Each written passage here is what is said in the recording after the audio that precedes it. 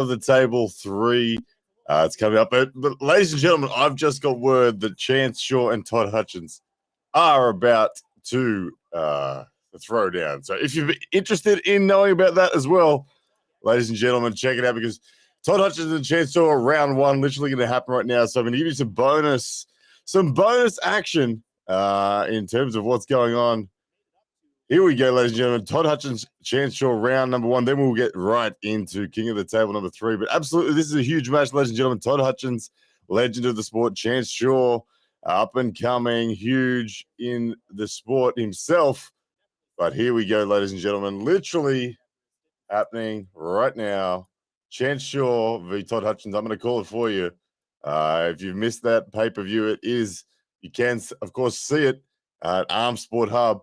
But ladies and gentlemen, welcome to the live stream. Round number 1. They're being tied together in the strap right now is Chance Shaw and Todd Hutchins. Todd Hutchins, you can see he's looking stoic and calm and collected. Chance Shaw, he's wearing the signature Hawaiian shirt. Let's see what he's got up his sleeve. How much can he damage the legend that is Todd Hutchins? Round 1, and the wrist goes back, and Chance Shaw gets away his side pressure, but the wrist is back, and there's the catch from Todd Hutchins. The wrist goes back on Todd Hutchins, ladies and gentlemen, but it was the side pressure that stops Chance Shaw. But there is an elbow foul called, and they are restarting this one. Ladies and gentlemen, not bad from Chance Shaw. Not bad from Chance Shaw. Elbow foul called on him, but right now it is Todd Hutchins. He's got the mouth guard in. He is tight in that strap. The wrist did go back on Todd. Chance Shaw looking for the hit. Here it comes again. Once again, the drive sideways from Todd, off the go. There it is this time. He's been forced into a hook, ladies and gentlemen. Todd Hutchins has forced the hook, and Chance Shaw has conceded 1-0. There it is, ladies and gentlemen, as quick as that. Oh, my goodness. If you just joined us for King of the Table, ladies and gentlemen, we will get to all the interesting hype for King of the Table. I cannot wait. I've got so much to bring you for you, but I couldn't help but call for you the Michigan State tournament that's happening. I literally just sat down and thought, I know what's going on. I thought I would have a bit of a sticky beak around. I ordered a pay-per-view for Chance Shaw and Todd Hutchins as well, and bam, right off the bat, literally, I opened up the pay-per-view and they're stepping to the table. Could not have been better timing, ladies and gentlemen. 1-0 at the moment, Todd Hutchins. Round 1 was always going to be the round that Chance was going to have a crack at it. If there was any hope, it was going to happen just then, ladies and gentlemen.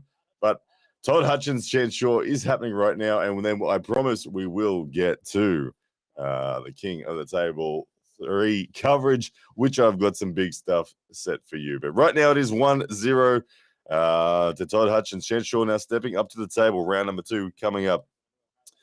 Now, credit to Chance in that first round. What he was able to bust the wrist back. He did move Todd to about there. Once Todd felt that groove, Todd initiated and just let his wrist go. Outside of straps now, Todd's held on and forced the hook. But Chance trying to peel the hand back, and does peel the hand back. Todd actually kind of in trouble here. Todd now can't slip, and another elbow foul called on Chance Shaw. That was interesting. Todd was just about to play with Chance Shaw then. He just forced the hook outside of straps, but credit to Chance. He actually then peeled back and actually made the wrist go of Todd after Todd had forced somewhat of a supinated hook. And then Todd was sort of stuck on there, and I was thinking, oh, here we go. Todd might actually get himself in trouble here. But then elbow foul from Chance Shaw. So it's restart now on round number 2. Chance Shaw up against Todd Hutchins. Outside of straps, will Todd slip this time, or will he just force that hook? No, he goes for the forcing of the hook. But this time it's an elbow foul on Todd as he shoots forward. 1 elbow foul apiece, ladies and gentlemen. This is a match right here in this round. Todd's not slipping. Todd's holding on, and Chance is busting his wrist. Or he's not busting it, but he's really threatening Todd Hutchins' wrist outside of straps. But here we go. Round 2, the start. 1 elbow foul apiece. Chance Shaw, Todd Hutchins. And this time, there's the start. And Todd Hutchins is holding on, and he's forced it into the hook this time. And Chance Shaw elbow fouls once again. And that is round number 2 to Todd Hutchins, 2-0. Yep, there it is. They're calling that one. The Chance not happy. He reckons Todd elbow fouled as well. But oh my goodness. Ladies and gentlemen, we are almost ready for the King of the Table 3 coverage. I got so much in store for you. But once again, I had to just check on this match. It's at the Michigan State. It's on Arm Sport Hub. It's going to be special the rest of the evening, but we had to talk about Todd Hutchins, Chance Shaw, because it's happening right now. Ladies and gentlemen, as you guys come in, Richard Jennings says he can't believe that Chance is doing this to Todd. Yep, he is. He's actually, look, when we say he's doing this to Todd, don't stress, Richard. There's no stress on Todd Hutchins' face, but Chance is putting up a fight. I'll give him that. He's putting up a fight, and he's not doing too bad in that respect. You got to give him that credit, absolutely. All right, Chance down 2-0. It's a best of 5 right hand. This is his last opportunity to make something of it. Coming up right here, Chance Shaw, Todd Hutchins, round number 3. The first 2 rounds have been pretty good. Todd Hutchins has got the smile on his face. I can see it. I can see this round 3 going his way as well. But Chance, here we go. Round number 3. They're getting the start now. It's Todd Hutchins looking like he's going to be holding on again in round number 3. Chance Shaw setting quite supinated, so he's going for the big hit. He misses the jump there. False start from Todd Hutchins. That was going straight into the hook if that had been allowed to continue. But Todd Hutchins looking good. Chance Shaw looking a little forlorn, but at the moment it's 2-0 and Chance has been in the fight. It's a very high grip from Chance. Very knuckles up, supinated grip from Todd Hutchins. Here we go, looking for the start. And there's the go drive sideways from Todd, but the rest is going on him. There it is. Chance Shaw gets the pronation away. The top roll is in, and the hand and wrist has been flattened by Todd Hutchins. Todd Hutchins being patient, however. He tries to curl Chance in, and there he goes. He's curled him in.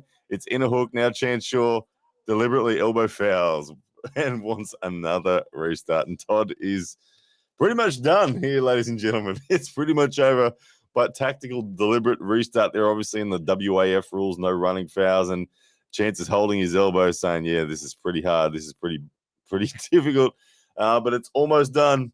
We got, this is Chance Shaw versus Todd Hutchins, if you're wondering, and then we're gonna get stuck in, ladies and gentlemen. We're gonna get stuck in to all things King of the Table 3. I got a lot to talk about with you guys. I got a lot of features to show you guys. But anyway, we got 1 round to go. Todd Hutchins, Chance Shaw, ladies and gentlemen. Here it comes. Round number 3. This will be the final round because Todd Hutchins is in control despite Chance Shaw putting up a fight. Here it is. Outside of straps, they're ready to start. And there's the start. But the wrist goes way back this time. Chance Shaw getting a good start. Todd Hutchins driving sideways but has lost his wrist. But Chance Shaw cannot get through the side pressure. Defense of Todd Hutchins. Todd Hutchins now leaning forward. He's going to force the hook again. There it is. He's brought it. No, he's top roll, Chance. He's actually finished with the top roll, and he does the signature arms up in the air, and he's happy with himself. But Todd Hutchins, ladies and gentlemen, has defeated Chance Shaw 3-0. Yeah, good stuff. Well done, Todd. All right, we're going to leave that one there, but well done, Chance, too. Not a bad fight, as his buddy Roger Cunningham gets in the corner and says, well done. But ladies and gentlemen, how about that? Some bonus. And look, 233 of you guys in here. Welcome. I am really excited about today. I hope you guys are excited about today. We are here for the King of the Table 3 coverage. If I scroll back up to the top, I can see everyone's comments. Good morning. I want to say hello to everyone properly. Good morning, Richard Jennings, Sweden Arm Wrestling TV, PAV, Nadeem, blah, blah, blah, blah, blah, blah, blah. A whole bunch of you in here. There's 220 of you guys in here. Welcome. We are here, ladies and gentlemen, for the King of the Table 3 coverage.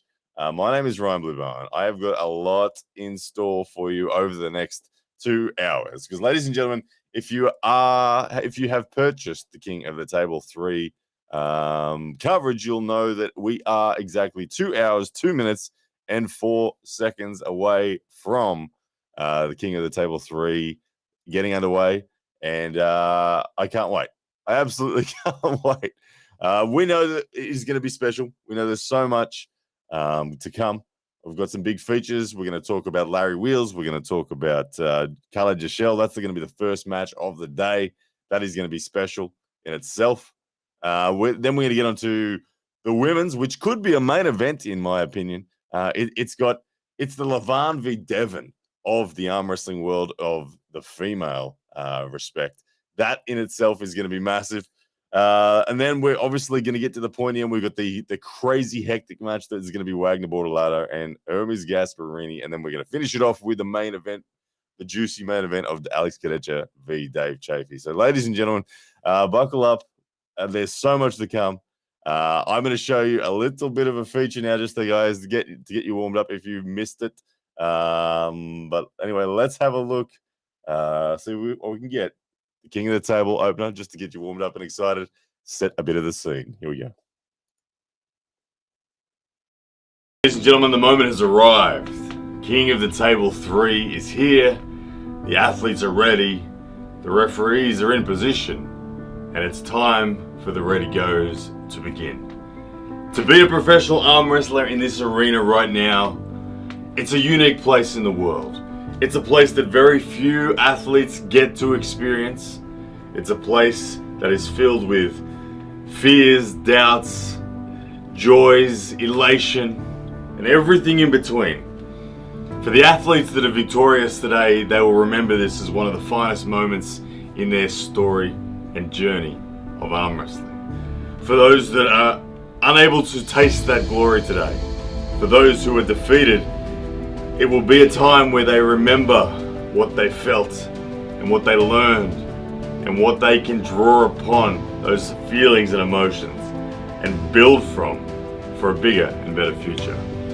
But as they stand at the table right now, one thing is for sure: the world is watching. These 4 matches that are about to take place under the King of the Table banner are some of the most important matches in the arm wrestling world. Can Larry Wheels get his first victory?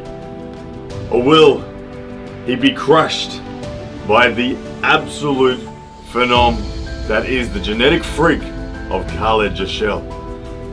Can the Queen of Arm Wrestling, the Iron Angel, the 32-time WAF World Champion, can she reign supreme once again? Or will the Swedish Queen, the Viking of female arm wrestling, formerly known as Sarah Backman, now Sarah Oliver, can she usurp the Queen that is Gabriella Vasquez? And can Sarah upset and take a new era into the world of female arm wrestling? Of course, we then have the most frantic arm wrestling match you'll probably see in a lifetime, potentially. Wagner Ladder, the earthquake of Brazil. He is coming up against a red-hot Italian that has just transformed over the last few years. Someone that is tearing up the ranks faster than anybody else in the sport. Hermes Gasparini, can he be stopped? This match will bring fireworks. Wagner Ladder, Hermes Gasparini, expect nothing short of explosivity. And then our main event. 2 of the strongest men on earth. Alex Cadecha, Dave Chafee. This will be a clash of pure horsepower. I can't fathom the degree of force that will be between those 2 men's hands when that ready go happens. Dave Chafee, the absolute titan of strength that he is. He's been there for a long time. He knows what it is to perform at the very best. Alex Cadecha, people say he's the most promising athlete in arm wrestling. People say he will be the first man to defeat the great Georgian Hulk, Levan Saganashvili. And that Dave Chafee is simply a roadblock for him right now that he plans on demolishing. Ladies and gentlemen, King of the Table 3 is here. Buckle up, get ready, because it's about to begin.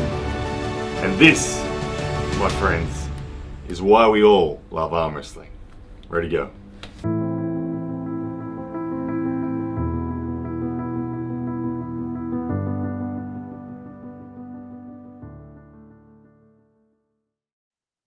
Ladies and gentlemen, welcome to King of the Table 3 coverage. My name is Ryan Blue Bowen, as you already knew. But ladies and gentlemen, that was a little bit of a teaser or a promo that I put together that just highlights what it is to be on this King of the Table 3 card. Obviously, it means a lot for a lot of arm wrestlers. It is a special place to be able to be at the King of the Table card. As I said in that promo there, it's not a place that everyone gets the opportunity to be on. To be on a Larry Wheels King of the Table promotion held up in lights, it's an important achievement. It's a special place for all professional arm wrestlers. And I really do believe that everyone that's competing in there today is going to be absolutely thrilled. Absolutely, it's going to be special to them, and absolutely they're going to be giving it all. So there is so much on the line for these athletes. It's going to be amazing. If you're wanting to know where to watch it, guys, of course, please head to Core Sports. Just type in coresports.com. And it will take you there. You can follow the links. King of the Table 3. It is due to start at 5 a.m. Eastern Standard Time. If you're in the United States of America, which is probably where most of you are, 5 a.m., which is 1 hour, 55 minutes, and 35 seconds away from now, ladies and gentlemen. That is where it will be happening. But I am going to be giving you all of the information between now and then on every single match. I'm going to be answering your questions. I'm going to be doing all sorts of things, crazy things. We might get a few people on the line. It's going to be awesome. So don't go anywhere, ladies and gentlemen. This is where you will find out all of the action, all the best results, all the stuff. But ladies and gentlemen, there's 300 people come into the YouTube chat now. Guys, thank you so much. Make sure you do vote on the polls as well. We got so much coming up. The first match of the card that we'll be undertaking, I believe, will be Larry Wheels, the man himself, Larry Wheels, up against Khalid Jashel. Now, if you watched all of the, the press conference, you'll see that Khalid Jashel is very, very, very, I don't know, would you call him nonchalant? I would go as far as calling him nonchalant. I would say Khalid Jashel is in a mindset where he is just so comfortable. He's so certain of himself. He thinks, his words, he doesn't even need to prepare for Larry Wheels. That's kind of what's going on with Khalid Jashel in his mind. He says he doesn't even need to prepare in order for this to be a match. It's a brave thing to say, to not have to pin, to not even have to consider preparing for someone as strong as Larry Wheels. Of course, Larry Wheels doing the exact opposite, taking every consideration into his mind and making sure he leaves no stone unturned. Larry Wheels has been committed to this sport for about 2 years now, and so much for him will be on the charts. A pseudonym comes in with a super chat. Thank you, brother, with a $5 US super chat. He said, folks can still place a stake on Dave Chafee on Stake Kings. Dave only has to win one round for his backers to win their stakes. StakeKings.armbet. There we go. A nice plug there for StakeKings.armbet and Dave Chafee. Thank you, pseudonym. Absolutely. Look at that. It's a shutout stake. Of course, Devin Larrett did reset all the bets, ladies and gentlemen. He reset all the bets. And so, given that there was a rule change, which we will talk about, oh my goodness, the rule changes, ladies and gentlemen. The rule changes have thrown a spanner in the works, particularly in my opinion, for the Larry Wheels Khalid Jashel match. The rule change has thrown a spanner in the works big time on that one. But as you can see, Dave Chafee on Stake Kings now with the shutout stake. Alex Kadecha has become the fan favorite, that much so that it's now a shutout stake. It's hard to believe we're here, ladies and gentlemen, with a shutout stake on Dave Chafee. But that's where we are. Look, Alex Kadecha is a monster. People say he's the most likely man to beat Levan Segnashvili. Probably going to be the first man to do it in this new era of arm wrestling, Alex Kadecha. But pseudonym, once again, thank you, brother, for that $5 US dollar super chat. You are the man. And if you are a Dave Chafee fan and want to put some money on, he only needs to win one round in the Stake Kings. Please head to StakeKings.armbet and gamble responsibly. Zap the B comes in with a $5 super chat. He says, will the elimination of the strap rule apply to Devin Levan, or will Devin use his influencer privilege to get that rule? No way Devin is slipping from Levan. That's a really interesting question, Sap the B. I like that question, honestly. Devin rang me yesterday. Devin rang me before the first he heard about it was through the grapevine. He heard that I knew something about it. Devin calls me and says, dude, what's going on? What is going on in this strap rule change? What the hell, man? He's like, he was frustrated on a couple of fronts. He was frustrated, firstly, that he has to refund all the bets That's got an administrative cost, and everyone who bets isn't going to necessarily bet again. They're going to miss the boat, all that sort of stuff. He was frustrated on that, but also he did say to me, he said, hell, look, I have signed a contract with a certain set of rules to face Levan. I've already signed the damn contract. Levan's already signed the damn contract. So I don't know. It's a good question, Sap the B. But keep in mind, Devin has already signed a contract. Levan has already signed it under a certain set of conditions, rules, all that sort of stuff. So I don't know. Will Devin use his influence and privilege? Maybe he already has. But obviously, we know that Devin, given that Dave Chafee struggled to slip on Levan, you can be pretty certain that Levan can hold on to Devin too. But anyway, that's for King of the Table 4. But good question there, Sap the B. I appreciate that one, brother. Thank you very much. But ladies and gentlemen, this strap rule, what it will have a dramatic effect on is the very first match that we're going to be facing, which is, of course, Larry Wheels and Khalid Jashel. That match, ladies and gentlemen, it's going to be very, very, very important. That strap. Now, the reason I say that is because for so many reasons, look, Khalid Jashel's hand is just ferociously big. It's ferociously strong. It is massive. It doesn't, you saw him holding on to the Schoolboy. You saw him holding on to Michael Todd. We saw him holding on to everybody, and everyone's struggling to slip him. Devin struggled to slip him, everyone. So to think that Larry Wheels would be able to slip him is it's far-fetched. It's longs. So that straight away says, okay, well, Larry, outside of straps, can Larry do it? I don't know, ladies and gentlemen. That's going to be tricky.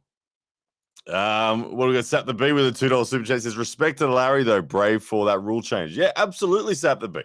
I couldn't agree more. And I saw Engen Terzi made comments of that nature as well, that it was a lot of respect coming from Engen Terzi to Larry Wheels for just bravely saying, yep, let's get it done. He didn't whinge, he didn't cry, he didn't ask for the rules to be changed for him. He's respecting it and says, okay, recognizing that that is a part of arm wrestling as well, and that he's going to have to, if he wants to succeed as an arm wrestler long term, he needs to not only be good in the straps, but good out of the straps as well. So Larry Wheels will make an attempt. But for me, I don't know. I think Larry was the favorite before when there was the strap rule. Now I think Khalid is the overwhelming favorite, in my opinion. But anyway, great comment there, Sap the Beat, and appreciate the super chat once more. But ladies and gentlemen, what I thought I might do is I thought I would show you a bit of a feature on what will be the first match. Now, if you've written off Larry Wheels, ladies and gentlemen, think again. Because this man means business. This man is strong. So let's now have a look at a bit of a feature on the man that will be in the opening round, the man behind the promotions of King of the Table, the man, Larry Wheels. Larry Wheels, the man behind King of the Table promotions. He's a special kind of athlete. What we're looking at here is some of the highlights of his lifts of the year of 2021. And if you've never followed or worked out before, Larry Wheels is a strong human, well, surprise, surprise. Larry Wheels is a strong human, like really strong human. He does things that most elite people within their own disciplines can't do. Everything Larry does, he sets PRs in. So much so that he's created a business and a brand behind the term PR. Personal record, that is. Larry Wheels is a freak. Larry Wheels is still young. Larry Wheels is hungry. Larry Wheels is a consummate professional. And Larry Wheels wants to be an arm wrestler. Over the last 2 years, Larry Wheels has set in motion a pathway that he intends to lead him to becoming, as he's declared it in the past, he wants to first of all become USA's #1 ranked arm wrestler. He wants to be an arm wrestler for life. He loves the appeal of the sport. He loves the longevity of the sport.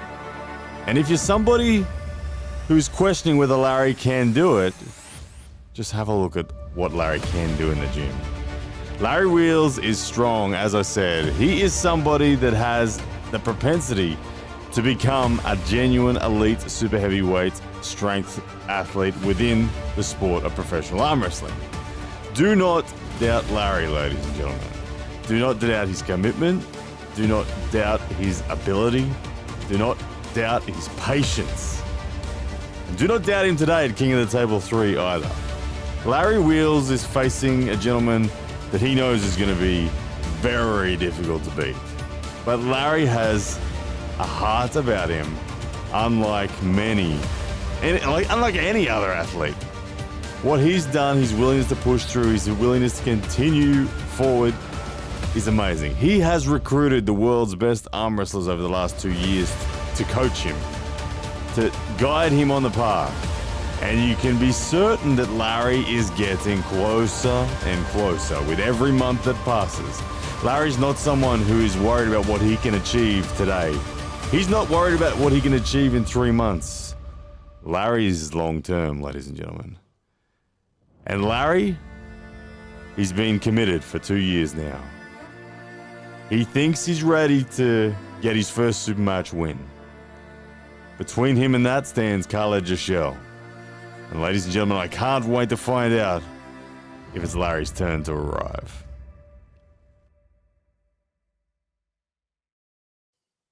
There we have it, Larry Wheels. Do not underestimate that man, as you just saw him do some phenomenal lifts there from some of the highlights from him in 2021. He is hunting his first professional arm wrestling Supermatch victory, and Khalid is standing in his way. And Juju Mugu comes in with a super chat. He says, I get the feeling that Khalid is meant to serve Larry as Larry a desperately needed win. Khalid is under control of the Dubai Sheikh. Larry's turf. Is there a conspiracy on the cards? I don't know, Juju Mugu getting a bit of controversy there. I don't know about that. I honestly think that Khalid will want every bit of the victory himself. There's no way Khalid is going to stand by idly and let Larry Wheels win. Not a chance at all. Larry Wheels will have to earn every single bit of this one. Khalid self-proclaimed Khalid has not, as he said in the press conference, he has not trained arm wrestling in the last 12 months. He is not prepared specifically for Larry. He's not done any of that at all. He's just rolling straight up and will be taking on. Sap the B wants to know, side one, thoughts on a prepped Khalid versus Jordan Davis. That's an interesting match. Look, the hand control of Jordan and the technical execution of Jordan's elite. But Khalid has the elite strength in the hand and a huge hand as well. Khalid may have the hand to just totally shut down Jordan. I don't know. Because Jordan doesn't have any other weapons. He doesn't have the side pressure or anything. But interesting question there. Maybe that's one we see in the future. Jordan Davis, Khalid, who knows? But thank you for the super chat, Sap the B. Ladies and gentlemen, we are, about an hour and 45 minutes away from the first Ready Go kicking off. If Larry loses this one, does he retire? We've got some questions there. Cleaver to the Dina says, if he beats Larry, I see early retirement. Oh, my goodness, wouldn't that be brutal? I don't think so. One thing I think that it's true of Larry Wheels is that he's unafraid of losing. I think Larry Wheels is very aware of the process of getting better. Larry Wheels has gotten to the elite level in so many disciplines that I don't think it's going to worry him one bit about taking another loss if that's what is required for the long journey. If that's what's required for the long journey, he's in it. I think that he's building. I think Larry's got two columns going on in his life. He's got the arm wrestler column, and then he's got the promoter column as well. And so he can intertwine those two very well. As arm wrestler, he needs wins. We know he needs wins, but he also needs just starts. He'll always put himself in the King of the Table promotion, given that it is his promotion, but he'll in a different column go out there and pull some tournaments, I hope, as well. But he does need to win. But there's no way. There's no way I see Larry Wheels quitting. But ladies and gentlemen, his opponent is a special kind of human as well. His opponent, Khalid, is not made from the same stuff. He's one of those genetic monsters that just truly can do things that other people can't. Now, Khalid, a lot of people described him as we remember when Devin Larratt discovered Khalid all those 2 years ago. When we saw him for the first time, we saw Devin acknowledge and say, wow, watch this guy. Do not miss a beat of what Khalid does, because he is strong. And he has very good instincts on the table as well. I think Khalid is a natural born arm wrestler. It's just other things have taken his attention. MMA has taken his attention at the moment. And Khalid in the press conference said that he intends on staying in MMA as the primary focus, because you can do that. You can't do MMA when you're old, but you can do arm wrestling when you're old. So he intends on still remaining the focus on MMA. But he is someone that is a genuine genetic freak. The size of the hand he's got, the strength he's got. We do hear a lot. You hear a lot of people say that this is the first time Khalid's ever done this, or the first time Khalid's ever done that. I don't think it's the first time he's done things. I think he's dabbled in many already. But what it does mean is it translates to he's never focused particularly on any of those things. But ladies and gentlemen, if you are just arriving, just recognize that you haven't missed the boat. Don't worry, it hasn't started yet. We're still an hour and 40 minutes away from the first ready go, but we're here to talk about everything in the build-up, and there is a lot to talk about. So let's now have a look actually at the focus on Khalid. We've just had a look at Larry Wheels' lifts. We've had a look at some of what he's done in 2021, his highlights, and he's a phenomenal athlete. But he is coming up against a phenomenal opponent in Khalid Jashel. So let's have a look now at a bit of a summary of what makes Khalid Jashel special. Here we go. All right, so let's have a look at Khalid's track record on the table. You can see here, this is a video compilation from Larry Wheels' channel where we see Khalid in a number of different situations. Now, the early days Khalid, as we see him here, the first time we noticed him. Oop, sorry about that, let's go again. All right, so let's have a look at Khalid's track record on the table. You can see here, this is a video compilation from Larry Wheels' channel where we see Khalid in a number of different situations. Now, the early days Khalid, as we see him here, the first time we noticed him as an arm wrestling world was this video here where he was training and pulling with Devin Larratt, and Devin Larratt was immensely impressed. You can see May 28th in 2021 is coming up as well against Schoolboy. Then you'll see some Michael Todd action. There's a whole heap of stuff coming, but you can see Devin Larratt is really impressed. The same day, you can see him having a ready go with Larry, somewhat with Devin in control of the refereeing, and you can just see the hand size of Khalid. You can see the forearm mass that he possesses. Now, despite Larry somewhat getting a pin there, whether it was over or not, it doesn't really matter, just showing you his potential. Now, as he wakes up to this sport, you start to see him look particularly dominant against everyone. And we call Khalid a non-arm wrestler. He has immense grip strength, he has an enormous hand, and physically he's quite strong. You see Larry getting his revenge on left. Interesting pull here against Schoolboy. You can see the hand control from Khalid is just immense. Schoolboy finding it very difficult to slip. Khalid holding onto the thumb. He has all the instinctive, correct pressures to transition into a press, to get his shoulder lines set. Very, very sound instincts for someone who isn't actively pursuing this sport. You can see Khalid here once again against Schoolboy. Now, this was somewhat of a casual super match, but nevertheless, it was a match that was won by Khalid.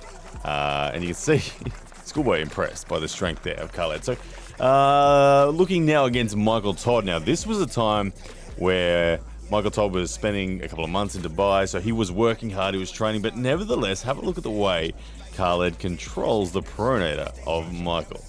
Even outside of straps, it's quite difficult for Michael to even slip. I'm sure he can slip, but you can see Khalid doesn't let go. Now, once in the straps, look at the hand control of Khalid. Michael's pronator is contained, Michael's wrist is going back. He's doing to Michael in this training practice what so many arm wrestlers are unable to do. What only people like Gennady Vic has done recently. Khalid very much demonstrating that he has the hand power. And then once again, that transition to press is there if he needs it. Really interesting stuff. And then up against Kyle Hutchinson, who is Britain's 100 kilo plus, I think, champion right and left. And then finally against Levan Saginishvili, obviously biting off a little too much to be able to get anything. You can see the dominance from Levan and the acknowledgement from there.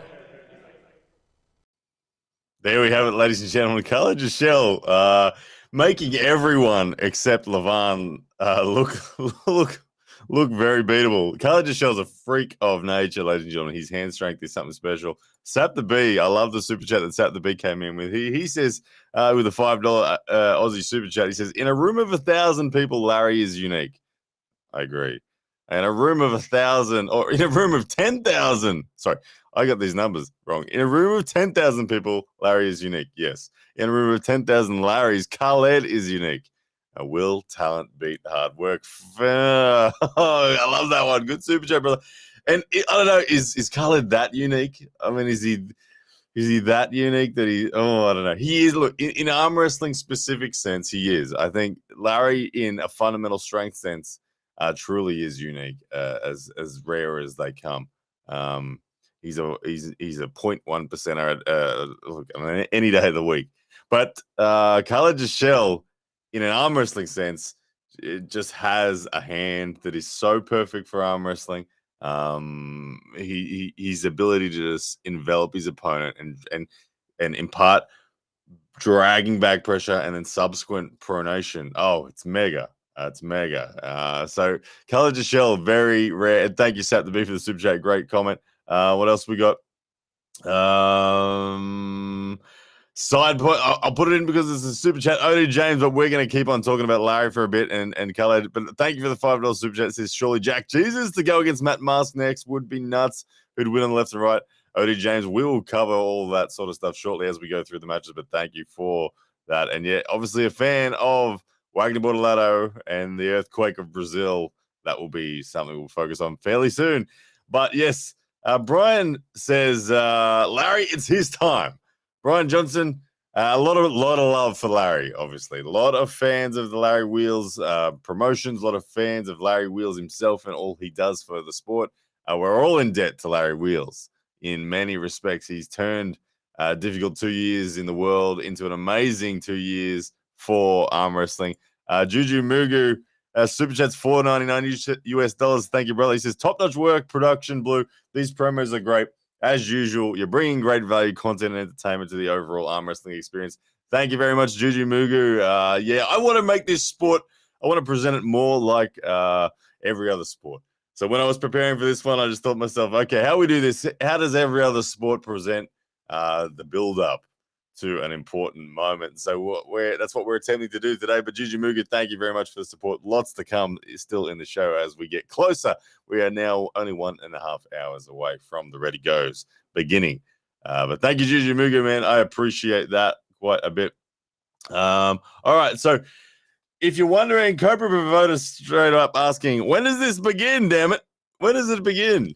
Cobra Voda and everybody else is going to be 3 p.m. Eastern Standard Time in the USA is when Ready Go should begin. That's when the coverage should begin. So we are about 1.5 hours away from that. But don't go anywhere. We've got heaps to talk about between now and then. I'll be paying attention to that comment section as well. Anything you want to add, please feel free to throw. We got 554 of you guys in here at the moment. That's fantastic. All around the world, no doubt as well. But ladies and gentlemen, please do hit that like button and share it with anyone who's unable to get the pay-per-view. Of course, if you are looking for the pay-per-view, you can get it from coresports.com. Head over to coresports.com and they will be able to show it for you. It is going to be an absolutely amazing event. I think it really will be special. There's plenty going on. We got more than just Khalid Jashel and Larry Wheels. We've got a pretty damn special match between the women as well. And in fact, let's turn our attention to that for a bit. Let's turn our attention to what is, in many people's opinions, it's the Lavan v. Devon of female arm wrestling. We're talking about the Iron Angel. We're talking about Gabriella Vasquez up against Sarah Backman. Formerly Sarah Backman, now Sarah Oliver. This is a match that so many are looking forward to. In fact, I mean, when we think about amazing female athletes, you can't go any further than Gabriella Vasconcelos. And in fact, let's have a look now at a bit of Gabriella Vasconcelos action. And yeah, then we'll reconvene. Here we go. All right, let's have a look now at the Iron Angel, Gabriella Vasconcelos. When we talk about women dominating in the sport of arm wrestling, few have done it better than Gabriella Vasconcelos. As a 32-time World Arm Wrestling Federation champion, she is the epitome of female arm wrestling strength and power, determination, and will to get the job done. You can see she's physically built in a special way. She is thick through the shoulders. She's thick through the forearms. The bicep power is enormous on Gabriella Vasconcelos. It is all of this power that terrifies her opponents on the table. As we see her now on the table with her husband and lead training partner, you can see she's compact at the table. She's explosive. As she climbs the rope with ease, Gabriella Vasconcelos is able to do things that other women in the sport of arm wrestling just can't do. She is strong. Heavy bicep curls here, over and over again. Her consistency, her desire to stay at the top is absolutely admirable. And that is exactly where she's been. Like I said, 32 world titles this woman has, ladies and gentlemen. She's a beast. Look at the integrity through her elbows and arms. The entire stack going up there through the wrist as well. Training now with Wagner Ladder, the #1 ranked arm wrestler in Brazil. She is made of caliber. She is in the environment proving the point over and over again that she is the best arm wrestler amongst females worldwide. And you see she's powerful across the board, flipping enormous tires. You can see her approach is that of all-round power. Gabriella Vasconcelos is an absolutely phenomenal human being and athlete within the sport. She deserves to be recognized as one of the all-time greats of the sport. And as you can see here, watch what she does in the final of a World Arm Wrestling Federation Championship. You can see the relaxed nature of Gabby as she comes up against her Georgian opponent. There's no fear in Gabby. There's no worry in Gabby. This is just another day at the office. Looking for her 32nd title. She's casual. She's relaxed. Okay, you do your thing. Let's go to the strap. You can see no fear in her eye.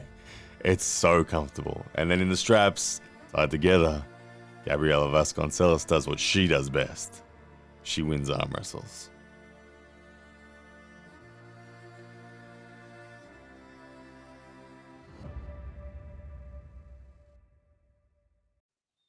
The Iron Angel, Gabriella Vasconcelos. She is absolutely the queen of arm wrestling, the John Brzenk of female arm wrestling. It's hard to go past Gabriella as one of the all-time greats of the arm wrestling world. I think she needs to get more recognition. As you can see here, she's the Hulk's side of clouds. Absolutely, she is. The form that Gabriella Vasconcelos is in, she's on an undefeated run since 2013, ladies and gentlemen. Gabriella Vasconcelos means business. She's defeated Sarah Oliver or Sarah Backman, whichever way you see it. She's defeated Sarah in multiple right arm super matches, and she wants to reiterate to everyone that she is the queen of arm wrestling. She wants to keep that run going. She's got great admiration for her opponent. They both weighed in at around 80 kilos at the press conference. But there was a lot of confidence coming out of Gabriella's camp. Gabriella looked every bit of the part. She said she's prepared amazingly. She's feeling good. Obviously, it's going to be quite a match. Sarah will not give an inch in this one. And I think the shape of this match will be really, really interesting. But Gabriella Vasconcelos is the John Brzenk of the female arm wrestling world. She's got everything at her fingertips, and she truly is amazing. But standing in her way is, of course, somebody that is equally amazing. I like to think of her as the Viking of the female arm wrestling world, the Swedish queen of the arm wrestling world. Sarah Backman or Sarah Oliver, whichever way you see her, she is the real deal. She said in the press conference that it has been her arm wrestling dream to be able to call herself the overall #1 ranked arm wrestler in the world. And For her to achieve that, she has to get through Gabriella Vasconcelos. And that is a big task. But ladies and gentlemen, if anyone is going to be able to do that, I think Sarah is the one. Sarah is the one that can find that. Sarah's the one that's got the attitude, that's got the commitment, that's got the belief, and got the physical capabilities to actually pull it off. Sarah is a special human. She's very rare. In a genetic sense, she's just, it's so clear how special she is. She works hard. She trains hard. She's got a great camp. She lives in the United States of America now, down in Florida. But always the professional approach from Sarah. Nothing short of it. She's the world's most influential arm wrestler when it comes to females. She's got the entire sport on her back in that respect. And she's here today. She gets this win today. She can make a valid declaration that she is the best overall female arm wrestler in the world. So let's have a look now at Sarah's preparations for this season, for this match. And let's get excited about what will be the fight for the queen of the table. Alrighty, ladies and gentlemen, you can see Sarah Oliver in action here, training in a top roll fashion. She's training at back pressure, but what you will see very clearly and very quickly when you watch this video is that Sarah Oliver is a complete monster. She is an absolute athlete in every sense of the word. You can see straight away her physicality is on another level. It's very rare to see a woman as strong as Sarah Oliver is. The way she trains, we've seen the back pressure focus here. We can see the wrist integrity as she's training. She's got a good balance across all the different fundamental components of what make up an effective top roll. Let's have a look now. You can see her on the table. She's starting to incorporate the pronation into the back pressure. It's not just about lifting heavy things. It's about creating movements that are efficient. And top roll is her specialty.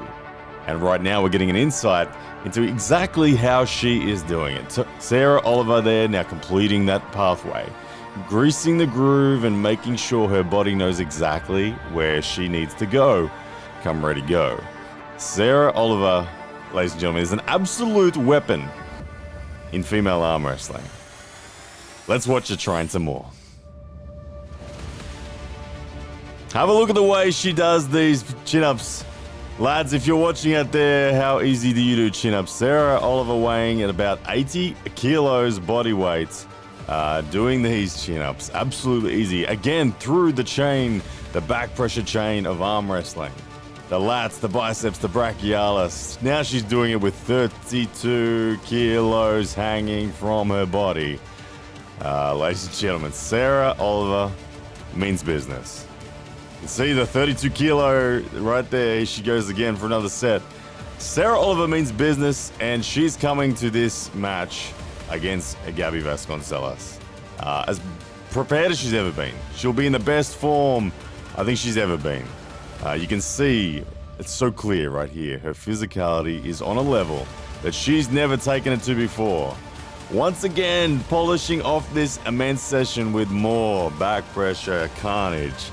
Her lactic acid tolerance is high, her determination is high, her strength, explosivity is high. She's ready for this match, King of the Table 3.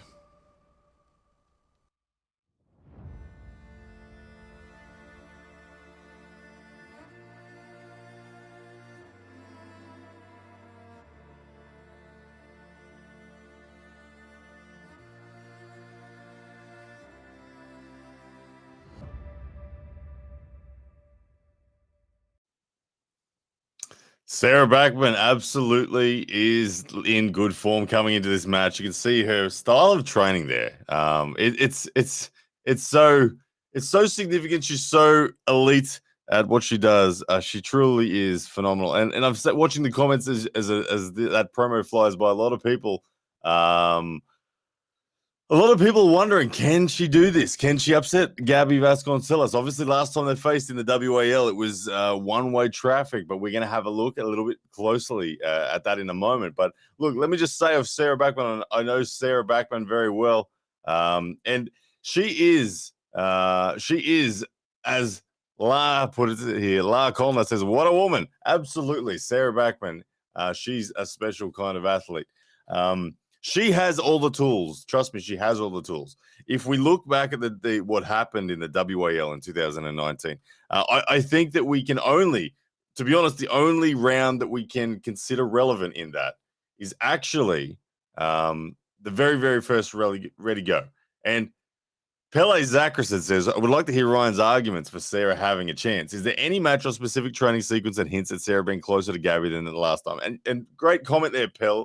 I would love to actually expand on this for you. Look, Sarah Backman is closer than we all agree, all think. Everyone just remembers the whitewash that was the WAL match. There's a reason why we can't consider that entire match when we're thinking about where the balance lies at. And it's because of the injury. The injury happened in round number one. The very first start of round number one. And if you see that round, you'll recognize that it's not as dominant as the rest of the match. The rest of the match, Sarah had the torn rotator, and she had zero side pressure involved at that point in time. So it was very, very different, and it wasn't going to be like that had the injury have not occurred. It would have been much more a match. But look, Sarah is a back pressure puller. She's the taller of the two. She got longer arm. Look, Gabby's just side pressure. She's got an almost awesome hand on her, but she is not as tall as Sarah. There's a few things to consider. Look, in fact, let's have a look at a few little bits of their match from WAL, and let's break it down a little bit further. Here we go. All right, so now let's have a look at their match in the WAL. I believe it was 2019, Gabby Vasconcelos against Sarah Backman. You can see outside of the straps, they're pretty even slip. Their hand and wrist is fairly evenly balanced. Both ladies, good back pressure. But once they're in the straps, a very interesting thing happens in their very first Ready Go. Watch the way Gabby drags, loses a wrist, but then gets the pin, and it's in somewhat of an elbow foul. There's a celebration there, but when they look at it again in the slow motion replay, which we'll do now, you'll see Gabby drags off the back. And given that this is a 6x8 pad rather than a 6x6, that's very interesting, but Sarah with somewhat a sense of hand control, but it's the side pressure from Gabriella Vasconcelos too much. They actually see the elbow foul, they go and restart, and you'll see here in the restart, it's Gabby with a very dominant ability to go sideways. You can see Sarah in the replay tries to gain control. She goes low with her pressure, tries to use her wrist flexion, but the back pressure of Gabby Vasconcelos too much. She loads up all her rotation, and with Sarah unable to go sideways, it's launch time for Gabby, and she gets the pin. Now, despite that pin, it was an elbow foul once again, and I think that's where the injury happened on Sarah Backman. And it was this restart very dominant from Gabby as the side pressure was no longer existent due to the injury on Sarah. She's trying to gain some hand control, but without the assistance of any offensive side pressure, there really was nothing she could do against the might of Gabriella Vasconcelos. Now, from here, Sarah was really only able to fight with hand control and back pressure, no side pressure at all. Gabby outside of straps, just containing, stonewalling, giving Sarah a little bit of an opportunity, but getting the job done. But at this point in time, it was pretty much all over, not really all the cylinders firing for Sarah at this point, and it was a comfortable victory in the end for Gabriella Vasconcelos.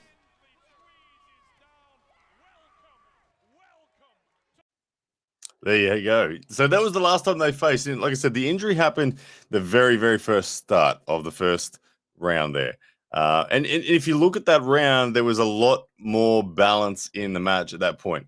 Gabriella had to drag right off the back of the pad in order to get that first pin. It was, keep in mind, that was a 6x8 pad as well that happened on. Today we're on a 6x6 pad, so there will not be the same degree of drag available to Gabby. There will not be that same opportunity. And Gabby went off the back of the 6x8 in that very first start. And Sarah had hand control. When Sarah had the back pressure pronation and side pressure there, she had that hand control in place. So, look, I think in today's match, when it unfolds, I think there's a very good chance we see a very different result. I think that given that Gabby won't be able to drag as far, and given that we saw the natural balance of hand control is that Gabby's hand goes back, Gabby's going to be attempting to pin kind of like a Todd Hutchins style. And I see a stop. I see a stop that, assuming that no injuries occur, I see a stop between these two women, and I think the match could go either way. Where we need to really find out what happens is after the match stops, if Gabby's in a Todd Hutchins style position and Sarah's like this with hand control, who wins from there? That's the real question, and I think it's going to be a lot closer than it was in the WAL of 2019. So buckle up and get ready for that one because it's going to be special. And look, if Sarah wins that one, she's going to be so over the moon. She's going to be so ridiculously excited. I think the smaller pads make the game more professional. To quote Abdullah here, he says, honestly, using smaller pads make the game more professional. I agree. Yeah, absolutely. Zachary does come out with a point, though, however. She's won multiple championships on these pads, right? Yes, Zachary will. Look, rest assured, Gabby is a 32-time world champion on these pads. So she knows what she's doing. She's not unfamiliar. But against Sarah, she did need to use that full 6x8. So it'll be interesting to see these ladies clash on the 6x6 pad. And it could make the difference. It might be the critical difference. Who knows? Well, ladies and gentlemen, we are 1 hour and 15 minutes away from the live stream kicking off from Core Sports. So if you are wondering where you're going to be able to see the footage, head to coresports.com. I will be commentating the whole event, so make sure you keep this window open as well. We'll be writing this one out together. You'll get my play-by-play call for the entire time. I can't wait. It's going to be awesome. It really will be a special event.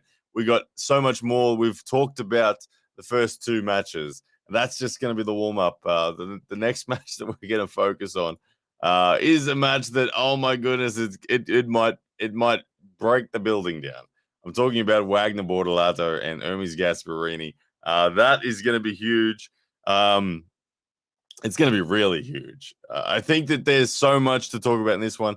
Wagner Ladder, probably one of the most passionate arm wrestlers alive. He really will be bringing a lot of energy, a lot to the table. It's left arm. It's not right arm.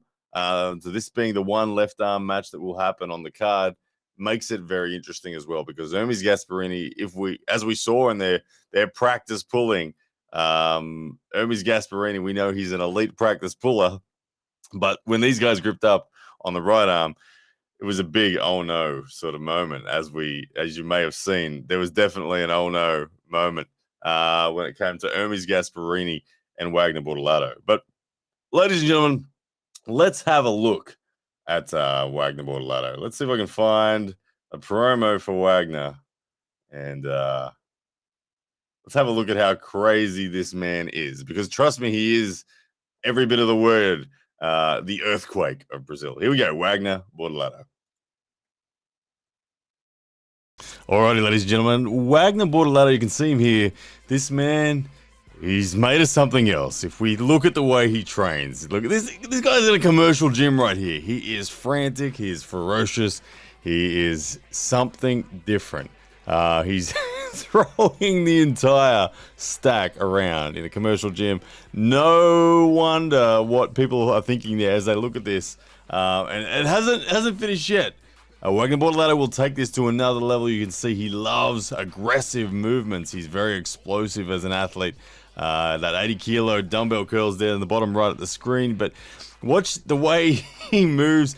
This is a reflection of his personality. Not only is Wagner Ladder a multiple world champion within the WAF, but he is just an animal when it comes to his mindset. He doesn't let himself be beaten by anybody. And that training session there, you can see reflective. But also, have a look at this warning if you are worried about injuries and arm breaks. Michael Todd about to break his arm against Wagner Ladder on the left arm in arm wars, and there it goes. Wagner Ladder, too much connective tissue integrity for Michael Todd in the arm wars there to showcase what he is capable of his left arm.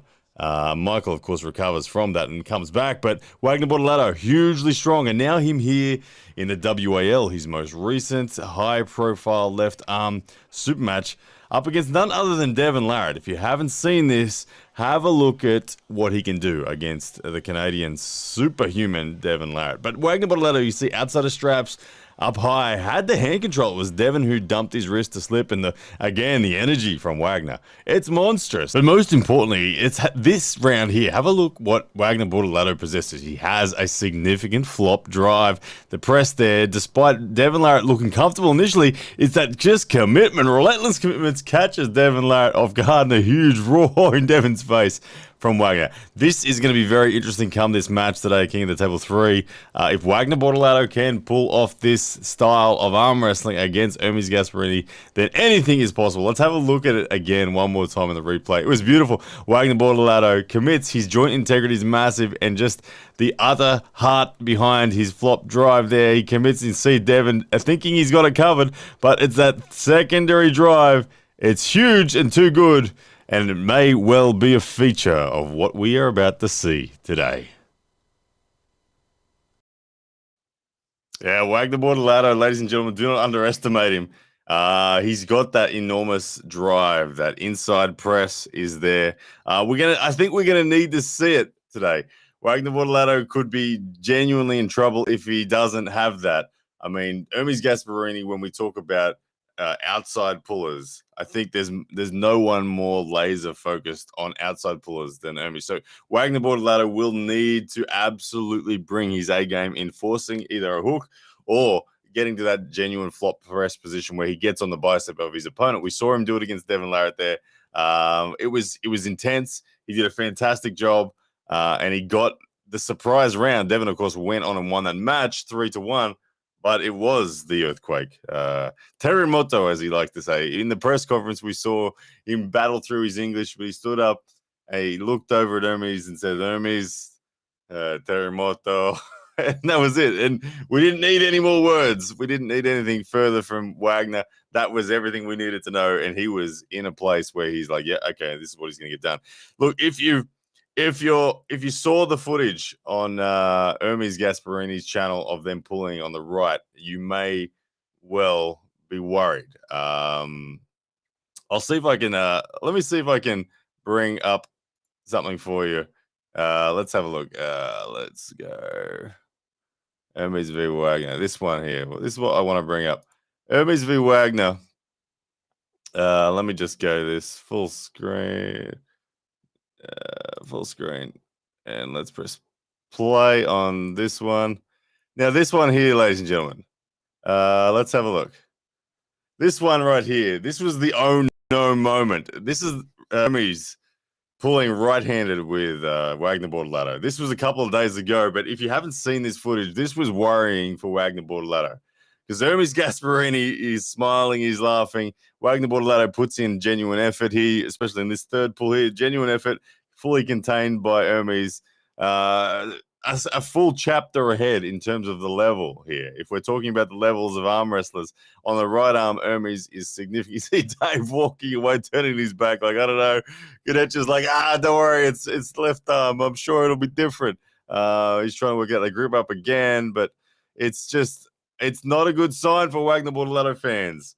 It's not a good sign that this is how big the gap is on the right arm. Of course, Wagner Ladder is a left arm dominant puller, and Hermes Gasparini is a right arm dominant puller. So it is fair to say that this isn't the be all and end all, but this is a huge worry. If I'm a fan of Brazilian arm wrestling and Wagner Ladder, and he's my man today, this is really worrying. On the right, like we said, I wasn't expecting anything because Hermes Gasparini, it's his specialty. It's not, but it's gonna be interesting. It's gonna be interesting. Nevertheless, let's kill that one. But ladies and gentlemen, let me just make sure that's all off. Good stuff. All right. Yeah. So let's have a look now at Hermes, because at the end of the day, there's two parts to this story. We've seen Wagner Ladder, and Wagner Ladder is someone who, at the end of the day, to quote Sharon Remez, he said, I remember him saying that, look, Wagner Ladder may win this match purely on heart. If anyone has heart in this, it's Wagner Ladder. I think that Hermes needs to be careful and needs to not underestimate Wagner, because Wagner is somebody who has the ability to force hooks. He's got a great track record of forcing hooks. Neil Pickup actually chimed in and mentioned that historically, Wagner only loses to people with better hooks than he has. Wagner very rarely historically has lost to top rollers. But of course, Hermes Gasparini, he's one of the most elite top rollers in existence. He is someone who genuinely just is monstrous. So, can it be done? I don't know. But let's have a look at some Hermes Gasparini feature work as we build closer to the ready goes for this match. Ladies and gentlemen, enjoy Hermes Gasparini. Hermes Gasparini, the Italian monster of arm wrestling. If you have a look at what he can do, this man is a phenomenal athlete. Weighing at something like 122 kilos. He's got his wife or girlfriend here. Let's guess, I don't know, another at least 60 kilos. So 182 kilos at least there on those chin-ups. 70 kilos, like nothing for Hermes Gasparini. You can see he loves back pressure, pronation. It's what makes him the arm wrestler that he is. Now, Hermes Gasparini, he really is a genuine monster. Makes 90 kilos strict curl look comfortable. Makes pulling Larry Wheel's left arm look like a training run. Hermes has evolved, ladies and gentlemen. No longer are we seeing Hermes under 100 kilos. Look at the way he strict curls 100 kilos himself there. Hermes is a monster. Now watch him do 27 pull-ups with ease at 122 kilos body weight. Ladies and gentlemen, Hermes Gasparini is on a charge. He's on a charge. He wants to be the #1 arm wrestler in the world, and he's coming for it. He plans on proving it. He plans on taking names and crossing every single one of them off the list, one after the other. Hermes Gasparini, trust me, he is a monster. There it is. Have a look at the biceps on this man. Have a look at the thickness through his connective chain. Now, seated curl. Again, you can see the emphasis that he has on back pressure. With his style of arm wrestling, back pressure is so very critical. He loves curls. He loves strict curls. He loves seated curls. He loves back pressure with pronation on the table. 82 kilos for 18 reps here is phenomenal. It really genuinely is phenomenal, and Hermes Gasparini just throws that around with ease. He loves it, and it's what makes him so particularly dangerous. Have a look at him here with testing his hand strength, 108 kilos on a rolling thunder. Easy, done. And now have a look at some of the exploits. Against Michael Todd, I remember Michael Todd described Hermes after this match. He said, Hermes has the strongest hand I've ever felt, and this was 90 kilo Hermes right here. Phenomenal stuff from the Italian arm wrestling champion. Hermes Gasparini, he means business for this King of the Table 3, ladies and gentlemen. Have a look at him beating Krasimir Kostadinov on the left. And you're worried about it being left? Trust me, his left is dangerous too. And one more time with Larry, the man who's hosting this King of the Table. Hermes looking good. And again, Matt Mask. Have a look at the way he just finishes. Easy done.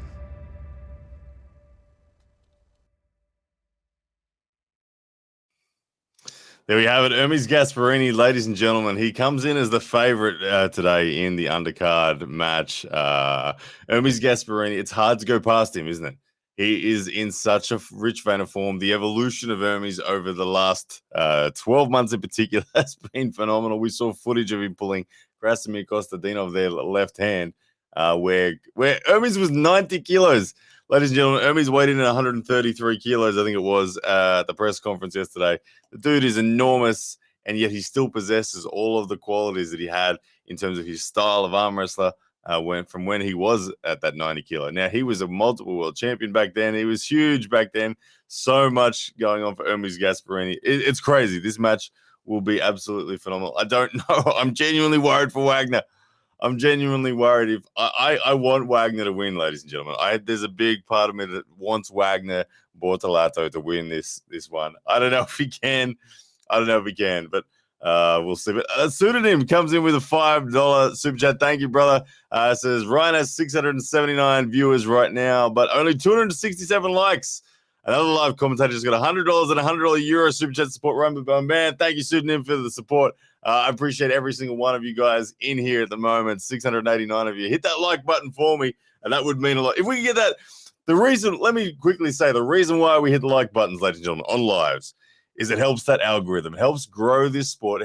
If there's a live out there with 689 likes on it, then YouTube says, oh my goodness, what on earth is going on this live? We need to put this in front of more people. And the people it puts it in front of are the non-arm wrestlers. So we want to drag as many non-arm wrestlers as we can to this live as possible. So if I get every single one of you 689 people to hit that like button for me right now, that would be amazing.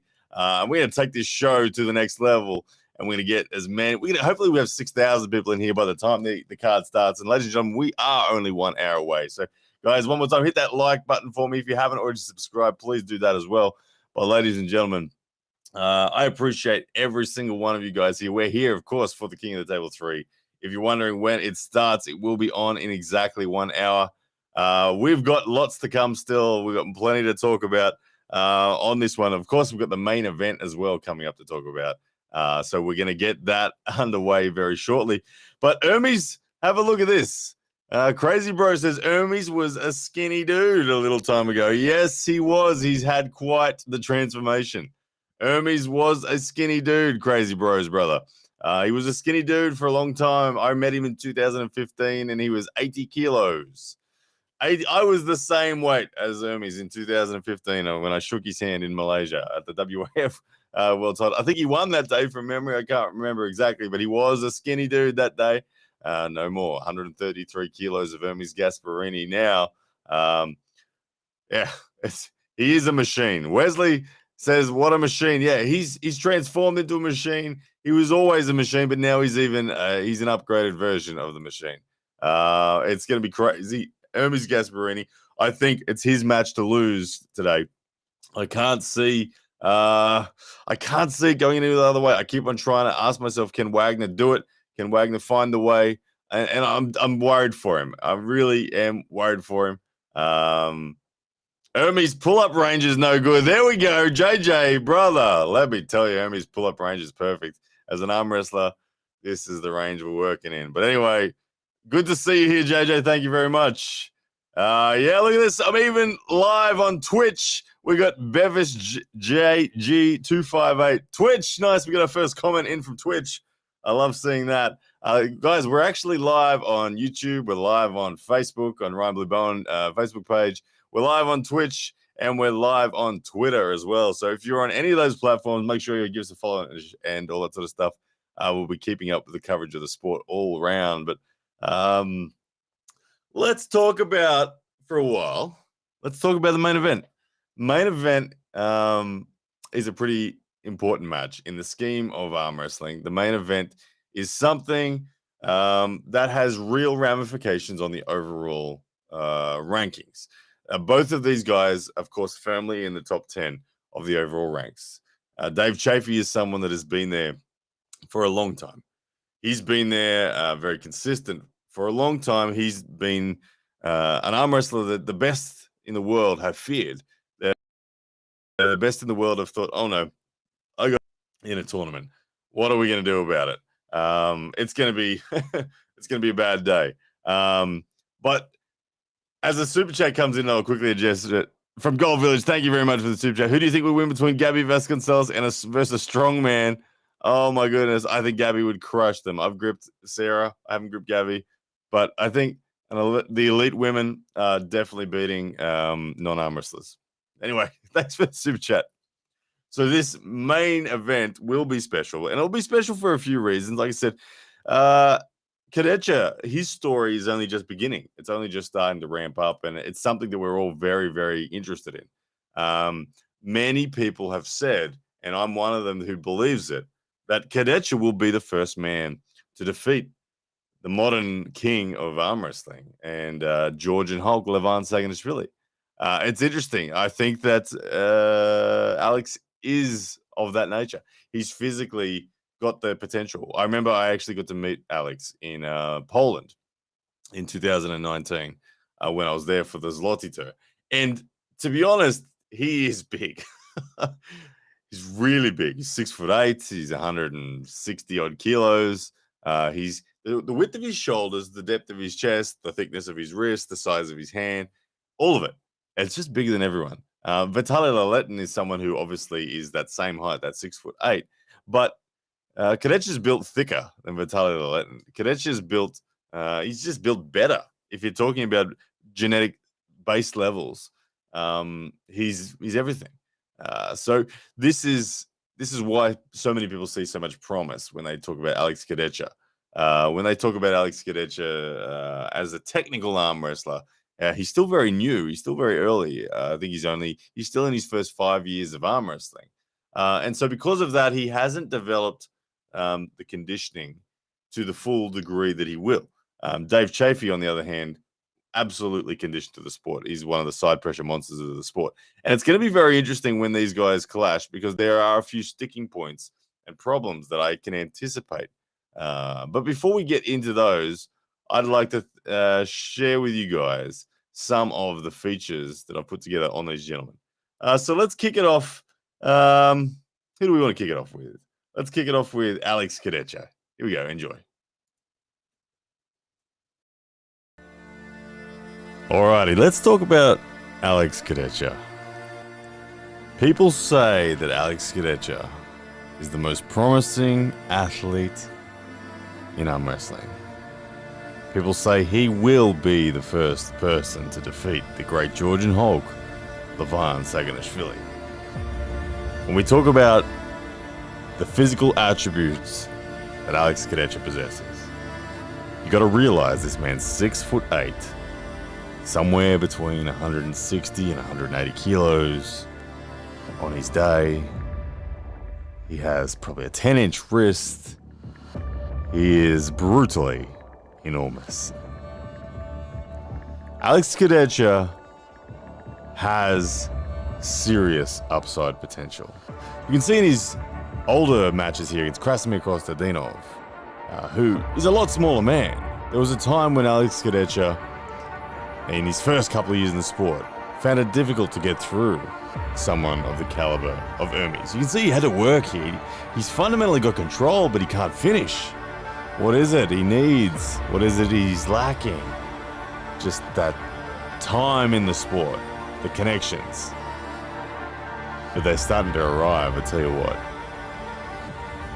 Alex Khalids is here, ladies and gentlemen, and watch out. Alex Khalids in today's match will face Dave Chafee. Now, Dave Chaffee's a lot stronger than Rustam Babayev here, who you can see on screen. Question is, will Alex Khalids get the wrist back of Dave Chafee? Will the side pressure of Dave Chafee be enough? Ryan Espy couldn't do anything.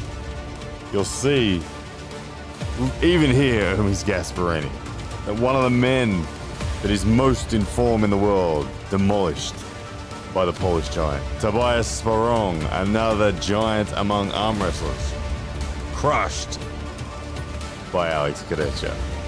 Scott Mendelson, a bench press world record holder, crushed by Alex Khalids. And one more time, have a look at what he can do against technical arm wrestlers. Alex Khalids possesses pronation, back pressure, and hand control to a crazy degree.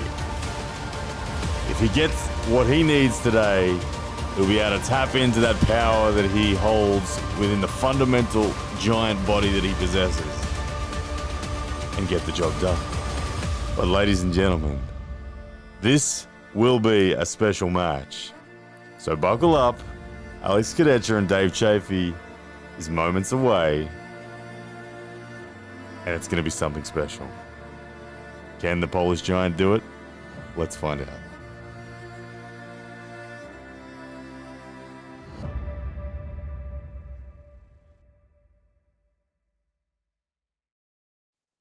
Yeah, we see that last photo there. Alex Khalids just standing next to Saplenkov and Levan. And you see how much he towers over those two guys and how much he makes them look small. Look, Alex Khalids, he is a absolutely enormous man. Also, look, Don't forget he has a PhD, Andy says Andy Hammer. Absolutely. Look, Alex Kadecha's got all of the right components. He's big, he's strong, he's intelligent, he's humble, he's very likable. He's such a nice guy, Alex Kadecha. Like I said, I did get the chance to meet him. I interviewed him a couple of times. He is a really nice guy. Easy to love Alex Kadecha. He has everything going for him, and he may well become the number one arm wrestler in the world in time. It's crazy. A lot of people asking in the comment section, when is this on? Has Larry lost? Did Larry win? Ladies and gentlemen, the event hasn't started yet. We are 51 minutes away, 16 seconds from the Core Sports coverage starting. If you do want to see it live, you head to coresports.com and sign up there, King of the Table 3. I will be calling all the action here. So if you can't get to the Core Sports, no worries. You got me right here to call it for you. I won't be showing the footage, but I will be showing all of the play-by-play commentary in that respect. So Alex Kadecha, what he's done in the last couple of years is phenomenal. His transformation to go from just a big guy, the big new guy who was being beaten by the Ongabayevs and beaten by the smaller guys that were in that top 8 season back then. He's really, really transformed, and he's now all of a sudden crushing everyone. When I say crushing everyone, remember what he did to Hermes Gasparini, ladies and gentlemen?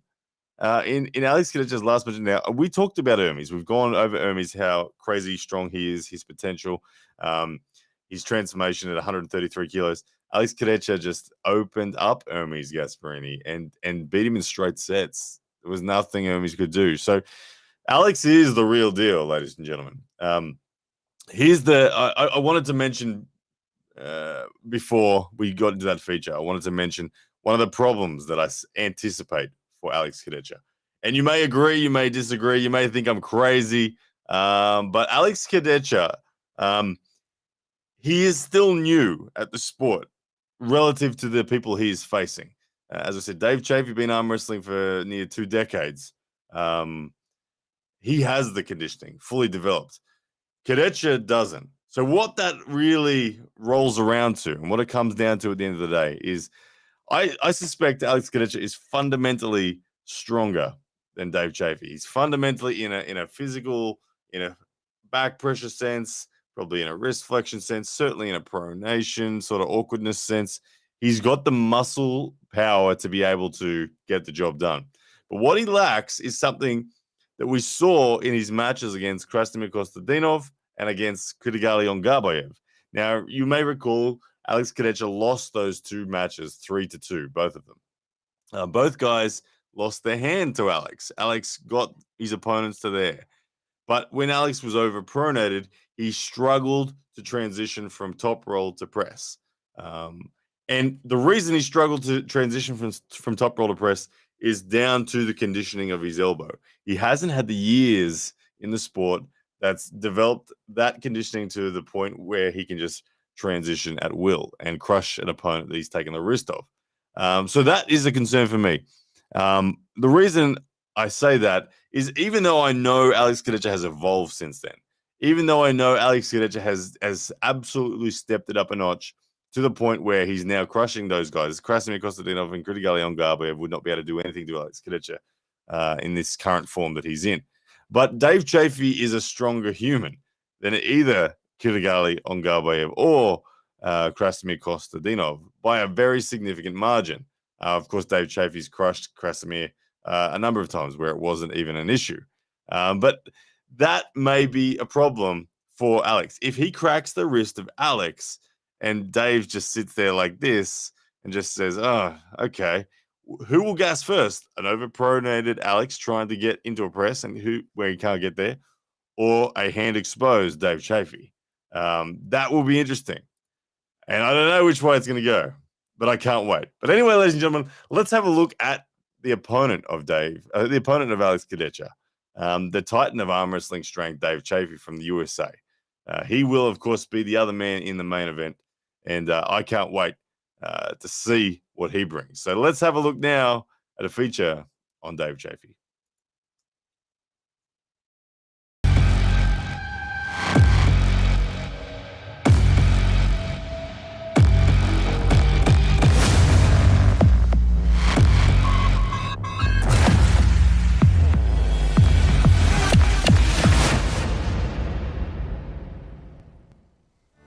right, ladies and gentlemen, this titan of strength, known as USA's Dave Chafee, he is every bit of the word an absolute titan of strength in arm wrestling. You can see here in the 2013 Zloty to show you what some of the achievements of Dave Chafee have been. You can see him outside of straps against Denis Saplenkov, who of course is one of the all-time legends of the sport. See, outside of straps, he looked amazing. He took hand control, he had the side pressure. Denis was lucky to get the slip in a legal position and get to the straps. Now tied together against the mighty Russian, it's Dave Chafee's side pressure that looks dominant. It's the wrist flexion struggling on Saplenkov to survive. Red line. Elbow fouls being called. The win to Dave Chafee. Big moment for Dave Chafee was that win in 2013 against the Russian superstar.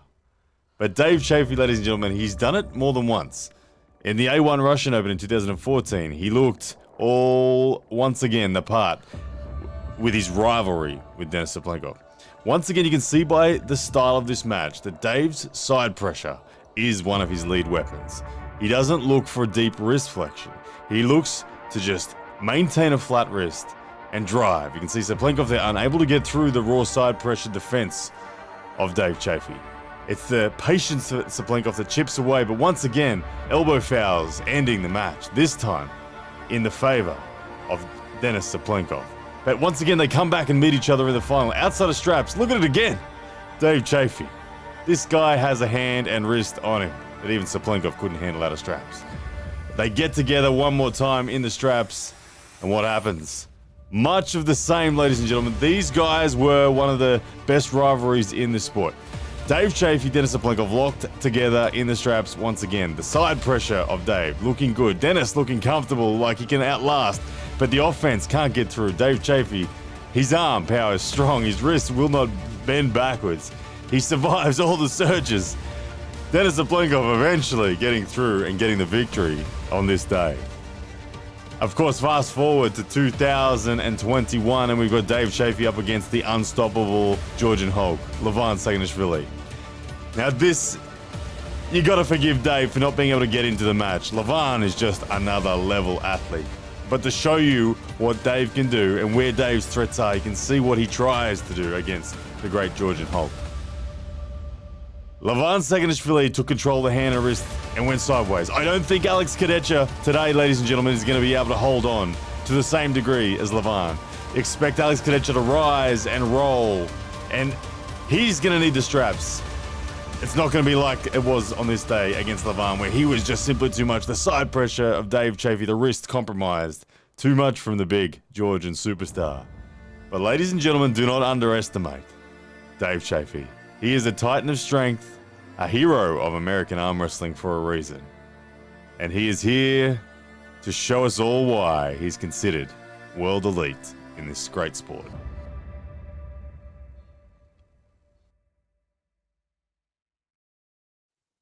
Ladies and gentlemen, do not underestimate Dave Chafee. Like I said, Alex Kadecha actually said that Dave Chafee should be the favorite.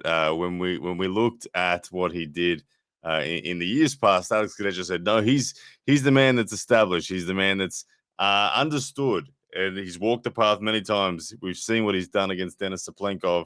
We've seen what he's done against many other elites within the world of arm wrestling. And he deserves to be the favorite, according to Alex Kadecha. Dave will rise in the rankings significantly if he wins this match. Of course, a lot of people in the world rankings right now are, to highlight this point here, thank you from Hyperion from Twitch, says Dave will rise in the rankings after another loss. Interesting there. It will be interesting because Kadecha, in terms of the world rankings right now, if people are asking where is Kadecha, people say that Kadecha is, some people put him as high as 3 in the world, only behind Levan and Vitali. No one's putting him lower than 6. And those people have Levan, Vitali, Devin, Hermes, Dave, and then Alex. At absolute worst, he's 6. At absolute best, he's 3. But thank you for that comment there from Twitch, from Hyperion 100. You're the man. Alex has an extremely strong hand and leverage advantage, says Dave. Now, I agree with you there, Dave. Alex does have an extremely strong hand, but he has leverage on his advantage. But I'm not sure that I wouldn't go as far as saying that he actually has the stronger hand than Dave Chafee. I think Dave Chafee's hand is probably so well conditioned, its joints, it's just stiff. If it gets into a really tight strap situation, I think Dave Chafee is going to be the man. I think Dave Chafee will be in a position where he's able to really just lock down on Kadecha. And if Kadecha gets locked down, his pronation is going to be in trouble. And I think if his pronation's in trouble, it's all over. What Alex Kadecha does not want to get into with Dave Chafee is a battle about side pressure. If this is in if Dave Chafee's wrist is supinated just the slightest bit and bent just the slightest bit, it's really going to be over for Alex Kadecha. He does not want to be there. Alex Kadecha really needs to focus on taking the wrist, which he'll do. So, look, both these guys are not worried about the new strap rule, being that there is no auto strap. I think it's likely these guys go to the strap. They're both outside pressure pullers predominantly. Alex is certainly going to lever up, but I cannot see Alex being strong enough to simply just hold on to Dave Chafee like the way that Levine did. If he did that, I'd be genuinely stunned. Ronan Unleashed, I agree with you, brother. He says he hasn't earned his top 3 yet. I agree. There's always a difference in arm wrestling rankings between what we perceive or what we think the rankings might be and what we actually think the rankings should be. Because rankings can only be determined on results at the end of the day. We can't just project forward opinion and make the rankings whatever we feel like. But I do respect those two differences as well. I can understand why some people say that Alex is top 3 because they believe that's where, if he got to face everyone, that's where he'd land. But he still ultimately has to earn it, and I agree 100% with you there, Ronan, that he has to earn that. And Alex Kadecha will go a big way to doing that if he is successful in defeating Dave Chafee today. Guys, I asked a bit of a poll question. Which match are you guys most looking forward to? And 59% of you are looking forward to the match that we're talking about right now, the Dave Alex match. Interesting, pretty even spread across the other ones. On the we got Larry Khalid 14%, Gabby, Sarah 11%, 16% on the Ermies, Wagner one. There's a good spread. We got a super chat in from Omar Mina. Thank you, brother. Says, great show, great analysis. Greetings from Poland. Wonderful to hear that you guys are in Poland. Look, I'd in fact love to know where everyone is. I know this is going to blow up the chat. I apologize for doing this to you all. And this is going to blow up the chat. But for the next 30 seconds only, please let me know where in the world you are watching from. I'd love to see some countries fly by. I see England as the first one that I'm seeing go by. All right, let's watch these comments roll in. As we get that in, I'm going to try to keep up with it. I got Poland, I got Canada. Oh my goodness. Okay, I got Texas. This is getting tricky. South Africa, Latvia, Bulgaria, Netherlands, Scotland, Sweden, Finland, England, Denver, USA, Colombia, Denmark, Sweden, Italy, Germany, Ohio, Croatia, Canada, Finland, Wisconsin, Sweden, USA, Hungary, Canada, India, Finland, Iceland, Texas, Pakistan, Benin, India, Mexico, Florida, China, Germany, Trinidad. All right, you get the idea. That's awesome. You guys are from all around the world. I love it. Guys, that is awesome stuff. I'm going to end that poll there. Thank you so much. Guys, this is so cool. I want to ask another thing as well. I want to ask another question. I'm just going to type this up in the poll now. I want to ask a question of you guys. How long have you been a fan of arm wrestling? I'm going to give a couple options. You got first year, 2 to 3 years, 3 to 5 years, and let's go. Oh, I gotta change that one. 3 to 5 years, and then 5 years plus. Let me know how new are you to the world of arm wrestling? Because the world of arm wrestling is growing right now at a rate, and I'm loving seeing it. Thank you for that super chat, by the way.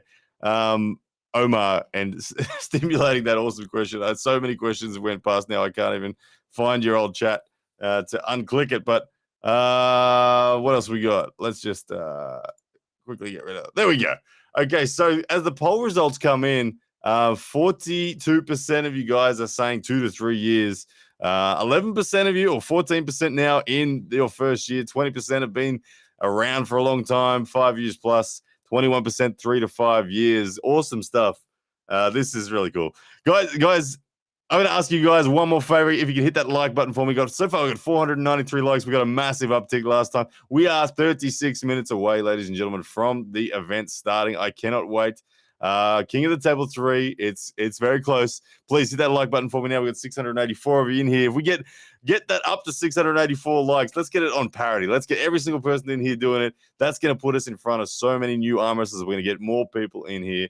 And it's going to be good for the sport. At the end of the day, we're going to be good for the sport to bring new people in. Bringing new people in is what it is all about. But ladies and gentlemen, this is going to be a great event. I'm really pumped for this. Australian arm wrestling. We've got lots of stuff going on. The world arm wrestling has got stuff going on. I'm really kind of amazed at how the sport has managed to transition through the last couple of years. It's been really, really amazing. We've seen people become career arm wrestlers. We're seeing people paid better than ever before as athletes. It's fantastic. Question here from Kevin. He says, is Sarah/Gabby the first match? I don't believe, Benjamin Kevin, that is the case. I believe that the first match is going to be, and I could be wrong, but I think it's going to be Larry. I think we're going to start with Larry. That it will probably be where it starts. It's going to be amazing. Larry hunting his first win, and then I think the second match will be Sarah and Gabby. Then followed by the Hermes Gasparini match, third, and then finally the big main event with the big boys will be coming in. But Alan wants to know when my next match is. Man, my next match, I've had so much dramas. If you've been following me on this channel, you know that I've been cursed in recent times getting matches. Everyone pulls out of matches for me, or everyone gets something wrong. I was meant to be on this card, this King of the Table card. I was meant to be facing RVJ, and it would have been a lot of fun. Actually, I want to know. I'm going to end that poll. I want to know, guys, if I had been on this card against RVJ, who were you backing? Who would have won? Who would have won? Who would have won? Me or RVJ? If we were on this card, which I was meant to be, who would have won, ladies and gentlemen? Let me know. But my next match, Alan, it's going to be here in Australia on April 30. We've actually got the over-the-top tournament. It's a $10,000 first place prize, and I can't wait. All the best of Australia and New Zealand will be there. Mate Rangi from New Zealand, he's coming over. Lachlan Adair, of course, Mario Timbarkis, Brett Coots, Jordan Davis, myself, Ben Carroll. We'll all be fighting it out for that $10,000 first prize, and we'll get to finally clash in a tournament setting. It's been a long time. So that will be my next match. As the votes of the poll come in, 64% of people saying that RVJ would have taken it, 63% now. I can handle that. That's a respectful vote. I think that RVJ would have been the favorite. I would have loved to have seen RVJ struggle to get down to the weight. I think that's where he would have been an issue. I'm at that middleweight level right now where we would have all been happy. So, of course, middleweight being I'm 92 kilos right now. So that's where Rob would have had to come down to. I don't know if he would have made it there. He would have been a little bit tired. But anyway, it is set to happen for King of the Table 4, where Devin and Levan will be facing, of course. So that I can't wait for. But anyway, bit of fun. I might end that poll. 66% say RVJ would have taken it. Would have been a good match. I'm kind of sad, but I am at the same time so happy that I'm here with you guys hanging out. Yeah, looking for the big win will be what I'm after there. But all right, 86 kilos is where I'm heading. A couple of people asking where I'm heading to. 86 kilos is where I'm heading to because I want to pull in this Lottie tour. Yeah, it's gonna be awesome. But anyway, ladies and gentlemen, King of the Table 3, we are 32 minutes away now. What I might do is I might go through your comments and see if there's any particular questions in there. If you've got anything, let me know. And then if you guys want, we can show some of those promos again. If you missed the early promos, we might actually go over some of them. Actually, hell, why not? If you missed the early promos, you missed some pretty good stuff. So I want to show you the Larry Wheels stuff. Larry Wheels is going to be kicking this off, ladies and gentlemen. Larry Wheels is a monster. Don't underestimate him, and here's why. Larry Wheels the man behind King of the Table Promotions. He's a special kind of athlete. What we're looking at here is some of the highlights of his lifts of the year of 2021. And if you've never followed or worked out before, Larry Wheels is a strong human. Well, surprise, surprise. Larry Wheels is a strong human. Like, really strong human. He does things that most elite people within their own disciplines can't do. Everything Larry does, he sets PRs in. So much so that he's created a business and a brand behind the term PR. Personal record, that is. Larry Wheels is a freak. Larry Wheels is still young. Larry Wheels is hungry. Larry Wheels is a consummate professional. And Larry Wheels wants to be an arm wrestler. Over the last 2 years, Larry Wheels has set in motion a pathway that he intends to lead him to becoming, as he's declared it in the past, he wants to first of all become USA's #1 ranked arm wrestler. He wants to be an arm wrestler for life. He loves the appeal of the sport. He loves the longevity of the sport. And if you're somebody who's questioning whether Larry can do it, just have a look at what Larry can do in the gym. Larry Wheels is strong, as I said. He is somebody that has the propensity to become a genuine elite super heavyweight strength athlete within the sport of professional arm wrestling. Do not doubt Larry, ladies and gentlemen. Do not doubt his commitment. Do not doubt his ability. Do not doubt his patience. And do not doubt him today at King of the Table 3 either. Larry Wheels is facing a gentleman that he knows is going to be very difficult to beat. But Larry has a heart about him, unlike any other athlete. What he's done, his willingness to push through, his willingness to continue forward is amazing. He has recruited the world's best arm wrestlers over the last 2 years to coach him, to guide him on the path. And you can be certain that Larry is getting closer and closer with every month that passes. Larry's not someone who is worried about what he can achieve today. He's not worried about what he can achieve in 3 months. Larry's long-term, ladies and gentlemen. And Larry, he's been committed for 2 years now. He thinks he's ready to get his first Supermatch win. Between him and that stands Khalid. And ladies and gentlemen, I can't wait to find out if it's Larry's turn to arrive.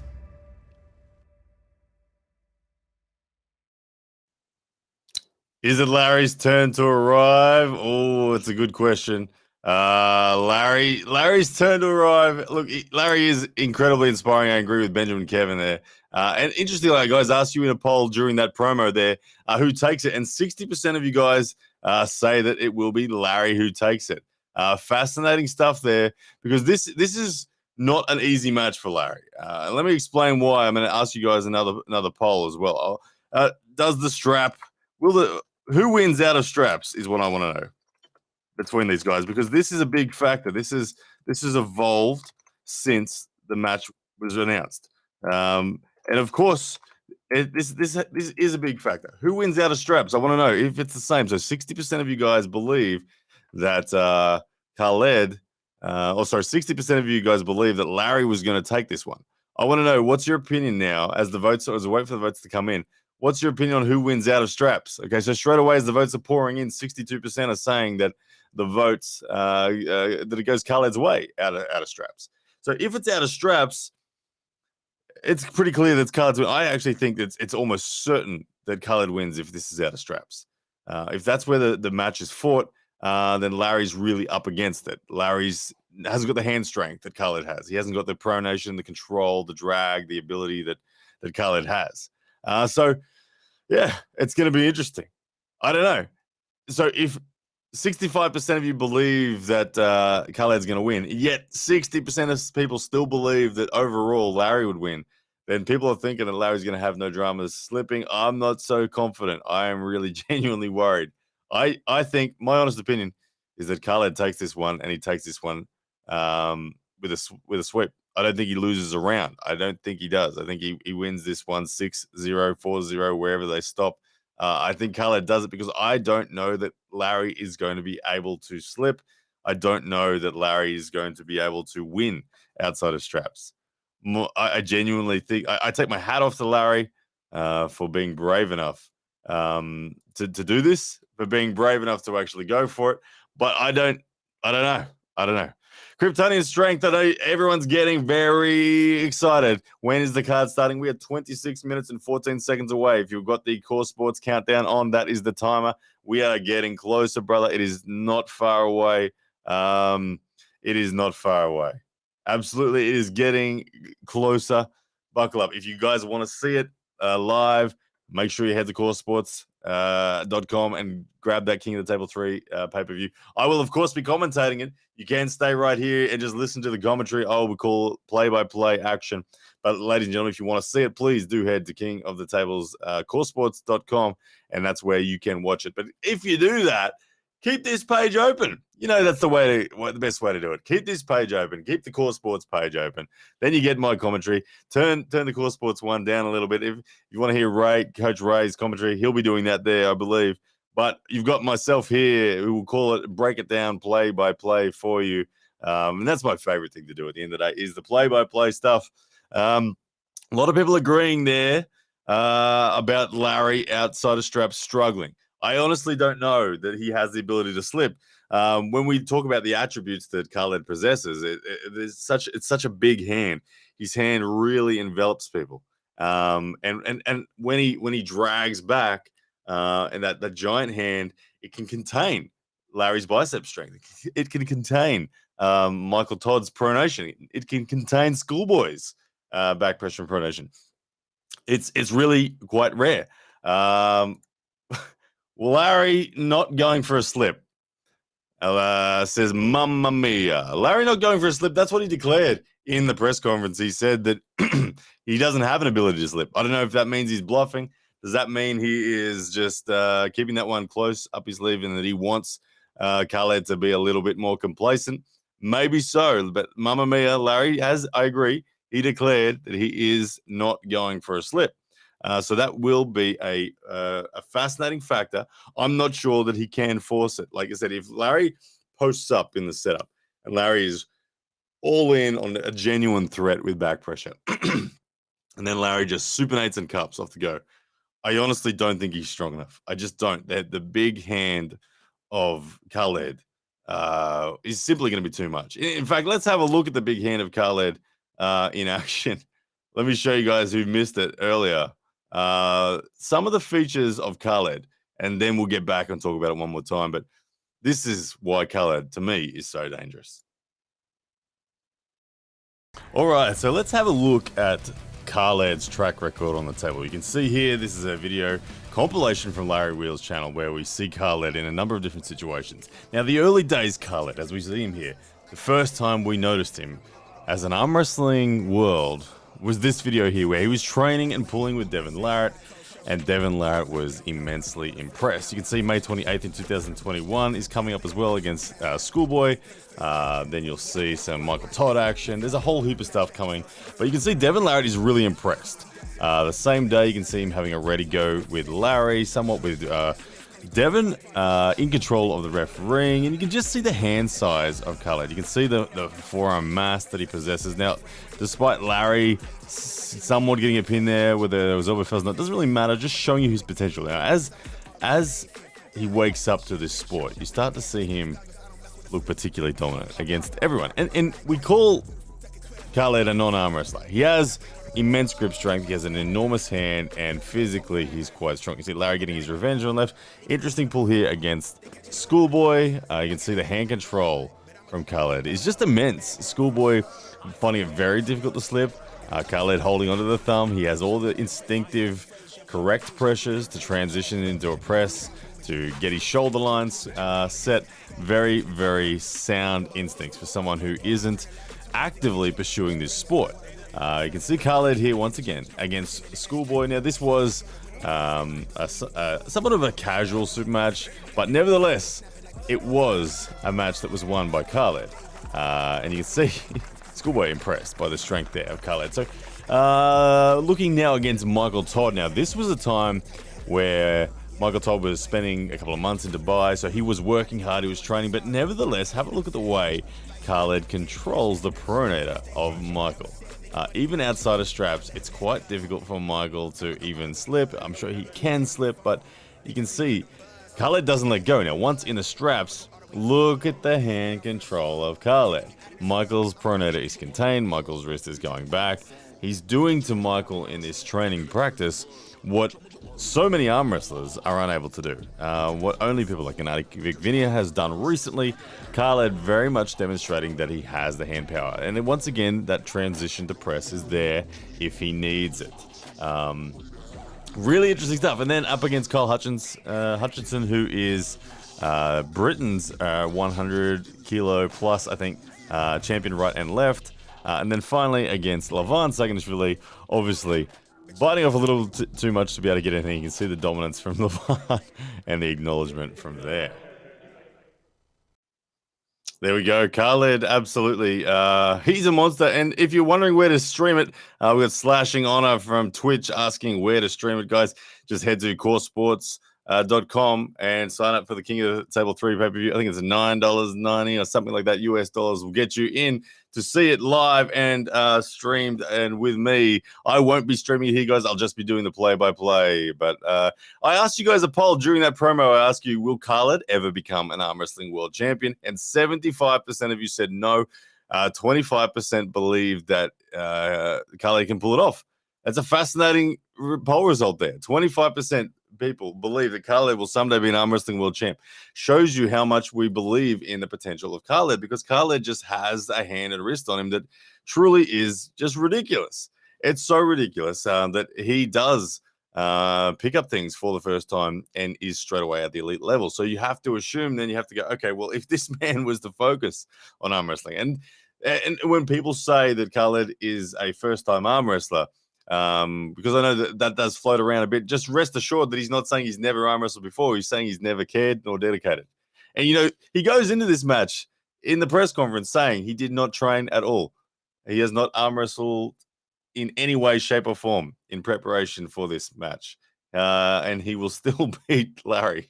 So it's interesting. He's obviously got the MMA focus at the moment. He said at the press conference that his focus is MMA because he can do that whilst he's a young man. He can't do that as an old man, and that he will turn his attention to arm wrestling once that settles down. But good stuff. Let's have a look at what else is going on in the comments here. Of course, there is much more than just Larry, Wheels, and Khalid. Then the big match between the female queens of arm wrestling. That's going to be a special one as well. Gabriella Vasquez, the Iron Angel. She's a 32-time WAF world champion. Actually, I want to know, I'm going to ask you guys in the poll who takes that one, because I didn't get to ask you guys that earlier. Who takes it between Gabby and Sarah? Now, like I said, this one for me, not as clear cut, okay, as I think people are thinking it's going to be. Gabby and Sarah is going to be brutal, guys. It's not going to be easy. As we wait for the polls to come in, let's see what the first impression is as the results come in. Waiting for a drum roll. Hit that vote for me. 75% of people straight up saying Gabby. Oh, my goodness. You guys, look, I understand Gabby's Gabby. I understand Gabby is just a killer. Gabby is a monster. She's a 32-time WAF champion. But honestly, I feel like the value bet is Sarah. I feel like Sarah is much closer than that. I say she's much closer than that because honestly, it's when you look at that WAL match, there was that injury, guys. There was that injury that happened in the very first pull. And if that injury doesn't happen, then the match is a lot closer. Sarah will be right there in this battle. I actually have Sarah to win this 3-2. I think Sarah's going to win this 3-2. I can't wait to see it. You guys disagree with me. You say 63% of you now saying that Gabby will win this one. I think Sarah's going to take it in a screamer 3-2. I think it'll be one of the best matches we've ever seen in female arm wrestling. It's going to be good. I can't wait. I can't wait. What is this? Not my Not my monkeys, not my circus says. If Ryan says Sarah, go for Gabby. Yes, people like to think that I don't get these polls right, but I don't know. This one is a hard one to pick. This one is 50-50 in my opinion. I genuinely think that Sarah is going to be right there. Sarah had the hand control against Gabby in round 1 in the first start of that WAL match. The only way Gabby pinned Sarah was by dragging off the back of the 6x8 pad, the big WAL 6x8 pad. She drags off, her wrist went back, she used the pronation through the thumb, and she got the pin. They restarted the match, but Sarah incurred an injury as Gabby dragged right back. She tore her rotator cuff, and it was like, oh my goodness, it's over. From then on, Sarah didn't have side pressure. So it's not so clear. Ladies and gentlemen, it is not clear that this is what's going on. 600 likes, 752 watching, says huge white jaguar. Awesome stuff. Thank you to everyone who's liked it and who is watching here. Guys, we're 15 minutes away from this promo. Guys, do you want to see any of these features again? Let me know in the comments if you missed the feature, because I've done a feature on every one of these athletes. Is there one match that you particularly want to see? I know we're all excited about the Dave Chafee Kadecha match, but is there any feature that we've played that will change your mind on any of these votes? Let me see the polls. It's still at 61%. Gary, let's see if we can. Let's see if that poll will even out a bit, because the honesty, it should. Sarah's going to be right there. Okay. All right. Everyone wants to see.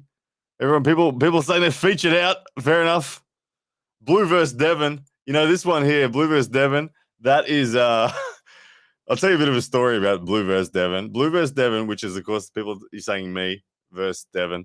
Wind back the clock a couple of years, Devon was like kind of winding down. He was looking like he was done in the sport. When I say done in chasing the number 1 rank. He was just traveling the world, pulling with clubs. He was only 235 pounds or something, and he was happy. And at the time, Devon Larratt is 10 years older than me. At the time, I was 35 and Devon was 45. And I said to Devon, "Oh, Devon, when I'm 40 and you're 50, we're having a super match." And he's like, "Hell yeah, let's do that." And I said to him, I said, "I reckon I might be at my peak at 40." And he's like, "Oh man, my King's move will be so good by then you'll have nothing." And then Devon, since then, so Devon and I said, "Yeah, right, let's do it. Let's have a super match when I'm 40 and you're 50." And Devon since then has gone on and just friggin' transformed into a Goliath himself. So that 40 versus 50 thing, I think it might be a training run instead. If Devon, the shape that Devon's transformed, it's amazing. But no, that one is gonna be amazing. Guys, we're 13 minutes away from it. Do not go anywhere. Order your pay-per-view right now. If you're wondering when this starts, 13 minutes and 38 seconds to go. It is close, ladies and gentlemen. Do not go anywhere. The Gabby poll ends at 61%, saying Gabby to take it. I want to know on the Hermes poll. I'm going to ask you guys about this one because this match to me, I'm worried. Who takes it? That's the question. You know who we're talking about, Wagner and Hermes. Let me know, ladies and gentlemen, in the YouTube poll, who takes this one. I'm really genuinely worried for Wagner Bortolato in this one. I don't know. Let's see. As the poll comes in, the first impression, first results are usually the indicator. Let's see how many people have voted in this poll. After 92 votes, 75% of you saying Hermes. You know, this has changed. Yes. You know, when the polls first started coming out, they weren't this skewed.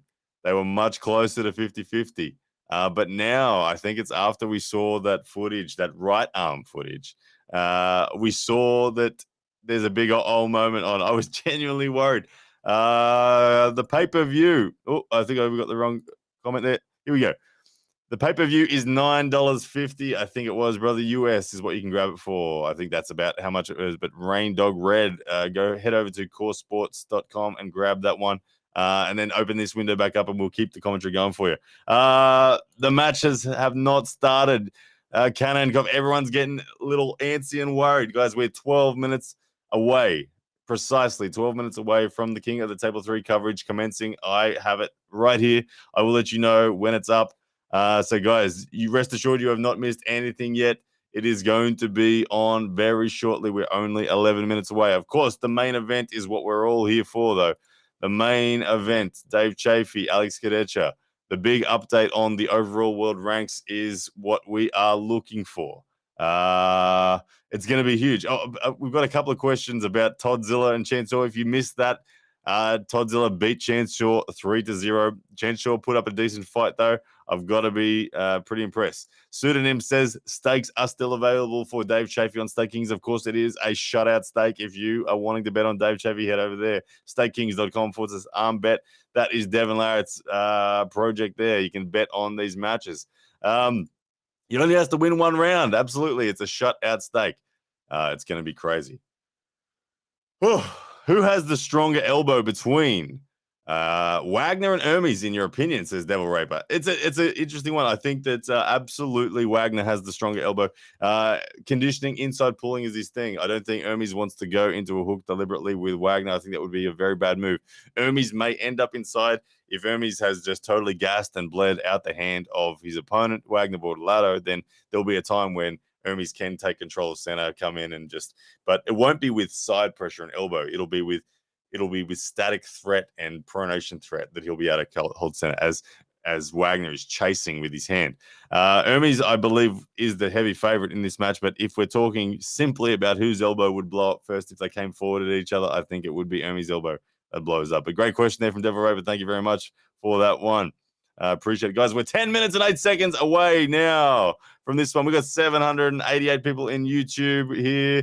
We've got 813 people in total. If you're watching on Facebook, welcome, and thank you for being here. If you're watching on Twitch, thank you for being here. If you're watching on Twitter, of all places, thank you for being here as well. My name is Ryan Bluebell, and I'm going to be your commentator live for King of the Table 3. It's only 9 minutes and 46 seconds away. I'm starting to get excited, ladies and gentlemen. So much going on. 10 minutes to go. Absolutely. Yes, I will not be showing the footage. Slicksbra says 10 minutes live commentary, no video. Got it. Go order it. Absolutely, guys. Go order the pay-per-view right now. That's where you need to be. Core Sports will be showing the matches. I won't be showing the matches. I will just be commentating them here. Guys, if you want to see them as I commentate, please go to coresports.com as we're 9 minutes and 16 seconds out from that one. Dave's the man today. Oh, missed that one. I lost it. Hang on a second. These comments go by so quick that I missed it. That's the comment that I wanted there. Dave's the man today, says Graven.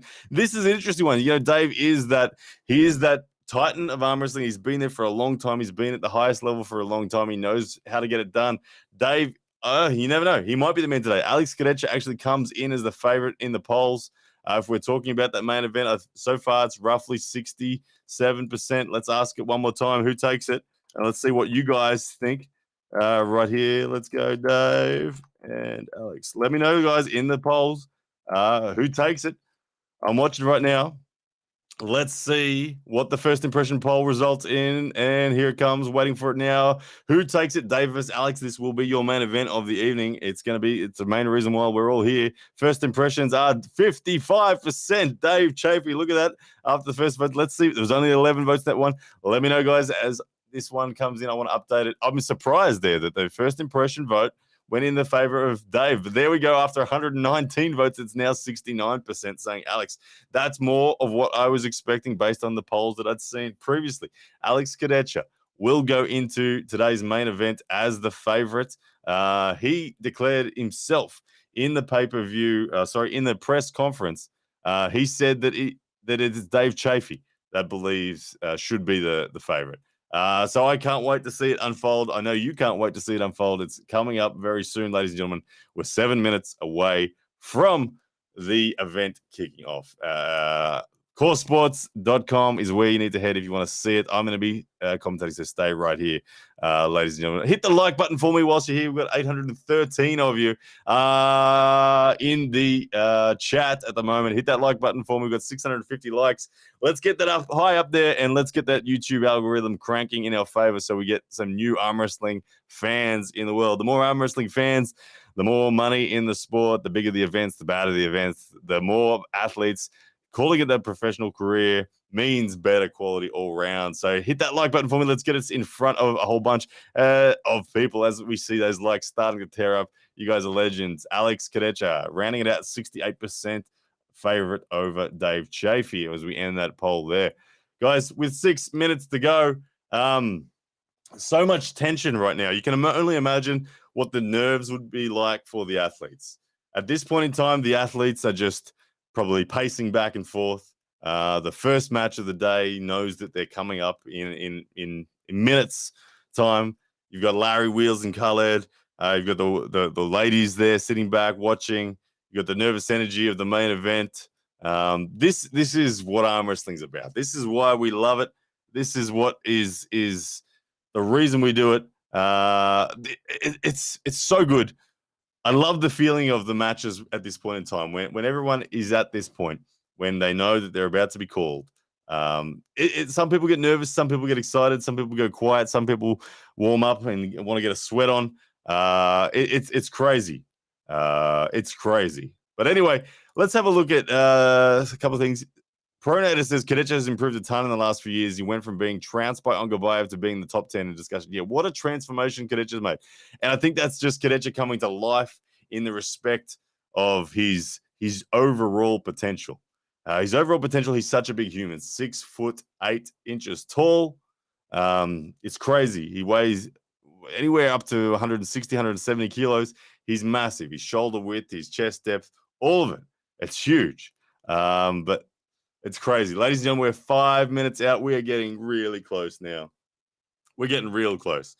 I just want to check one thing before we get to this point. Let me just make sure I click all these things for you at the right time exactly. Okay, guys, we're 4 minutes and 55 seconds out from the coverage. I wanted to thank you all before we get into this. Thank you all for being here. This is my career. I get to do it for a living. I love every single one of you. So before we get into the call today, I wanted to personally thank you guys. You guys make this possible for me being here on my live stream, 832 of you. Thank you for doing that. It means the world to me. Wouldn't be able to do it without you guys. Absolutely. Wouldn't be able to do it. So guys, as we're 4 minutes and 25 seconds away from the show kicking off, I wanted to show one more feature for you that'll sum up the whole event and show you what the athletes are feeling and what we're in for. So enjoy. Ladies and gentlemen, the moment has arrived. King of the Table 3 is here. The athletes are ready. The referees are in position. And it's time for the ready goes to begin. To be a professional arm wrestler in this arena right now, it's a unique place in the world. It's a place that very few athletes get to experience. It's a place that is filled with fears, doubts, joys, elation, and everything in between. For the athletes that are victorious today, they will remember this as one of the finest moments in their story and journey of arm wrestling. For those that are unable to taste that glory today, for those who are defeated, it will be a time where they remember what they felt and what they learned and what they can draw upon those feelings and emotions and build from for a bigger and better future. But as they stand at the table right now, one thing is for sure. The world is watching. These 4 matches that are about to take place under the King of the Table banner are some of the most important matches in the arm wrestling world. Can Larry Wheels get his first victory? Or will he be crushed by the absolute phenom that is the genetic freak of Khalid? Can the Queen of Arm Wrestling, the Iron Angel, the 32-time WAF World Champion, can she reign supreme once again? Or will the Swedish Queen, the Viking of female arm wrestling, formerly known as Sarah Backman, now Sarah Oliver, can she usurp the Queen that is Gabriella Vasquez? And can Sarah upset and take a new era into the world of female arm wrestling? Of course, we then have the most frantic arm wrestling match you'll probably see in a lifetime, potentially. Wagner Ladder, the earthquake of Brazil. He is coming up against a red-hot Italian that has just transformed over the last few years. Someone that is tearing up the ranks faster than anybody else in the sport. Hermes Gasparini, can he be stopped? This match will bring fireworks. Wagner Ladder, Hermes Gasparini, expect nothing short of explosivity. And then our main event. Two of the strongest men on earth. Alex Kadecha, Dave Chafee. This will be a clash of pure horsepower. I can't fathom the degree of force that will be between those two men's hands when that ready go happens. Dave Chafee, the absolute titan of strength that he is. He's been there for a long time. He knows what it is to perform at the very best. Alex Kadecha. People say he's the most promising athlete in arm wrestling. People say he will be the first man to defeat the great Georgian Hulk, Levan Saganishvili. And that Dave Chafee is simply a road block for him right now that he plans on demolishing. Ladies and gentlemen, King of the Table 3 is here. Buckle up, get ready, because it's about to begin. And this, my friends, is why we all love arm wrestling. Ready to go.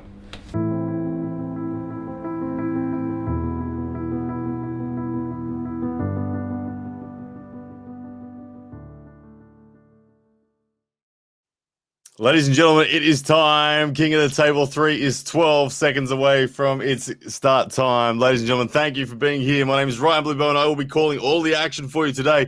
Head to coresports.com if you want to see the footage as well, but I will be calling this live stream as we reach the 0 moment, and the stream is due to start. Wait. Stream has not started yet. There we go. The first one. Let's hit refresh on those. Let's see if we can get this one up and running. But ladies and gentlemen, as you all settle in for this call, looking forward to such a huge event. This is going to be massive. So much emotion in this one tonight. We've got that seems like the stream is up now. We can see the card. It will be Larry Wheels and Khalid Jashel, Gabriella Vasquez up against Sarah Backman, or Wagner Ladder up against Hermes Gasparini, and then your main event will be Dave Chafee v. Alex Kadecha. The stream is live, ladies and gentlemen. We've just got the poster at the moment, but the stream is live. Here we go, ladies and gentlemen. We are absolutely moments away. I'll be calling all this one for you. I look forward to reading all your comments. Please do send through your comments as the matches unfold. This is going to be a special card. This is what we love as arm wrestling fans. This is why we are in the sport.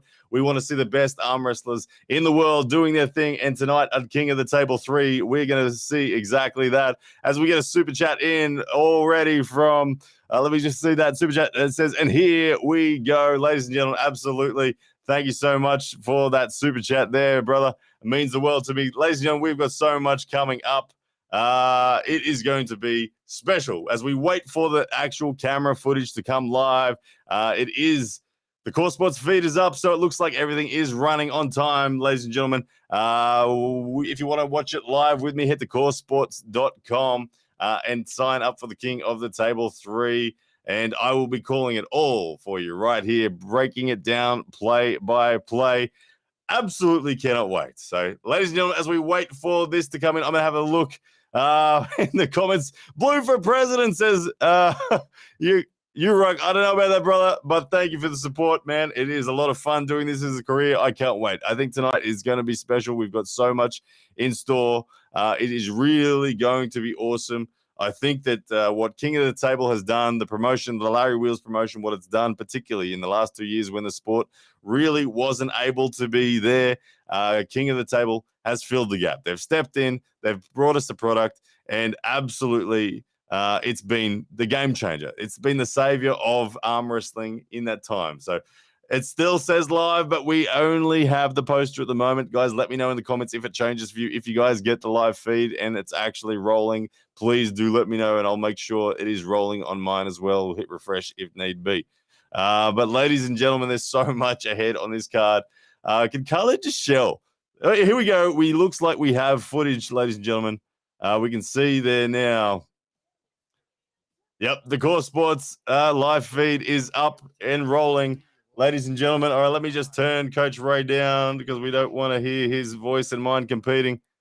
But absolutely, we are live now. Core Sports King of the Table 3 is up. And look at that, they've already got the graphic on the screen saying the winner of the first match is Larry Wheels. I don't know, they're getting excited.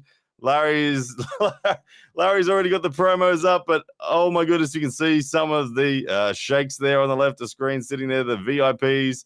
Looks like they've got a new setup this time round. We've got the Atlantis comes in with a super chat. Thank you, brother. He says, thank you for the expert hype. Manning event purchase. You're the man. Thank you so much, brother. And then we got Everett Duncan with a $4.99 super chat. He comes in. Let's go, baby. Yes, it's time. We are getting excited. It is live now. The footage is live. King of the Table 3 is live on Core Sports. So head over there, grab it if you are wondering where. As you can see, the camera's panning around, looking at the room as they get everything organized. Looks like we're going to be up close and personal with this one. I don't know if I'm sure the Rare Deal says, can you get the volume turned up on there? I'm unfortunately not in control, not able to reach out to them at this point in time, but hopefully they'll sort that out as they get there, everything sorted. But ladies and gentlemen, King of the Table 3, there's 1,053 of you guys in here now. My name's Ryan Bluebell. Thank you so much for being here. Please hit the like button as I call all this play-by-play as we wait for the first match to come out. It should be Larry Wheels and Khalid. Larry Wheels, the consummate professional, the man who has set so many PRs in the sport of arm wrestling. He's set so many PRs in every fundamental lift in the gym. He does it over and over again. He's an elite strength athlete. He's become addicted to arm wrestling, and he wants to prove the point. He's looking for his first professional super match win today. Is Larry Wheels. Can he achieve it? Standing in his way will be Khalid. Everyone sees him as genetically probably the most gifted arm wrestler out there. So many people believe that Khalid has the potential to go on and become a world champion in his own right. Standing in his way, though, is the man, Larry, who is desperate for the win.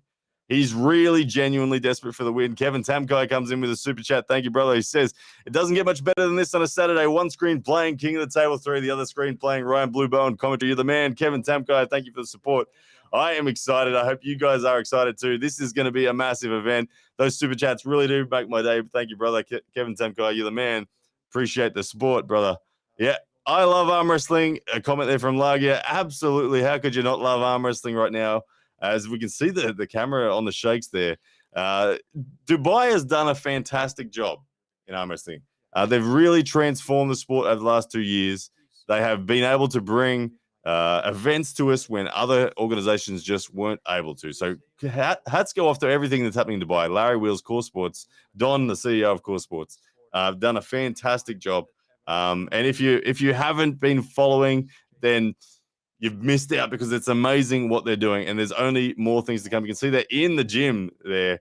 You can see the gym wall. You can see the heavy Atlas stones in the background that Larry loves throwing around. But ladies and gentlemen, the VIP crowd looks like they are in there ready to go. We're probably not far away. But ladies and gentlemen, I'm sorry that it is hard to hear the stream.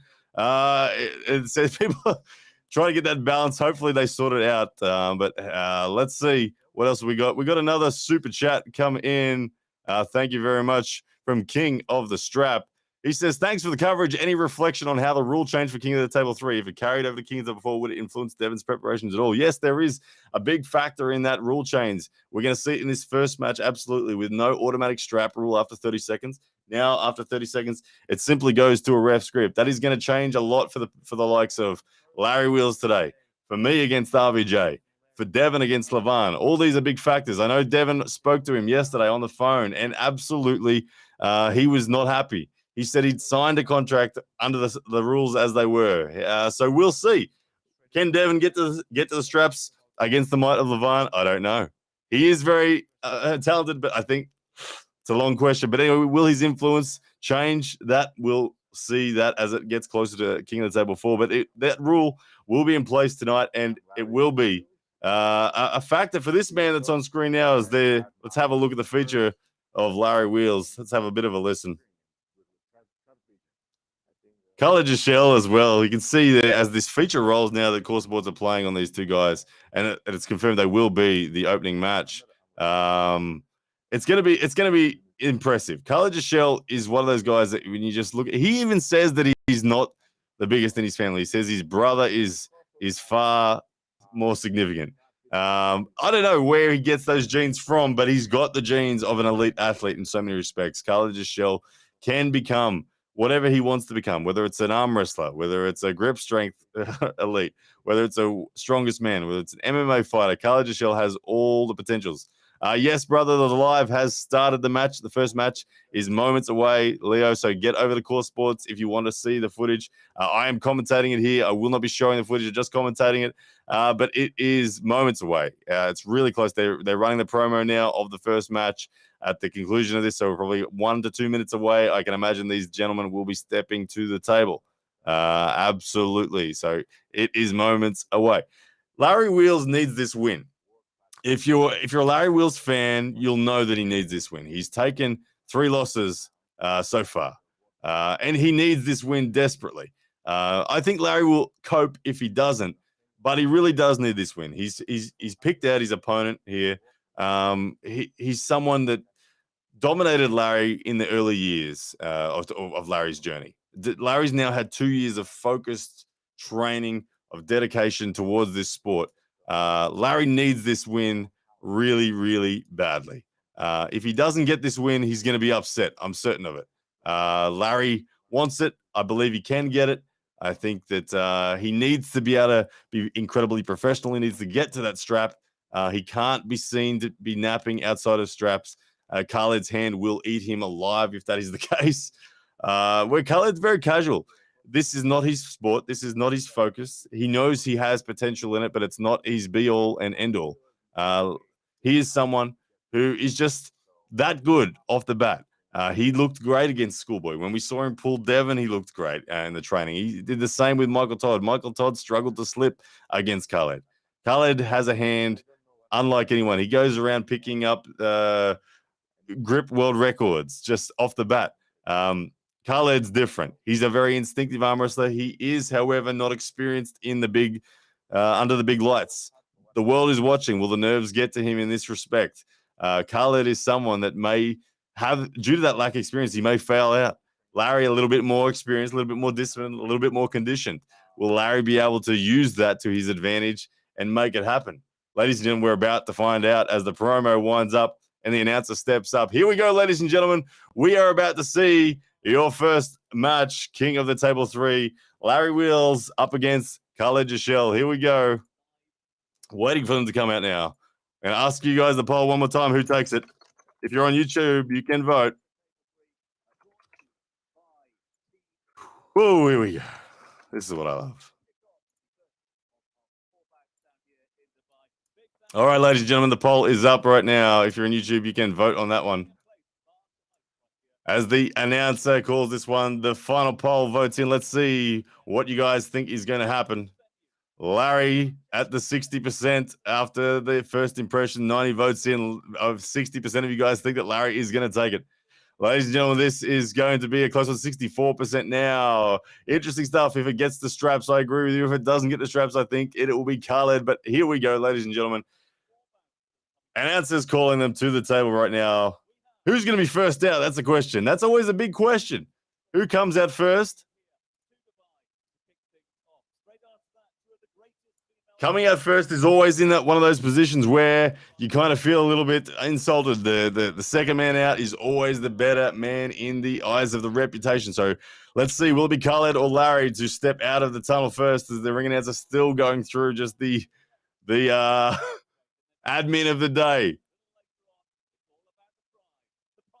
He's still describing the whole card. So we are still close, ladies and gentlemen. Probably 30 seconds to 1 minute away from the athletes stepping into the arena. All right, here we go.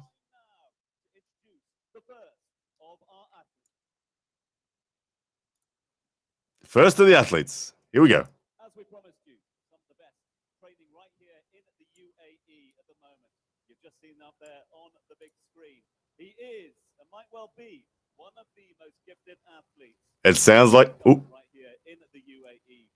I think it's going to be Khalid. All right, ladies and gentlemen, 1,125 of you in here. Buckle up. We are about to get set for this first round match. My name is Ryan Bluebone. I'm going to be calling this play-by-play as we wait for the athletes to come out. We're still talking about the ring announcer is still going. This is quite the extended entry here. Let's get it underway. Everyone is answering. We want to see it. Head to Core Sports if you want to see it. Khalid Jashel, here he comes, ladies and gentlemen. We've got the first athlete walking out. You can see he's age 26 years old, 115 kilos, forearm of 40 centimeters, wrist 22 centimeters. Only an 8.6-inch wrist. I'm surprised his wrist isn't thicker than that. But he is standing at 183 centimeters tall. Age 26, he's still got plenty to go. Here comes Khalid Jashel. He is stepping to the table. Head, guys, to Core Sports if you need to see this footage. There's 1,125 of us in here. My name's Ryan Bluebone. I'm looking forward to calling this one for you. Khalid Jashel, he looks composed. He looks a little uncertain about himself. One thing's for sure, when you get into a first professional level competition, a lot of what you had as a game plan can suddenly just leave your mind. It's not easy to keep it. And 62% of you guys think that Larry is going to take this one. I'm going to end that poll there. Ladies and gentlemen, Larry Wheels about to make his way to the table now. Here he comes, the man who needs the win, the man who is behind Core Sports. Larry Wheels, he's been coached by everyone under the sun. Can that be the difference? Larry Wheels. Here he comes, waiting for it. Oh, Larry.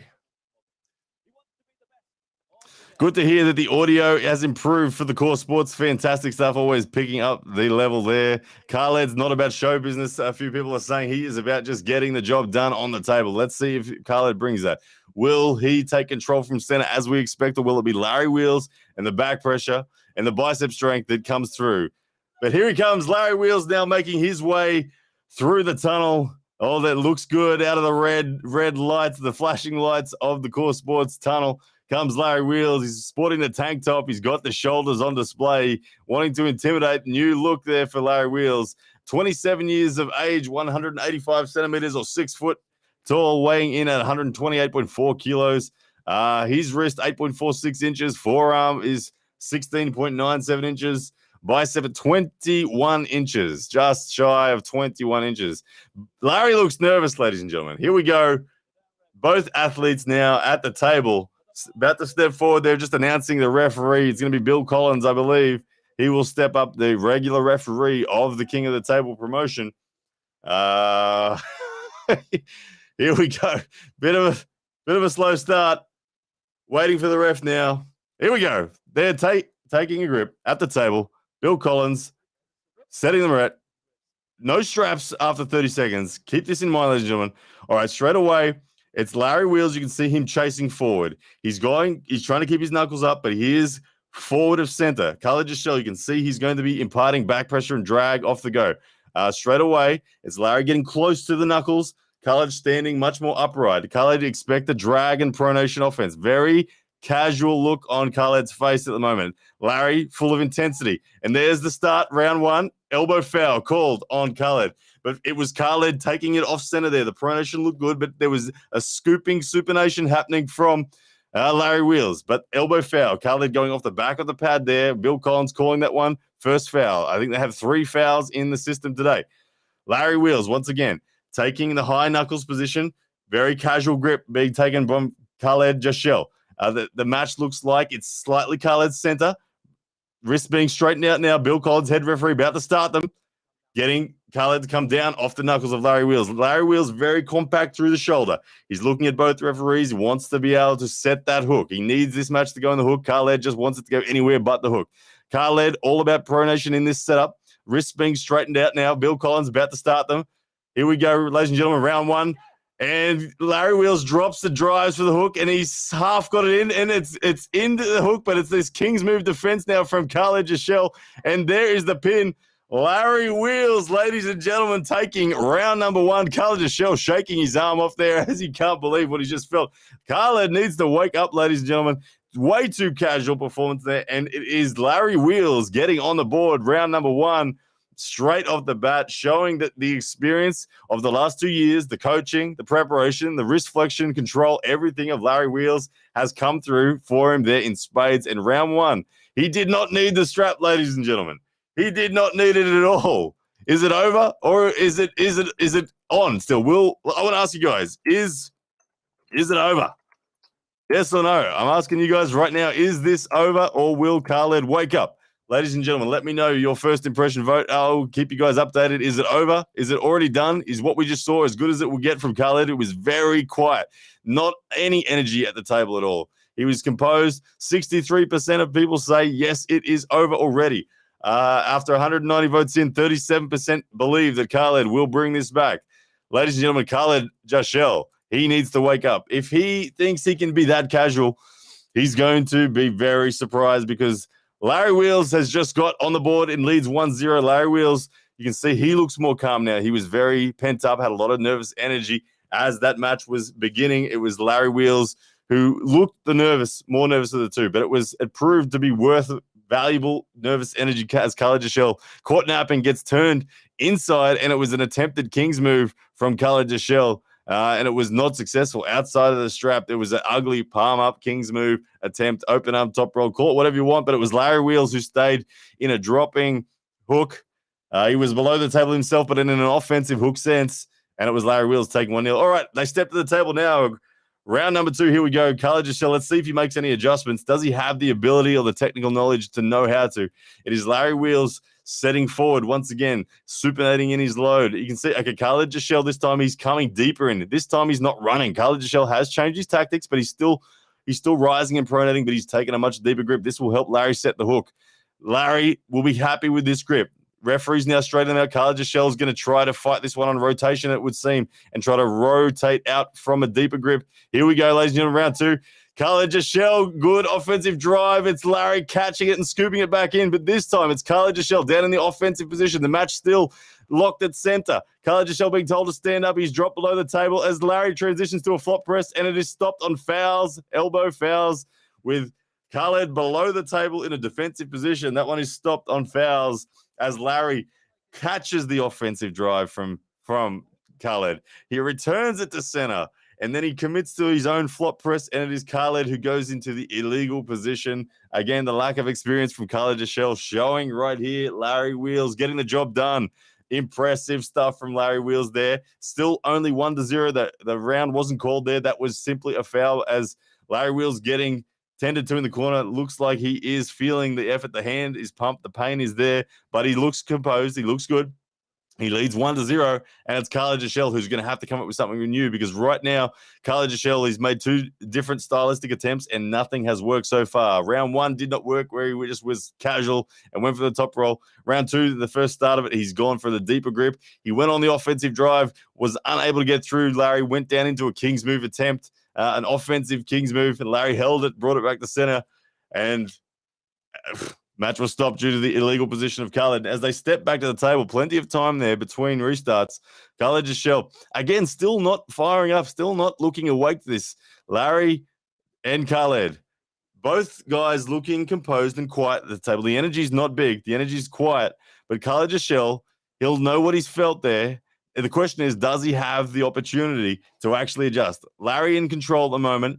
We're in round number 2 with 1 foul on Khalid Jashel. Referees getting them set. Here we go. Just finding center. Khalid Jashel looking a little bit agitated with a few different things. Squaring the body up of Larry. Wrist straight. Moments away. Larry looking good in that start. Khalid looking like he's heading for the top roll. And it's Khalid with a pin. Khalid, did he get it? Yes, they've awarded Khalid with a great start, posting top roll. Khalid didn't engage his wrist flexion. Khalid just hits with the pin, and it's the gassed hand of Larry Wheels caught napping, and we are locked up, ladies and gentlemen, 1 apiece. Wow.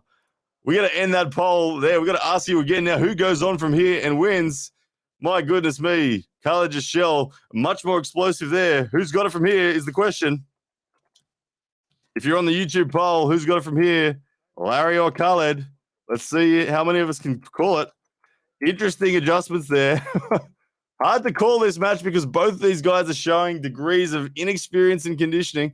It was a great stylistic adjustment from Khalid Jashel. Once again, Khalid posting top roll. He just goes all out offense. He goes straight back into the fingers of Larry and then commits to that full on top roll. Lucky to get the pin before he elbow fouled. It was touch and go in that one, but right now it's one apiece.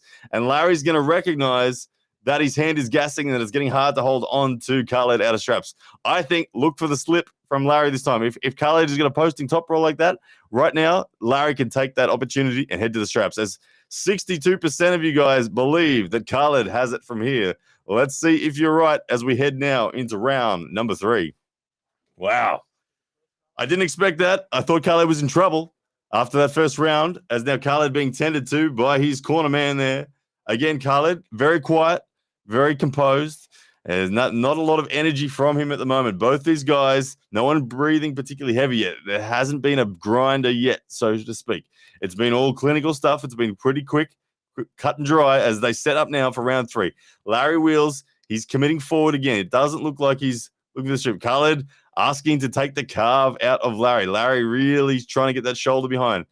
Khalid Jashel being aware of all the rules. He's talking with Bill Collins there, the ref, making sure that Larry is not permitted to get that carve in. Larry still looks like he's heading for the attempted hook. Will Khalid be able to deny it? Will Larry get it set? It's very interesting stuff here as this round number 3 about to start. Wrist is straight. Here we go. Ready to go. And it is a dominant pin. Khalid Jashel absolutely crushing Larry Wheels in that. Larry tried to come forward with what looked like a flop press. Maybe someone was coaching him to flop slip. Ouch. That was nasty. That was not a good arm wrestling attempt at all from Larry Wheels. I believe that was an attempt at an inside slip. That was not an attempt to pin. Larry Wheels attempted to inside slip there. There's no way he was trying it. He tried to let his wrist go and come forward. And Khalid Jashel ate it for breakfast, just simply went sideways pronated with a very comfortable win. Larry Wheels in trouble, ladies and gentlemen, 2-1. Right now it is Khalid Jashel over Larry Wheels. Can he find a way he needs? Man, I just wish I could implant my brain into Larry Wheels' brain just for some technique guidance right now. Oh my goodness, Larry Wheels. In round number 2 is what Larry Wheels needs to remember. In round number 2, when he loaded up like he did, it made Khalid posting top roll. If Khalid posts top rolls and Larry Wheels does the exact same thing that he did in round 2 and then just goes, whoopah, it'll be away. But to the straps, which is what Larry needs. But right now, it looks like Larry's slipping attempt is in the straps. And he's coming forward. And after what he just felt then, he's in trouble. Ladies and gentlemen, we're going to end that poll there. Doesn't look good for Larry so far unless he can find something more. Larry Wheels in trouble. We'll end that poll. Ladies and gentlemen, here we go. Okay, round number 4. They'll be called to the table shortly. It's Khalid Jashel in control at the moment. Good stuff so far from him. Good adjustments. But it's Larry Wheels needing to find a way back. Can he do it? It's a big question right now as they step to the table now for round number 4. It's Khalid Jashel in control so far.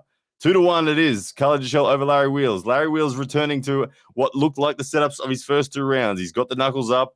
He's committing more to back pressure.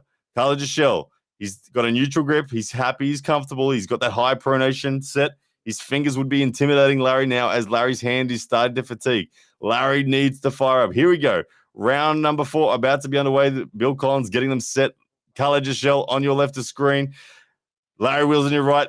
Here we go, ladies and gentlemen. Moments away. Oh, we're balking to start. Khalid Jashel not happy. Here we go, ladies and gentlemen. Getting them set, straighten them out. Bill Collins. Moments away from the go. Just trying to find center. Khalid not settling. Wrists being straightened. Here we go. Round number 4.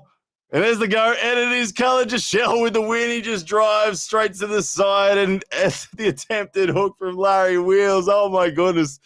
Ladies and gentlemen, Khalid Jashel up 3-1. This is, of course, a 6-0, a 6-round match. It's not over yet, but oh my goodness. Ladies and gentlemen, Khalid Jashel started to run away with this match. You can see there, once again, as I show the replay, the attempted wrist flexion is just not enough. Larry needs more. He needs pronation. He needs back pressure. He needs aggression. Again, I can get it. He's being intimidated by the hand of Khalid Jashel, who is just holding on, refusing to let Larry go anywhere. Khalid Jashel in control. He is coming home strong. Larry in troubles. Oh, my goodness. I feel for this man right now. Larry Wheels. Larry Wheels. Come on, Larry. Fire up, brother. It's Khalid looking very calm, very confident, sitting in the corner, getting his wrist worked on by his corner man. He is looking rock solid.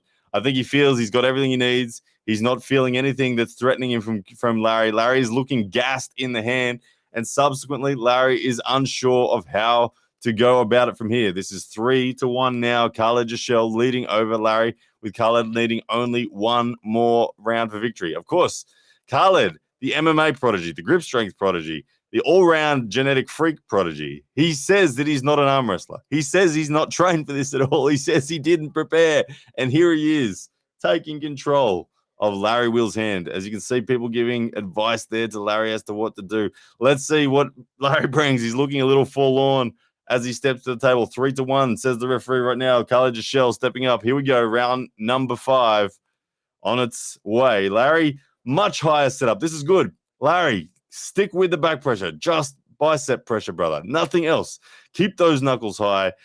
Keep those knuckles high. Post like you're setting a one-arm curl record, brother. Just keep the knuckles high. Let the low grip from Khalid happen. Like Khalid's grip slightly low. This is what Larry needs. Yes, Larry. Yes, Larry. Keep it there, Larry. This is going to go to straps. If Larry can just keep it there and be brave. Larry, stay high, brother. Stay high. The referee getting them set. The knuckles are both high now on both of them. Bicep power, Larry. Come on, there it is. The attempted outside slip, but we got an elbow foul. A dual elbow foul. You can see Larry did try to slip it. Khalid had his thumb. Oh, he was about to tear it off, but he's declared what he's after. Larry looking for the outside slip. Larry, come on. Stay tight. Don't open up and do it. Stay tight. Knuckles up. Pronate. Come on, Larry. Let's get the straps. But it's Khalid Jashel at the moment, looking like he's going to be able to hold on. Larry Wheels, Khalid Jashel, round 5 at the start. There it is. And it's straight off the bat, a press from Khalid Jashel. And it's all over, ladies and gentlemen. Khalid Jashel is your winner. Wow. There we go. 4-1. As he thanks the heavens, Khalid Jashel taking the victory, doing exactly what he said he would do. And that is defeating Larry Wheels without any preparations at all. Ladies and gentlemen, Khalid Jashel is your winner. I don't know what to say. I don't know what to say. I feel sorry. I do feel sorry for Larry as we get a super chat in from DCS Beamer. Thank you, brother. DCS Beamer says Khalid should face a big name next. I reckon the guy is ludicrously gifted. As we look at the replay of that last round, it was just Khalid, just straight side. Andre Pushkar style just came out of the blocks and just crushed it. Larry Wheels will be feeling dejected after that one as he takes yet again another loss on the King of the Table stage. Larry, oh, brother, Larry, as Ronan Unleashed says, yeah, man, Larry just got spanked. Larry did just get spanked, but look, I'll give him credit. He took the match without going to the straps. Question here, do I think I could beat Larry Wheels? I think I could, yeah. I definitely think I could. Larry is not an arm wrestler, not yet. He's becoming one, but it's hard. The curse of strength is a real thing. When you are as strong as Larry and you work in fundamentals, it takes a while to develop the feel. It takes it a while. Khalid has more feel than Larry at the end of the day. But Larry, not an arm wrestler yet, but he's coming. I know he won't give up. Poor Larry, indeed, but it's all right. He'll be back. Larry Wheels. I wonder who he's going to ask for next. Don't ask for me, Larry. Don't do it. All right, ladies and gentlemen, let's turn our attention now to the next one. I gotta ask you guys another poll. I think the next match is going to be Gabby and Sarah. Who takes it? Oh man. Oh man, I feel sorry for Larry. All right, we've had this poll a few times. I'm going to ask you guys one more time as we get closer to the match now, as we still lament what it is for poor old Larry Wheels. 1,600 of you guys in the chat right now on YouTube and across Facebook, Twitch, and Twitter. Guys, thank you so much. As we wait for the next matches, we've got to add with Core Sports right now. Guys, please do hit the like button on this this video. We're at 820 likes. We got 1,600 of you in here. Get all 1,600 of you guys to hit the like button for us. Let's get past that 1,000 like mark and let's get YouTube algorithm working on our side, getting us in front of as many people as possible. That's how it works. We get more likes. YouTube says, what's going on over here? We start putting it in front of people who have never seen the sport before. That's how we grow the sport. That's how we get better events, better athletes pay, better everything. So, ladies and gentlemen, please hit that like button for me, and I will keep you up to date with what's going on as we wait now for the ads to finish. But oh my goodness. Oh my goodness. How about that Larry Wheels stuff? Still getting over it. But ladies and gentlemen, the poll starts to come in now. We've got 65% of people saying Gabby is going to take it after 395, now 414 votes. 65% of you think that Gabby's going to do it, as we are at 911, the old 911 votes there on the upvotes, the likes for the video. Let's get us to 1,000, guys. We've got 1,500 of you in here. I appreciate it. All right, let's go back now to King of the Table 3. It looks like the coverage is coming back. All right, let's see who the next match is as they come in. I think it's going to be Gabby and Sarah. That's the hope. I think we got a couple of super chats in. Let me see if I can find them as well. I don't want to miss you guys on the super chats. I appreciate all of you, every single one. All right, let me just find them. All right, we got one in from Dave. He says, love Coach Ray, but maybe a poll for alternate commentators. Neil Pickup, Don Underwood, Ryan Bowen. Man, throw Aussie arm wrestler in there as well. Would love to hear all of that sort of stuff.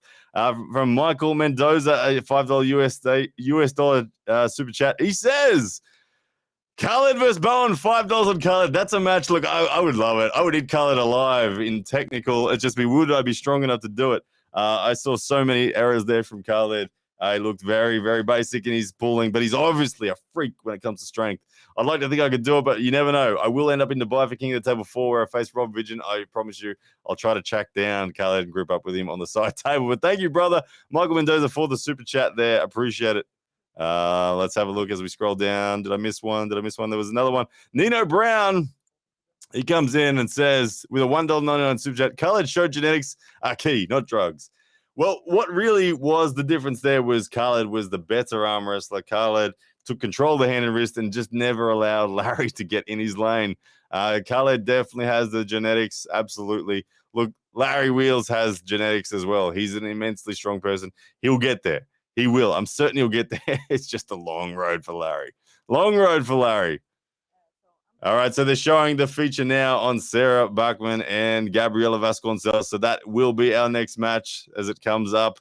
Looking forward to this one. Like I said, ladies and gentlemen, this is the Levan v. Devon of ladies arm wrestling. This is awesome. Look at Gabriella sitting there on the couch. She is a weapon. Look at the shoulders, the thickness of her biceps and forearms.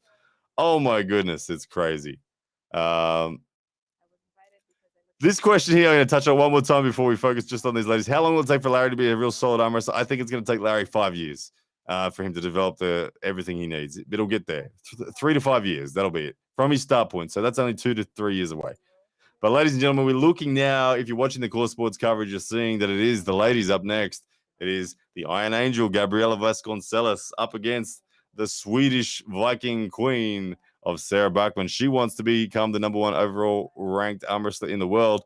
And 62% of you think that she can't do it, and that Gabby will take it, the Iron Angel, the 32-time WAF champion, that she is going to be taking control of this match. You might be correct. It's going to be a good one, that's for sure. Let's see, I think we got another super chat in. Just let me pick up that one. Thank you very much for the support, brother. Let me find it. Oh, I've lost it already. Hang on. Someone's calling for a super. There it is. Oh, ho, ho. It's magic. Comes in with a $2.99 super chat. Says Khalid v. Michael Todd super match. You know, in a strength sense, Khalid has enough to challenge Michael. He does. We've seen it in the practice pulling. But you'd have to say that Khalid just does not have the table IQ to finish Michael. Not at all. Not even close. I think Khalid would hang with Michael in center for a moment, but then it would be over. It'd be real bad. But ladies and gentlemen, we are moments away now from Sarah and Gabby getting underway. This is, for me, one of the most anticipated matches. I think this is special. This is a really important match. These women, the two best women in the arm wrestling world. It's going to be important for Sarah. It's important for Gabby. Neither one of these women want to lose this match. Both of them understand what's on the line. For Gabby, it's her prestige. It's her dominance. It's her 13. She hasn't lost an arm wrestle on the right arm since 2013. She is the 32-time World Arm Wrestling Federation champion. She's the John Brzenk of female arm wrestling. She's the Brazilian superstar. She deserves to be way more known than she is. And then it's Sarah. Sarah, like I said, the Viking Queen of Sweden. She wants to be that overall number one rank in the world, and it's been Gabriella Vasconcelos standing in a way. Gabriella, last time they faced, absolutely tore Sarah apart, literally tore her rotator off her shoulder and ended it there. It was bad, but 62% of you guys think that Gabby's going to take it. We're moments away as this promo winds up now. It's going to be, here we go, ladies and gentlemen. Ring announcer's about to call these ladies to the table. This one's special. This is real pro level arm wrestling. Expect sharp technique, expect speed, expect explosivity. Okay, we're not going to see the casualness that we saw with Larry and Khalid. This will be fired up, ladies and gentlemen. Do not miss it. King of the Table 3 about to put on the best two women in the world. Absolutely. I appreciate Veritas the comment there. A lot of love, brother. Thank you. Says Blue Belt's the greatest arm wrestling commentator of all time. Thank you, man. Big call, but I just do it. I'm happy to be a small part of the big machine that is arm wrestling. But here we go. The ring announcers getting set. Super chat in. Camille says, I reckon Ray's cat can beat Larry Wheels. Maybe so. Larry, poor Larry. Anyway, let's focus on the ladies. Here we go.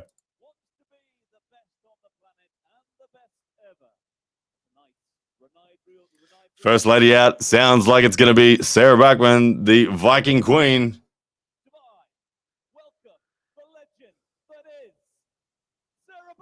Here we go, ladies and gentlemen. Sarah Bachman, she is making her way down the tunnel now. You can see she's looking business. She's looking composed. Sarah, and there's Big Marcus. The money slam comes in. 50 euros, brother. Thank you, man. This is Ryan on with Maximum Bang, boys. But here's some money slam for your hard work. Thank you, Marcus. Really appreciate that. Massive support there from Marcus Thompson, guys. Thank you very much. As Sarah Bachman makes her way to the table, she is looking good. She's aged 30 years old, 5'7" tall, 80.2 kilos, bicep of 36.8 centimeters, forearm 33, and a 17 centimeter wrist. I've arm wrestled Sarah. She is strong. Trust me. And one more time, Marcus Thompson, thank you so much for your massive super chat there, brother. It means the world to me. Thank you very much for the support. Good stuff. All right. Here we go. We've got Gabriella Vasconcelos about to make her way to the table, the 32-time WAF World Champion. She is no stranger to the big stage. This lady is the John Brzenk of female arm wrestling. Ladies and gentlemen, here we go. Gabriella Vasconcelos, known as the Iron Angel. As the ring announcer says, she is the benchmark of women's arm wrestling around the world. She is the gold standard. She has done it everywhere. She is so strong. She takes that side pressure power approach. Here she comes. Gabriella Vasconcelos now. She's looking strong. The thickness through her biceps and shoulders. She's got a smile on her face. There's the double guns flex. You can see the compact power that she brings to the table is massive. Gabriella Vasconcelos means business. And here we go. This is the best match in female arm wrestling. Age 34 years old. She's only 5'1", 157. No, 5'5", 157 centimeters. 80.2 kilos as well. 37 centimeter forearm, 6.69-inch wrist. Nino Brown comes in with a super chat. Says, "Gabby versus Larry. Could Larry win?" Oh, look, I don't know. Gabby might upset Larry. I don't know. Gabby might. But anyway, here we are. Ladies and gentlemen, the two best female arm wrestlers on earth right now. Sarah Bachman, Gabriella Vasconcelos. They're getting them set, and it's straight away. You can see Gabby looking to dominate the thumb in the setup. She wants this match to be brought inside. She wants this match to be in the side pressure lane.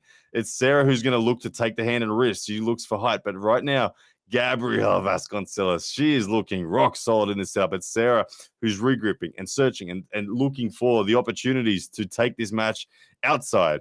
She wants it outside. She wants to take the wrist of her opponent. Here we go, ladies and gentlemen. The referee's getting them set. Oh, it's almost started there, but a false start from both. Getting them restarted, and it's Gabriella Vasconcelos. Oh, my goodness. One foul. She goes early, but wow. Gabriella just drilled Sarah to the pad, held on to Sarah outside of straps, and just ripped sideways. Sarah, she might be in trouble here. Sarah needs to fire up as they reset this group again. Once again, it was absolute dominance in that first ball, even though it was a false start. It was dominant looking stuff from the Iron Angel, Gabriella Vasconcelos. Sarah Backman now tightening up her shoulder. She's getting closer to it. She's going to need to fire up. She wants to take the wrist of her opponent. Can she do it? Gabriella Vasconcelos looking rock solid. She's just composed and calm, not budging anywhere. Sarah Backman needs to fire up. Here we go. There's the start. And it's a second early start from Gabby. Second foul from Gabby. But once again, it was the exact same thing. It was dominance from Gabriella Vasconcelos. But Sarah will get another opportunity. These are free opportunities for Sarah to feel what is going on. But right now, Gabriella looks unbeatable. You can see Mike, Sarah's husband there, firing her up. Sarah needs to fire up. She needs to find the energy at the moment. She cannot get the pronation away. It is Gabriella Vasconcelos in complete control so far, but still 0-0. Gabriella Vasconcelos on 2 fouls for 2 early starts. Will this make a difference if they start simultaneously? At the moment, it is Gabriella looking dominant. Sarah unable to get the pronation away. The thumb is being dominated as Gabriella just closes down the pronation. Her hand strength is sufficient to fully contain. They're going to the ref script now. Ref script, here we go. This may favor the taller athlete in Sarah Backman. This might help her, but you can see now the low grip from Gabriella Vasconcelos. Incredibly experienced. She takes that slightly lower grip than her opponent, looking to control the pronation of Sarah. It's Gabriella Vasconcelos. As Bill Collins, head referee, now closing the thumbs, closing the hands. It's Gabby being closed first. Composure from both. No movement. Looks perfect arm wrestling so far. And there's the ready go. And it's Gabriella Vasconcelos stonewalling Sarah and then crushing her. Oh my goodness, ladies and gentlemen. The Iron Angel is here big time. And wowee. Can I just say that I didn't think that could be done to that degree. Wow. Gabriella Vasconcelos, ladies and gentlemen, is phenomenal. Outside of straps, she just utterly denied the top roll pronation attempt, the drag attempt from Sarah, and then the crushing side pressure. Once that was unleashed, it was inevitably just ripping Sarah across the table into the pad. Gabriella Vasconcelos, this is why she's a 32-time world champion. Oh my goodness, ladies and gentlemen. Gabriella Vasconcelos. Sarah is going to have to search for something special. I don't know if she can find it. With that, when the strength gap is that significant, it's hard to find a chink in your opponent's armor. It really is. The 62% of people in the poll going off now, saying they're very happy with this call. To the 38% of people who were thinking that Sarah's going to take it, they're starting to question themselves. Can Sarah find a way back? I'm not certain of it. As Sarah now steps up to the table one more time, Gabby looking composed and calm. She's got the smile on her face. It's Sarah Backman who is wondering. She's searching in her mind. You can see there. She's searching for the strategy. She's trying to feel, but all she felt then was total clamping and total dominance. The hand of Gabriella Vasconcelos entirely contained the pronation back pressure of Sarah. Sarah getting close again, getting tall. She's shooting up and through. The adjustment from Sarah is there. She's going to attempt to put some more genuine threat in rotation so she can reverse deeper and have more connection to her radial deviation as she chops down, an older deviation, sorry, as she chops down to try to enhance that top roll. Here we go, round 2, and it's one-way traffic, but an elbow foul on Sarah. Oh my goodness, ladies and gentlemen, this is murder right now from Gabriella Vasconcelos. Sarah Backman got up tight and close, and she bailed on the attempted top roll and just stayed in there, and it wasn't happening. And Gabriella Vasconcelos just simply put her down, but it was an elbow foul on Sarah that gets the restart. Sarah needs something. I don't know if there's anything there for her, though. She's up against the wall, and it's the Iron Angel who's in absolute control. Here we go. The start is on, and it's crushing defeat. Elbow foul again. Once again, she'll get the restart, forced into the hook, elbow off the front, and just crushed. Gabriella Vasconcelos is putting on an absolute demolition of Sarah Backman here. This would be hard for Sarah Backman to be on the table right now, feeling this power difference. Obviously, Sarah coming back from the WAL loss to Gabby, she wants this match. She still believes she can get it, but it's Gabriella Vasconcelos absolutely crushing it right here. Ladies and gentlemen, here we go. 2000 Sarah Backman, round number 2, the start about to happen. Sarah trying to put work into the hand of Gabriella Vasconcelos before the go. She's pumped in her own hand, but Gabriella Vasconcelos not having a part of it. She steps back, remains composed, steps back forward to the table, looking to get the job done. Gabriella Vasconcelos in complete control so far. Sarah Backman about to start. Oh, that looked better from Sarah. The early start from Gabriella, and it was the hand of Sarah looking slightly dominant. Gabriella smiling and retaking the grip, but there was a glimpse there. Ladies and gentlemen, I just saw Gabriella's hand flatten as she went to go early. Sarah Backman changing strategies. Here we go. What has she found? There's the stop, and Sarah Backman's in the match, ladies and gentlemen. We are off to the strap, but no, another third elbow foul. Winner to Gabriella. But Sarah has found something. She's found a lane where she has a hope. That's not too bad. Gabriella Vasconcelos just took that wind. She looked incredibly dominant in the first 2 pulls, but Sarah Backman, ladies and gentlemen, she's just found a glimmer of hope. She had a balance in hand control then, and she elbow fouled as she pulled through and slipped. And that was her 3rd elbow foul. Gabby now's hand may start to blow up. What needs to happen for Sarah Backman right now, if she's to get back into this match, she needs to go back to exactly where she just was. She needs to take that hand, and she needs to flatten out that wrist of Gabriella Vasconcelos. You can see the replay there. Gabby's wrist was unable to contain Sarah that time. But the elbow foul called by the head referee, Bill Collins, and the round awarded. You never know. It's not over entirely. A little bit more concern now on the face of Gabriella. You can see the sweat is on the forehead now, and it's Sarah Backman. Yeah, she's in the corner with her husband there, firing up. I can see slightly more belief in her eyes now. She's nodding. She's got something in her head. She felt something. Here we go. And trust me, these ladies are technical. These ladies know everywhere there is to go in arm wrestling, and they're going to take it there. And Sarah Backman, ladies and gentlemen, she's got a glimpse now.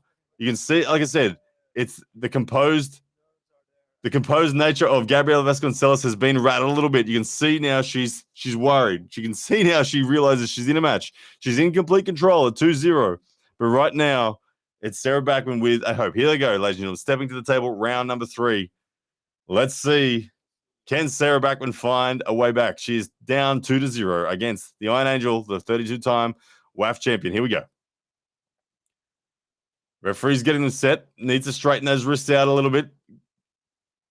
And there's the start, and it's the hand control, similar to this time Sarah in control. Sarah's got the wrist back, but it's Gabrielle holding onto the fingers. Sarah trying not to foul. And we are off to the strap. Ladies and gentlemen, we are off to the straps. Great stuff from Sarah Backman there as she gets hand control. We lost a bit of the feed there. Thankfully, it came back quickly for me, but Sarah Backman looking much better. The hand and wrist balance is there now. Right now, we're going into the strap. This will be good for Gabriella Vasconcelos. She can put that foot down on side pressure earlier. Sarah really needs to make sure she wins the hand control in the strap. If she doesn't win the hand control in the strap, it'll be even worse for her, and she'll get crunched to the pad. But right now, there's signs that the hand of Gabriella Vasconcelos is starting to fatigue, and Sarah is in the fight all of a sudden. Ladies and gentlemen, we're at 2-0. Gabriella Vasconcelos leading at the moment, but anything could happen here. Let's see what it is that unfolds as Bill Collins, head referee, tying these ladies together now, getting the strap on. You can see the hand position from Sarah. It's high. It's pronated. Gabriella pushing sideways with the base of her palm. Gabriella in the strap loves to just flop hook. She lets the wrist go a little bit if she has to, and she just drives with the thumb. That's how she won the WAF World Championship in 2021 against the Georgian.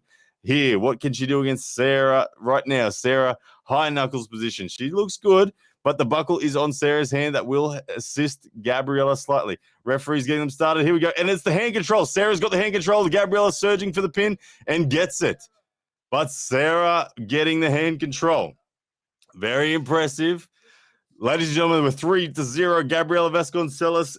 This match is looking like it will go her way. There's probably enough energy left in the tank, but it is still hopeful. For the Sarah Backman fans, Sarah did take hand control in that round, and it was Gabby jamming up and driving sideways hard. And the down pressure was just enough at the end. You can see there, it's that the hand control was definitely won by Sarah, but the flop hook drive of Gabriella just positioned perfectly in where Sarah got stuck on a bicep and was unable to fully get on top of the hand and wrist of Gabriella Vasconcelos. Ladies and gentlemen, we are 3-0. Gabriella Can Sarah make a comeback? I'm not sure. It's a long shot. Sarah, there is hopes that you can see Gabriella is sweating. She's calm, but you can see that she knows she's in a fight. Gabriella Vasquez one round away from the win. Sarah Backman needing to win everything from here to bring it back. Let's see what can happen, because Sarah is going to have the good side of the strap as she comes into this round. That will be a big factor for Sarah as she steps to the table. But it's Gabriella Vasconcelos so far that is in complete control at 3-0. The first 2 rounds looked amazing. The third round, Sarah has put up much more of a fight as we get Pseudonym in with a $2 super chat. Thank you, brother. Says, shutout stakes. Sarah needs to win just one. There we go, ladies and gentlemen. So if Sarah wins just one round, then it is on for those who bet on her. Good call there from Pseudonym. Thank you very much, brother. All right, they step to the table now. It's all to be done for Sarah Backman and just one more for the Iron Angel. Here we go, ladies and gentlemen. They are set to go, getting them square. Bill Collins, head referee. Wrists are looking good. Wrists are straight. Sarah's looking to attack that outside avenue once more. Gabriella Vasconcelos. There's the start. Great hand control. Sarah in control. She's got the offensive side. She has got Gabriella outside of her shoulder. Sarah Backman. Wow. Ladies and gentlemen, Sarah Backman almost with the pin there. She had the great hit. She took control of the hand and wrist. It was dumped and lost by Gabriella Vasconcelos, but Sarah unable to keep enough purchase on the hand and the thumb of Gabriella. Sarah with hand control in that round, and they are off to the straps. This time, Sarah with the good side of the buckle. Ladies and gentlemen, hold on to your hats because this one may not be over yet. Gabriella Vasconcelos starting to fade in her hand control. The arm power still no doubt there, but it is Sarah Backman's hand that is starting to come through. As they get strapped up, this is the moment that Sarah needs to unleash everything here. It's all on out for Sarah Backman. There's no second chances. She's got the good side of the strap. She's down 3-0. She needs to win every round from here in order for this to happen. Right now, she's got great setup. She's getting good height. Is Sarah Backman through the strap? As the strap gets tightened down, you can see composure and aggression in the nature of Sarah there. You can see Gabriella raising the elbow, looking forward. That will show you that the height of the hand of Sarah is troubling that of Gabby. Great position. Sarah looking good. Gabby not happy. She's trying to adjust the strap. She can feel it's not as connected as it needs to be for the certain hand control. Sarah is in a good position as Bill Collins now settles the ladies. Gabriella once again resetting. She's not happy. This is good signs for Sarah Backman right here. Gabriella looking uncomfortable, sweating. She's wiping the sweat off the forehead now. As Sarah just says, let's just stay go. Bill Collins, here we go. Referee's getting them set, wrists are straight. And the wrist goes on Gabriella, and there's a foul on Gabriella. And Sarah, complete hand control in the defensive nature, but it was Gabriella. She's resetting the strap. She's taking the strap off. She doesn't like what she was feeling there. She's taken the strap off, and they will reset. But ladies and gentlemen, Sarah Backman is in the fight. Here we go. Oh, my goodness. I'm going to ask you guys in the poll. I need to ask you guys, as they strap up here, can Sarah come back? Is the comeback on right now? Is the comeback on? There's glimpses of it, ladies and gentlemen. There's glimpses of it. Is the comeback on? Let me know in the first impression poll as it comes in. Let's see what's on. Sarah Backman down 3-0, but looking good. She's taking the hand control. Can she come back, or will the Iron Angel finish it? 55% of you guys watching believe the comeback is on. Ladies and gentlemen, if that's the case, wow. The comeback would be amazing, but it's Sarah Backman right now. She's on the good side of the strap. She's up against the Iron Angel, Gabriella Vasconcelos, 32-time world champ, who is leading 3-0. But Gabby is on the foul in this round. She's much more poised in the setup. This time, Gabby's setting very high. She's trying to protect her own hand more so. But once again, the posting pressure of Sarah looking good. Gabriella looking nervous. She's not settled. This is good signs for Sarah. Right now, the ref's starting, and early start there from both athletes. Bill Collins not letting it run. About to set them once again. Here we go, ladies and gentlemen. Both athletes very jumpy. Sarah wants to get the hit, and there it is. Hand control. Sarah Backman takes the wrist. She's got the hand control. She's got Gabby on the defense. Gabby stuck at center with the wrist back. Very Todd Hutchins style. Sarah going for the drive in the defense. But then it's Gabby resetting. The match is balanced at center. Full hand control now for Sarah Backman. Gabby trying to come around for the press. She's looking for a shoulder press underneath, but it's Sarah Backman with hand control still. They've stopped it on an elbow foul on. No, hang on. What's the call? They've called. Okay. They've called a foul on Sarah. I thought they were calling the match win there for a moment. Oh, my goodness. I was really worried that they were calling the match win.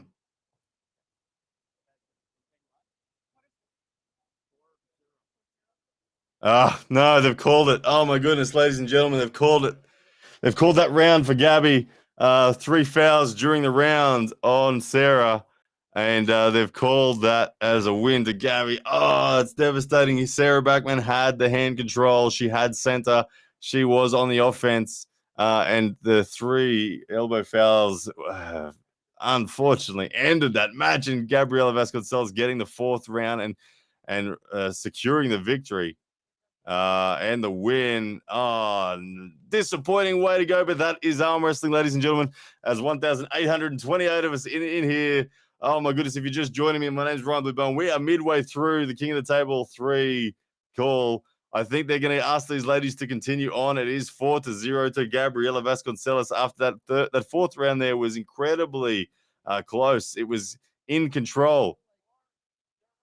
And there's the win. They've called it. It's over. Ladies and gentlemen, Gabriella Vasconcelos, the 32-time WAF champion. She remains undefeated once again, and it is all done and dusted.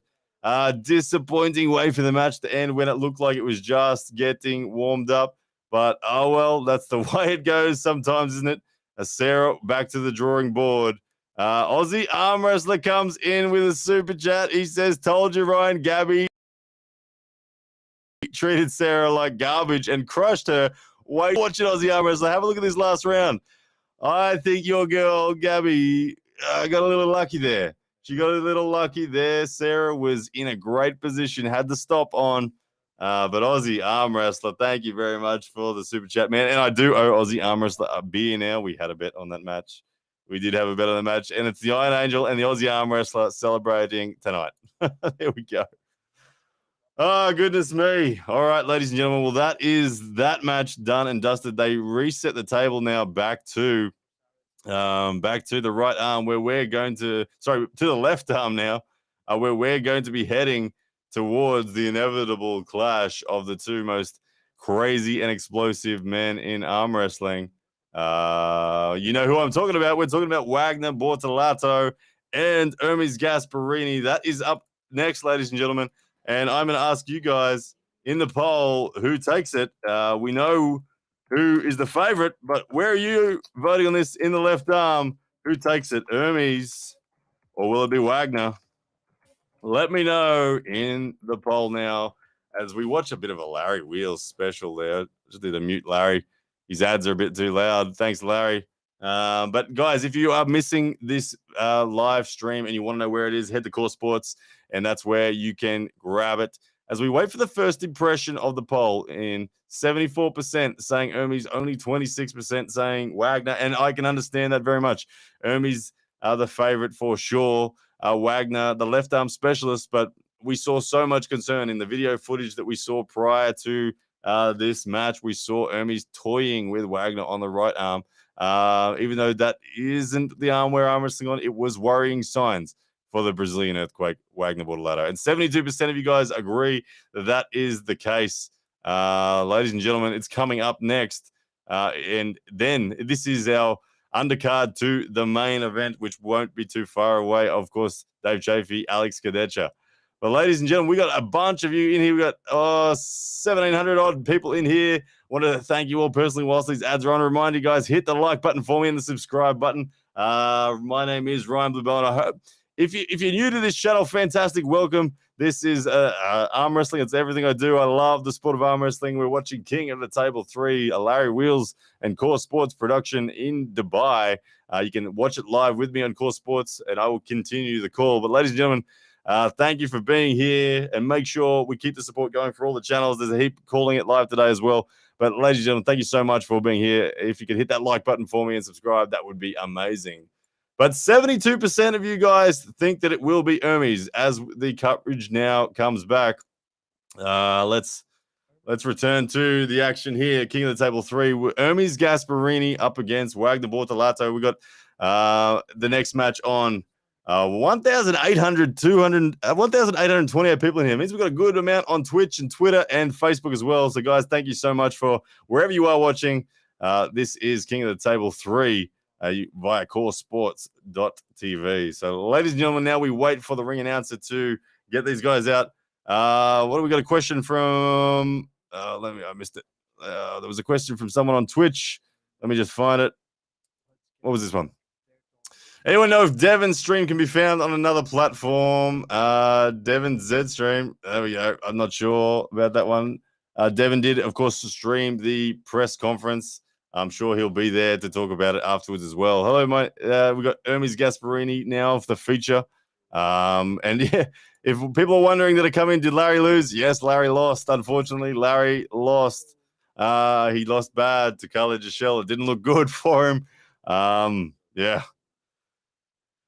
Larry versus Delusions. I think people are saying Larry versus me. I tell you, look, Larry wouldn't want it. No, it'd be a bad idea for Larry.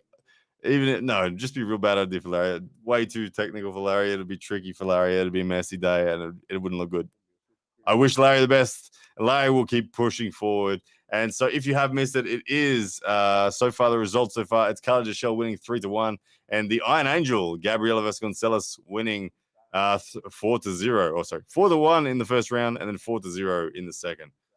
Is this one? As we wait now for the Italian champion Hermes Gasparini. Eric reckons there would be controversy. I can't wait to see the match. Seems like it might have some controversy. We'll see. Could be controversy in this match too. What you can expect here is energy. Wagner Bortolato, Terremoto is his signature.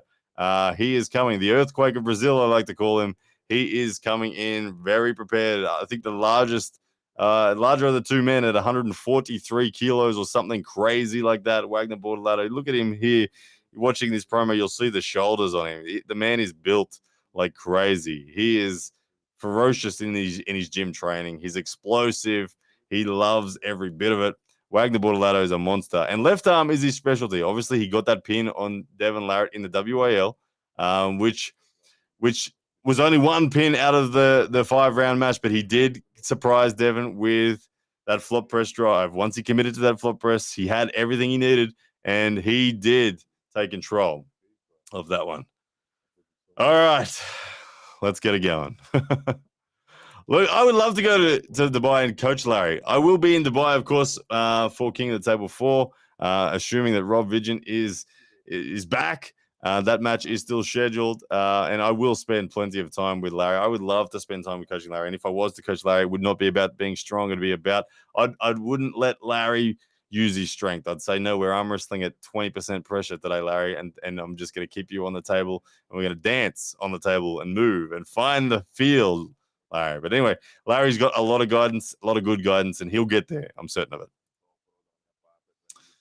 All right, come on, let's go. We got Hermes Gasparini at the moment. It's interesting. Hermes Gasparini, we know he wants to face Devon. He keeps on repeatedly calling out Devon, saying that the Devon's overrated, that Devon doesn't deserve to be considered. He says he's still waiting on a significant opponent for the Devon's beaten. Right now, he wants Devon, but right now he's got to face absolutely the Earthquake of Brazil, Wagner Bortolato. And Juju Mugu comes in with a super chat. Said only 200 live on Aussie Arm Wrestler and Uncle John. Good stuff. If you're an Aussie Arm Wrestler and Uncle John fan, you can catch the coverage from them as well. But ladies and gentlemen, thank you for the super chat, Juju Mugu. We are set right now for the commencement of this next match. The ring announcer is stepping up and about to call Hermes Gasparini and Wagner Bortolato to the stage. This is going to be a fiery match. It is your undercard to the main events, ladies and gentlemen. Get ready. Here we go. Big match coming up.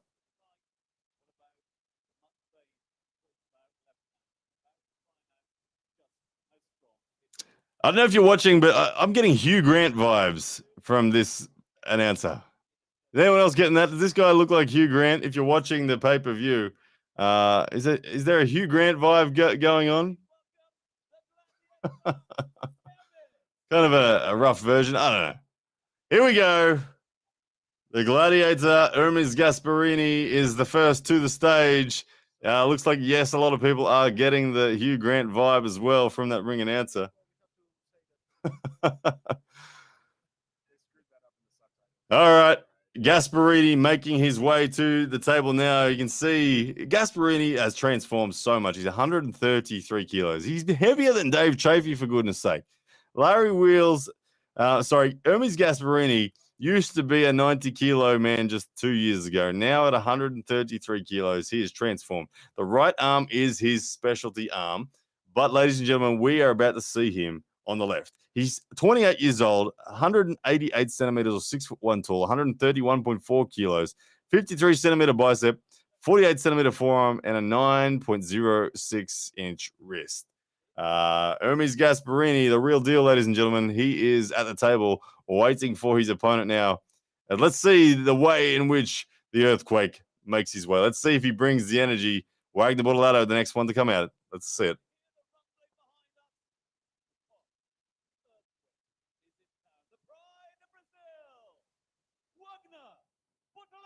Here he comes, Wagner Ladder. And the music. Oh, he's got some sort of 80s music on going on. I don't know. Wagner Ladder. He's focused. He's got his eyes closed. He's about to step into the light. Wagner Ladder bouncing on his toes. He looks fine. There's the slap of the face. Wagner Ladder, the roar to the heavens. Wagner Ladder doing what he does. Here he is, the Earthquake, the Brazilian giant. Wagner Ladder, left arm specialist, the man who broke Michael Todd's arm on left in Arm Wars. This man is 41 years old, same height, 188 centimeters tall. He weighs 143.2 kilos, has a 54 centimeter bicep, a 51 centimeter forearm, and a 9-inch wrist, a 9.06-inch wrist. Same size wrist these guys have. This will be interesting, ladies and gentlemen. Get ready. This match could be the most fired up match of the lot. Wagner Ladder and Hermes Gasparini. Here we go. Now, the poll so far, 72% after 1,000 votes are saying that it will be Hermes who takes it. Ladies and gentlemen, we do not have to wait any longer. The referee now getting them set. Here we go. Hermes Gasparini on the left of screen.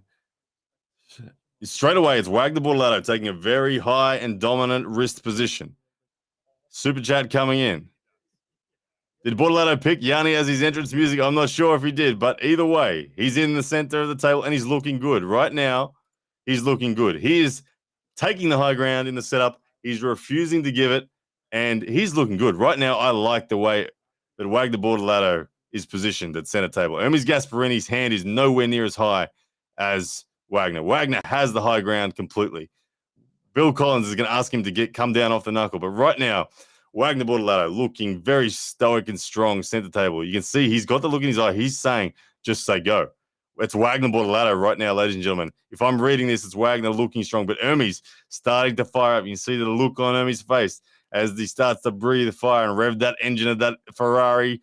That is Hermes Gasparini. And we're off to rev script. But right now, what I've just seen, ladies and gentlemen, is promising for Wagner Ladder. Wagner Ladder is in this fight. I can see it. He's in this fight. In fact, if you had to award who just won the setup, I'm saying Wagner won the setup as they now reset now for the ref script. Can Wagner maintain that high dominance that he had? Bill Collins reminding him not to cover the knuckle because Wagner was so high and so dominant up there. He was covering the knuckle of Hermes Gasparini. But here we go. Ref script. We're going to look for speed. Hermes Gasparini probably has the edge for speed. Round one, ladies and gentlemen. Ref script. Hands are being closed. It's Wagner being closed first. Hermes second. One foul on Wagner for carving in during the setup of the ref script. Of course, no warnings for fouls in the ref script. That's the first foul. Wagner Ladder, the nerves there. He wants to just get this one underway. He wants to feel the connection. Wagner Ladder, Hermes Gasparini. Here we go. Ref script, round number one.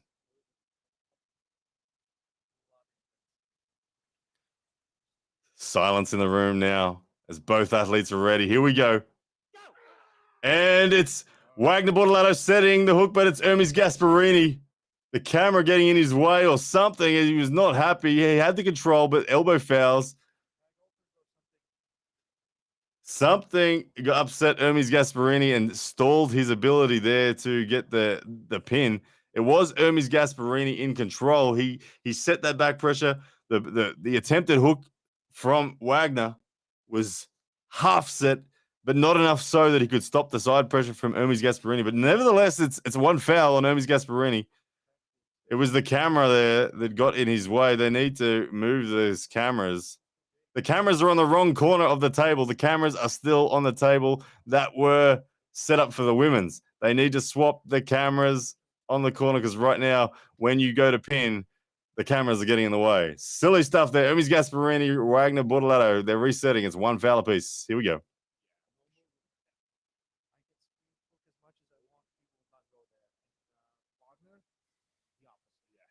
And here we go. What do we got?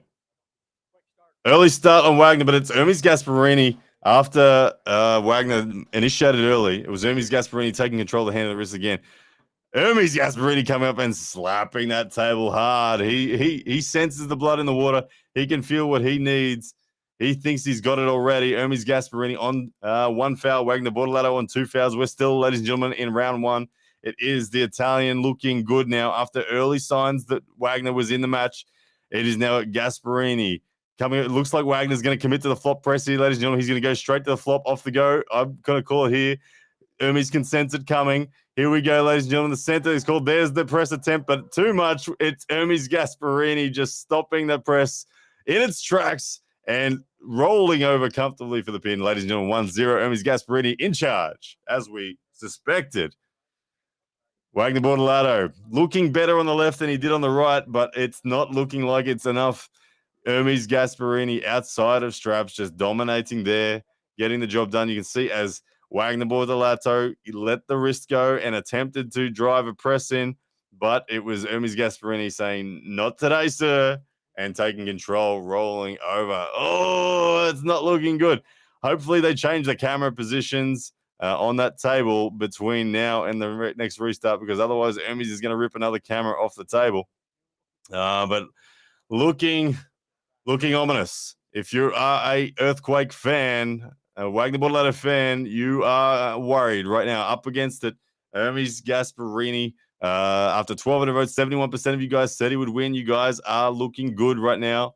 I'm going to end that poll there. I don't know if there's an option to go back from here. Will this match go to the straps? Will Hermes allow it to go to the straps? It doesn't even look like he's going to allow that to happen.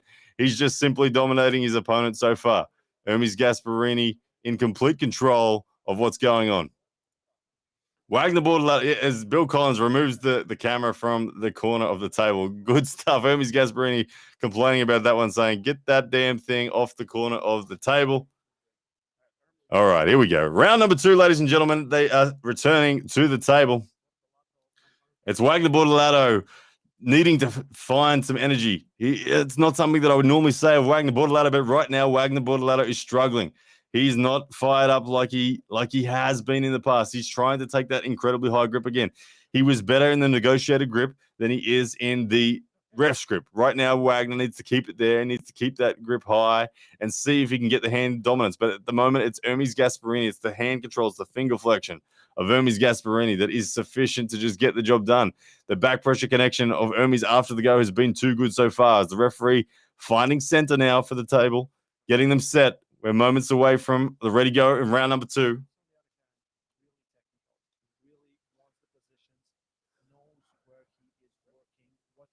All right, it's Wagner Bortolato. Unsettled. Hermes Gasparini saying, "Just say go." Wagner Bortolato coming to center. They're jittery. Wagner looking to go early. Again. He's flirting with the foul from Bill. Bill looking at him saying, "Settle down there, Wagner." And there's the start. It's complete control from Hermes Gasparini in the win. It's over, ladies and gentlemen. 2-0. Hermes Gasparini doing that one comfortably. Wagner Bortolato's hand just simply unable to keep up with that of the Italian Ferrari champion, whatever you want to call him. Hermes Gasparini is absolutely crushing it now and is running away with it. There's nothing can be done. There's absolutely nothing that can be done here. Bortolato cannot get to the straps. Bortolato cannot take his wrist. Bortolato cannot force a hook. Bortolato cannot get the press. We've seen all of those attempts already, but the wrist flexion of Bortolato just nowhere near strong enough. You can see nonchalance from Hermes as he pins Bordelado there. And Bordelado, you can see in a bit of pain. He's shaking the shoulder out. Lots of difficulties in this for Bordelado. Mentally, hard place to be when you're down 2-0 against someone as ferociously strong as Hermes Gasparini. It's a bad place to be. But right now, that's where he finds himself. And we've seen a lot of dominant arm wrestling so far tonight. This one looks like it's going to continue that theme with a dominant performance from Hermes Gasparini, likely to finish it. You can see here Wagner questioning whether he can continue. He's talking to the referee. Will he continue? Let's see if he steps to the table or not.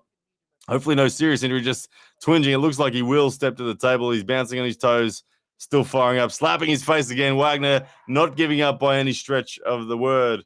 Wagner Bordelado. I don't know where he can go, though. He's probably going to look for the flop press because hand control is gone. He's got absolutely nothing for Hermes Gasparini. Hermes Gasparini, he's making a statement, isn't he? He's making a statement on both arms here. You can see Hermes now. The look in Hermes' eyes is one of almost pity. It's almost one where he feels sorry for his opponent. He knows he's got everything. He looked at him and is like, yeah, I'll be gentle on you, is what I saw in the looks of the eyes of Hermes Gasparini's here. But you can see right now, it's Wagner Bordelado. He's going to set for the press again. You can see he's declared his intention. Hermes is nodding, saying, just let him have it. Let him have it. Let him go for it. I got it covered. Just say go, Bill. Just say go. I don't know what just say go is in Italian, but I think he's saying that right now. It's Hermes Gasparini in complete control. And the early attempt, once again, from Wagner Bordelado. Hermes again, he's casual about it. He's not so worried at all. Let him have it. It is all over, it would seem. Dajon agrees. It's all over. It does seem that way, brother. Crazy stuff. Hermes Gasparini, Wagner Bordelado, they are set to go in round number 3. Hermes Gasparini up 2-0. And there's...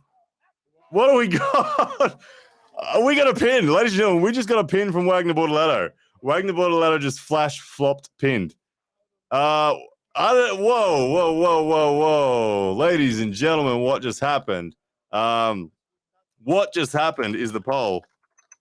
I'm asking what just happened. Legit pin? Legit pin? Hermes missed the jump? Let's have a look. Ask the community. Actually, it wasn't a flop pin. It was, looking at the replay, he got on top of him. He got on top of him and he pinned him. I'm sorry about the typos in the polls there. If you're on YouTube watching, was that a legit pin or did Hermes miss the jump? Or was Hermes just being generous? Who knows what's going on? Legit pin says 56%, 44% think Hermes was casual, nonchalant, and missed the jump. But right now, ladies and gentlemen, it is 2-1. Hermes Gasparini. Oh, look at that. The earthquake. Not giving up yet. He has jumped on top of his opponent, Hermes Gasparini, and found a way through the path, getting that shoulder behind it and pressing him to the pad in flash pin manner. Terremoto, indeed. Right now, he's come alive. Hermes Gasparini will take this round a little bit more seriously. He did look rather nonchalant in that third round there, but he won't be doing that again. Hermes Gasparini now, let's have a look for some explosivity. No doubt, Wagner Bordelado is going to look for that same style, but you can see Hermes Gasparini. He's fired up again now. All of a sudden, the nostrils are flared once more, and the venom is back. Expect this to be similar to rounds 1 and 2. Hermes Gasparini, Wagner Bordelado. Here we go. Round number 4 about to start. Bill Collins getting them set. Moments away. Gasparini breathing fire this time. And there it is. Gasparini getting the job done. Wagner Bordelado unable to get the shoulder press in. And it was the back pressure pronation combo of Hermes Gasparini. Too good. As we suspected it is now 3-1. Hermes Gasparini, we're needing only one more round to win. Unable. Wagner Bordelado gave it his all. You can see the red face, the shaking on Wagner Bordelado as he commits forward. But it was the hand that was exposed by the Italian. And the Italian doing what he does best. Top roll, side pressure combination. He really is something special, Hermes Gasparini. He's evolved dramatically over the last 2 years, and he is in good form. Ladies and gentlemen, one more round needed for Hermes Gasparini to wrap this one up, as he has something to eat during rounds, getting a bit of sugar. And it's Wagner Bordelado with a bit of a smile and a laugh on his face. He's not sure where to go for it. This is the last chance for Wagner. I don't know that he's going to be able to do it. Hermes can't just relax and let Wagner do anything. He's proven that he can't catch the press of Wagner Bordelado if he just lets Wagner go. So expect Hermes Gasparini to stonewall him a little bit more in the setup this time and take the victory. But ladies and gentlemen, 3-1. This is King of the Table 3, Wagner Ladder up against Hermes Gasparini. Your main event up next. But here we go, round number 5. Hermes leading 3-1. Here we go. The match score is 3-1. Hermes Gasparini.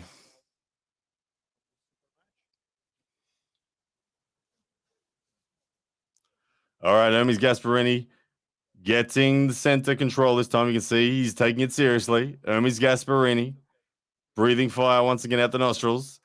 Casual, relaxed approach from Wagner. There's the press attempt, but Wagner doesn't get it set. He almost gets it set, and Hermes catches it and returns it and fires up. Wagner acknowledges. There it is, the hug from these two gentlemen at the end. Hermes just too good, ladies and gentlemen. Hermes is, he's at another level now. He really is. He's coming for the world. If you're an Hermes Gasparini fan, you'll be happy with that one. He has just taken the victory 4-1 over his opponent from Brazil, Wagner Ladder. Ladies and gentlemen, that means it's time for the main event. Good stuff. I'm going to change now the polls to the main event question. Who takes it? One more time. Who takes this main event? Dave Chafee or Alex Cadecha? Oh, it looks like they're going to make them do one more round. Why are we doing that? There's no point in doing it. No point in doing it. But anyway, we've got the poll going on as we've got near 2,000 people in the chat now across all the different platforms. If you're watching on YouTube, thank you guys so much. Please hit the like and subscribe button. That'd mean the world to me. We've got 1.1 thousand likes. That's awesome. I think that might be a record for me on a live stream for likes. So thank you very much for all those likes. 1,800 of you in here at the moment. That means there's a few of you that haven't hit the like yet. Please do hit that like button. If you're on Facebook, thank you so much for the follow and all that sort of stuff. If you're on Twitch, welcome Ryan Blue Bowen on Twitch, new channel for me there on Twitch. I'm going to be doing all my live streams there via Twitch as well, and even Twitter. But there we go. Hermes Gasparini announced as the winner. They're not going to make us suffer through one more round. It is time for the main event, ladies and gentlemen. Good times ahead. There we go. It was a shutout stake for that last one. So if you were a backer of Wagner Bortolato, you got the victory. The money is in the account for you guys. Hermes Gasparini fans that bet on him won't be happy with him because he did look a little casual in that round, and he got surprised by the shoulder roll of Wagner. All right, now as they get the table set now for what will be your main event of the evening, they're putting the cameras on the right pegs this time. No one's going to rip them off. This time it is Alex Cadecha up against Dave Chafee. This is what's coming up next, ladies and gentlemen.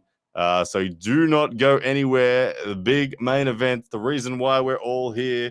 Alex Cadecha, the giant from Poland, the 6'8" monster. He will be facing Dave Chafee. The USA's Dave Chafee, the absolute titan of strength. Dave Chafee's been there for a long time. He knows what it is to perform at the highest level.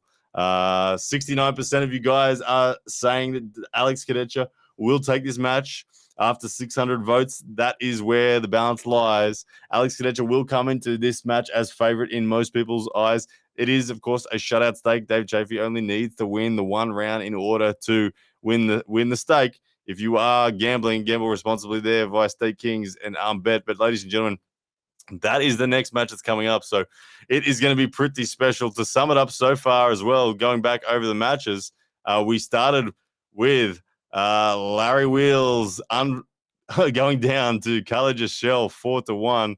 That was quite unfortunate for Larry. He looked good at the start, but then it was just one-way traffic once Khalid adjusted, and it was all too much. From there, we went on and we saw the Iron Angel beat Sarah Backman of 4-0. It was close. Sarah Backman did show fight in the fourth round. She had control. She had the offensive position, but it was unable to get through. She unfortunately elbow fouled, and that was the end of that match. And then, of course, we've just seen the Hermes defeating Wagner special as Ohio, it's magic. Leaves us a comment saying Hermes defeats Wagner. He does indeed. Ryan Evans just mentioned it. The result of Larry and Khalid was Khalid 4-1 over Larry. All rounds out of straps. Larry unable to get to the strap. Larry won the first round, but it was one-way traffic from there. All right, ladies and gentlemen, we are back now. King of the Table 3. The cameras are on. The ads are finished. We will soon have the main event. This is going to be special. Like I said, it means a lot.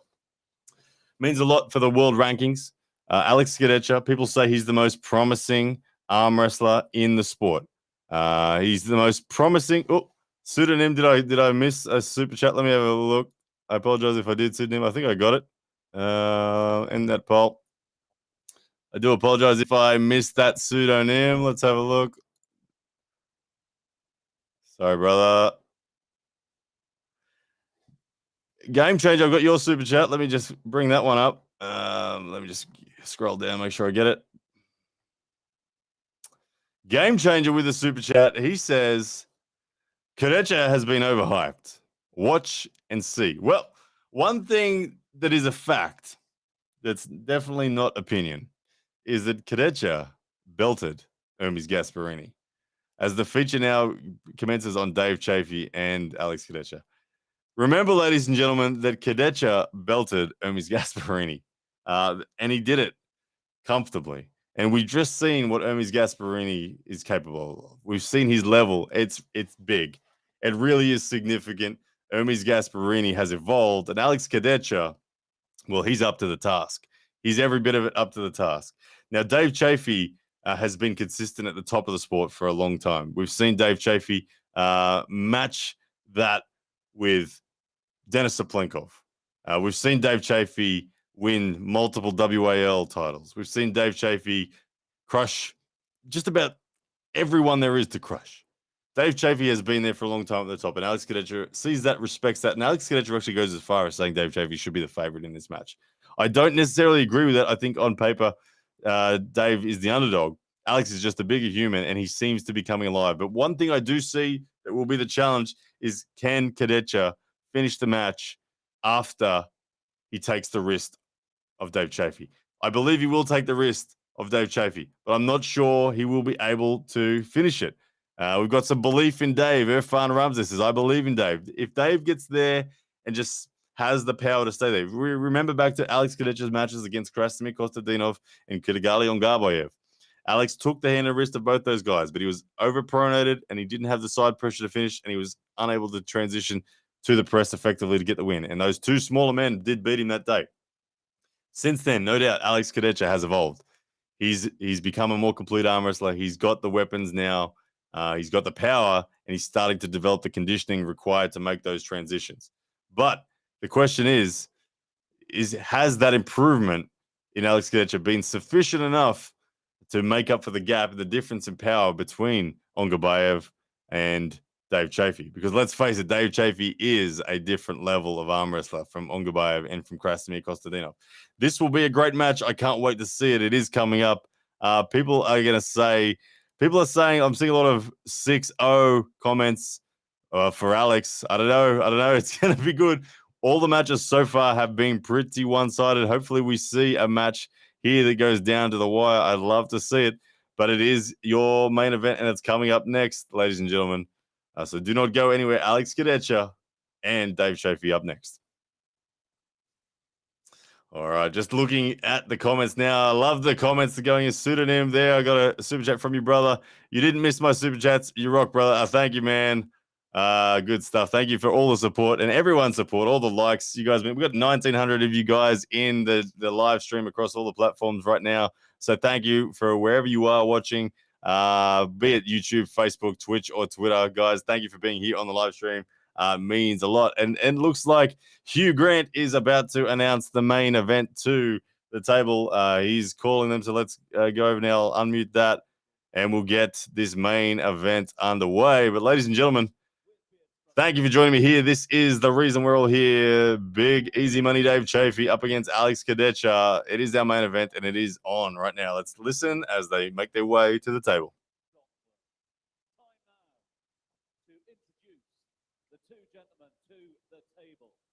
They call him Easy Money as the pride of Pennsylvania. A former world champion, a winner of numerous international titles during his illustrious career. Considered by many around the world as one of the strongest ever to grace the table. a perennial contender for the #1 spot in the world. Here we go, Dave Chafee. And you can count on probably one hand the number of losses in the last 5 years of this man's career. He is a force of nature. Is he the strongest inside puller on the planet? He's a man that lets the pulling do. These are quite the intros. Please welcome. Here he comes. Dave Chafee. Dave Chafee now making his way to the stage. Let's have a look at the form and shape that Dave Chafee exits the tunnel, and he's got the tank top on. That signature Dave Chafee look about him. He's got the shoulders up. The traps are looking strong. This is where he does his best talking on the table. Dave Chafee, a man of few words typically, but Dave Chafee can arm wrestle very well. Here we go. Chafee from the USA making his way to the stage. I believe he weighed in. Let's see if we get his stats up on the screen in a moment. But Dave Chafee looking solid, looking all the part. He's here for business. We know he's rock strong. There he is, 45 years old. He weighed in at 128.4 kilos or 283.07 pounds.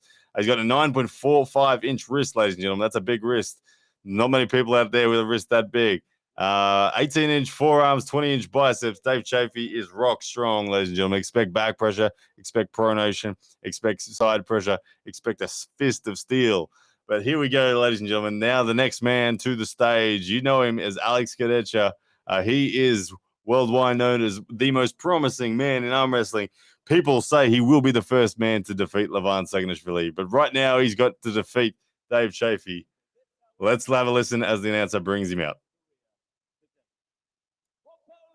Please welcome the giant, Alex Khalids. Here he comes, Alex Khalids, the giant, 6'8" of him. He's starting to make his way down the tunnel now, Alex Khalids.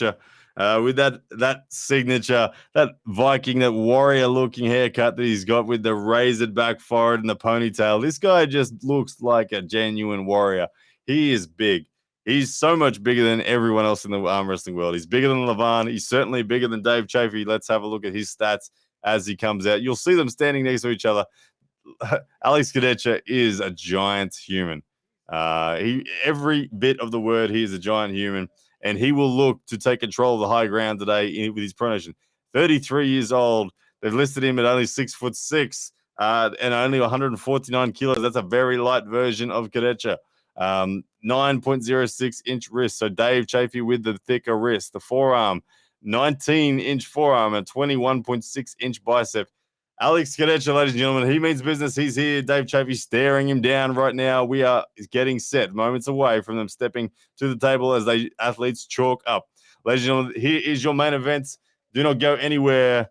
The polls are in their final. Alex Khalids at 67%, the favorite. Dave Chafee from the USA. Here we go, round one. This is a big match, ladies and gentlemen. Do not look away. Here we go. All right, so straight away, it's Alex Khalids leaning forward, getting close to the shoulder. So he's taking a deep grip, but expect Alex to certainly pronate from there. I don't expect Alex to come forward into this after the go. Dave Chafee, he'll set up with his signature style. Dave Chafee, a little unsettled there, pulling his arm back, resetting once again. He wants to find the position that he's comfortable with. Alex Khalids looking composed, very laser focused. He's quiet. He's looking at the hands in front of him. He knows where he's got to go. Alex Khalids will pivot off his elbow. And once again, Dave Chafee pulling out, and it's ref script. Bill Collins will take these two to the ref script. They both go back and chalk once more. Alex Khalids looking dangerous, looking composed. Dave Chafee looking a little bit unsettled there. Ref script now. Let's see how they're set and where they go off the start. Alex Khalids on your right, Dave Chafee on your left. Round one, ladies and gentlemen. This is King of the Table 3. We're in round one. This is the main event. Dave Chafee, USA. Poland's Alex Khalids. Ref script, round number one. Thumbs being closed. Here we go. Dave Chafee. Fingers are high. Hands being closed. Alex Khalids. Talking with the ref, not happy what he's feeling. Dave Chafee looking confident. Alex looking a bit unsettled, but this one, even balance so far. There's the start, and we are off to the straps. Even pressures there as both top rollers launch into their attacks and slip ferociously. Right now, we are off to the straps. Neither man strong enough to hold on to the other is what we just saw. Even balance in wrist power up the top. No one had dominance over the other. That was a very, very even Slip.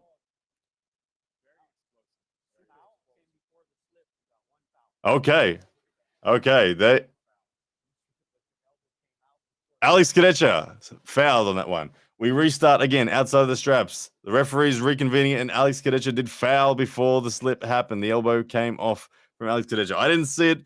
I don't think it'll trouble Alex too much. They'll just do it again, and they will be much the same. I don't expect anything different. The ref script now happening. Round one, we go again. Here we go. Outside the straps. Early start from Alex Kadecha.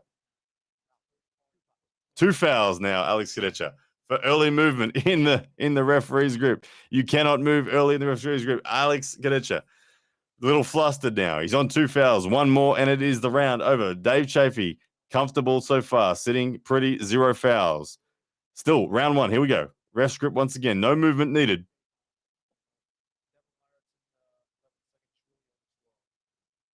Here we go. Ref script. And they're away this time. Elbows are kept down, and all is well. We are off to the straps. Alex Kadecha punching the table there as he walks away. This is what he wants. He feels like those fouls were unjust.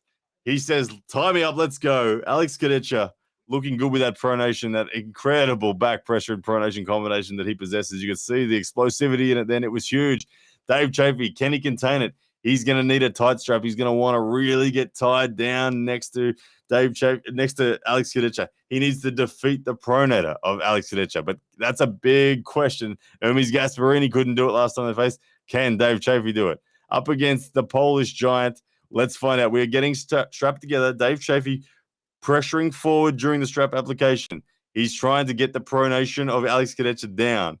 He wants to get it in control. Bill Collins now is tightening up that strap, getting it set perfectly. Alex Kadecha, you can see him loading that pronation. He wants to roll. Alex Kadecha known for that big levering attack.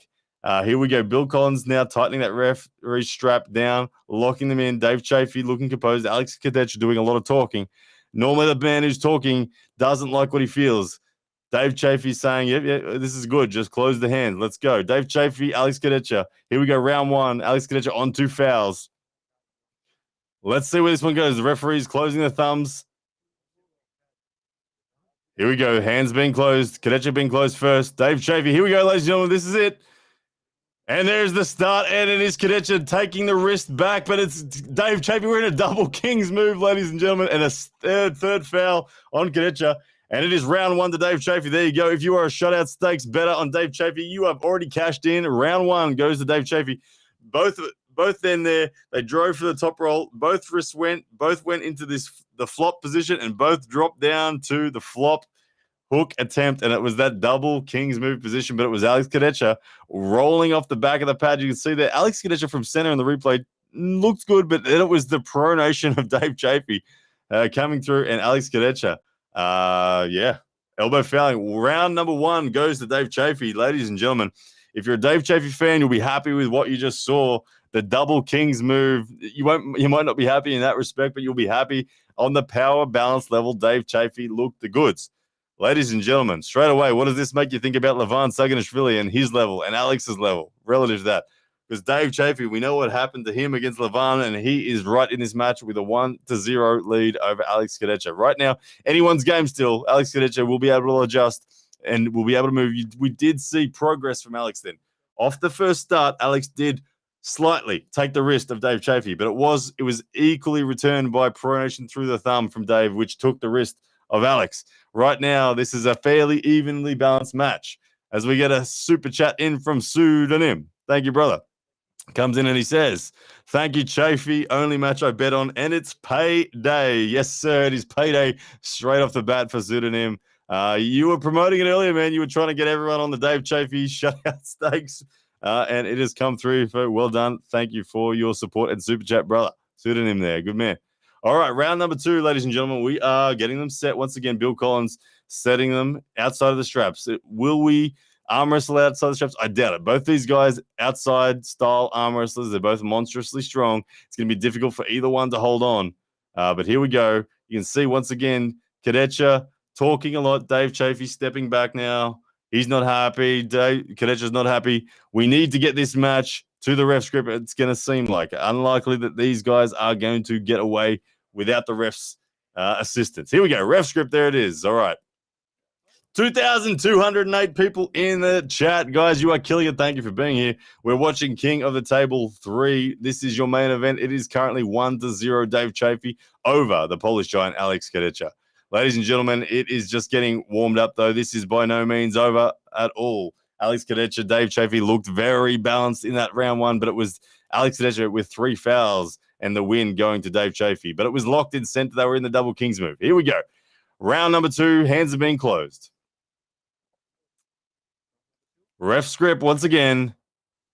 And this time it is Alex Kadecha who goes on the offensive charge, but unable to move the arm of Dave Chafee. And then the rock-solid arm stays there, the wrist turns, and the slip happens as the pronation of Alex Kadecha follows through. But we are off the straps, this time the buckle side on Dave Chafee, so a slight edge to that of Alex Kadecha. When 2 top rollers clash, of course, the buckle does play a minor factor, but this time it will assist that of Alex Kadecha. Will we see the wrist go back on Dave Chafee? That's the big question. Here we go. Tying these two together now, it's Dave Chafee with the 1-0 lead. If you've bet on him, you're already happy. You've already got the payday. It's Alex Kadecha having to make the comeback. Right now, you can see a different style of strap set up from Alex Kadecha. He's gone a lot more low and supinated low. This time, he doesn't want to have his wrist go. He's taken a grip that's going to support his wrist flexion more so. He's going to back his pronation, his rise and roll from there. But this match, ladies and gentlemen, could end up in a deeper grip. I doubt it's going to end up in a hook because neither one of these guys want to go there intentionally. But this is a deeper grip from Alex Kadecha. You can see now, after having taken the deep grip, he backs it up and drops that wrist. He's in a good position. I like the grip. I like the grip that Alex Kadecha is in. Chafee's not happy. He's saying we're meant to be in a ref script. What's going on? He's asking for it to be put back into a ref script. And there it is. The Bill Collins head referee acknowledging that it is a ref script. And Alex Kadecha opens up the hands. Dave Chafee, though, I'm not liking the grip he's got here. Alex Kadecha looking like he has the edge as the referees close the hands now on Dave Chafee first. Here we go. The start's moments away.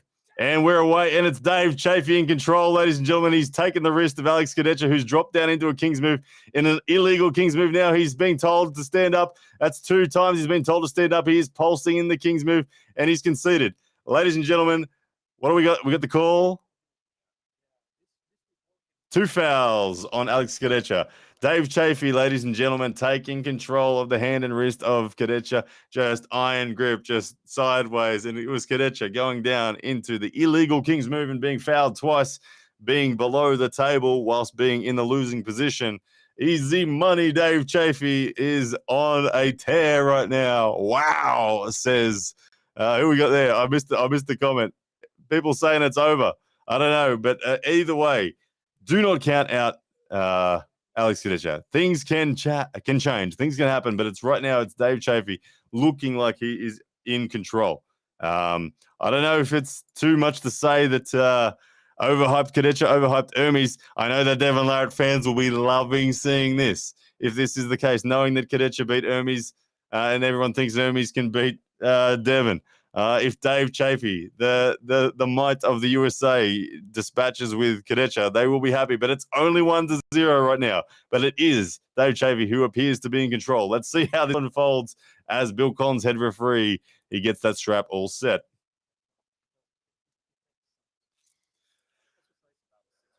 All right, Dave Chafee with an impressive start so far. Alex Kadecha now, he'll need to find some more. We've seen him in 2 super chats. Super chats. We've seen him in 2 Kings moves as the super chat comes in. And the referees, there's the start. Once again, Dave Chafee, complete control. And there's the pin. Just straight up pins Alex Kadecha. Alex Kadecha attempted a Kings move and it just did not even get any bite. Ladies and gentlemen, Dave Chafee is in utter control, crushing Kadecha to the pad there.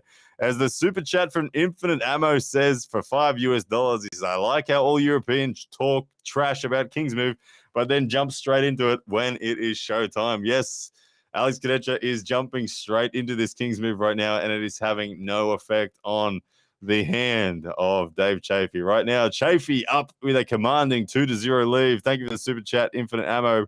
You're the man, brother. But have a look at this. The man that was the favorite, the 67% favorite, finds himself down 2-0 right now up against the American warhorse that is Dave Chafee. Oh, sorry. Look at that. I don't know what happened, ladies and gentlemen. I looked away, but we are back at round one again. Somewhere in a replay, they found a foul on Dave Chafee. So they're strapping them up once again. It is still only 1-0, Alex Khalids. Right now, Dave Chafee in control, looking dominant, but he's going to have to do this one over again. Will this help Alex Khalids? Will he? He gets another crack at it. He gets another opportunity, but Dave Chafee looking calm and collected. They're making him do this over again. Dave Chafee on 1 foul. Alex Khalids on 2 fouls. Round number 2. Referee tightening up the strap, and then we will be away. All right, here we go, ladies and gentlemen. The referee is tightening that strap, setting the grip now. We are in the ref's grip. So far, it's been the hand strength of Dave Chafee has just fully and utterly contained the pronation of Alex Khalids. From there, the side pressure of Dave Chafee has been simply too much for the Polish giant, unable to hang with Dave Chafee. Right now, ref's grip, hands are being closed. Alex Khalids being closed first. Bill Collins getting them set. They've just fouled Dave Chafee. Second foul on Dave Chafee for movement in the ref's grip. Ladies and gentlemen, we're on thin ice now. Both gentlemen on 2 fouls. Right now, Dave Chafee just moved slightly, just reset his elbow the smallest bit. But anyway, here we go. The start's away, and we're on. It's Dave Chafee. Easy, mate. He made that pin look so damn comfortable, ladies and gentlemen. It is a big celebration from Dave Chafee. He says it's over right now. It's over in Dave Chafee's books. That was absolute dominance. There was not even a glimmer of hope then for the Khalids fans. Dave Chafee simply just annihilated Alex Khalids then on round number 2. Ladies and gentlemen, wow. This is impressive. I'm going to the polls. Ladies and gentlemen. I want to know your opinion on a couple of things. Okay. I need to know your opinion on a couple of things. Where is Dave Chafee ranked now? I want to know, ladies and gentlemen. I want to know. I'm going to give him 3. I'm going to give him 4. I'm going to give him 5. I want to know, ladies and gentlemen. Where do you rank Dave Chafee after what you're seeing right now? Because right now, this would take a miracle for Alex Khalids to come back. Dave Chafee is running away with this match. He's up 2-0. He's crushing him. This shows you where everyone's at. Remember, Alex Khalids dominated Hermes Gasparini. Hermes Gasparini has been very vocal about his laughter of American or Western arm wrestling.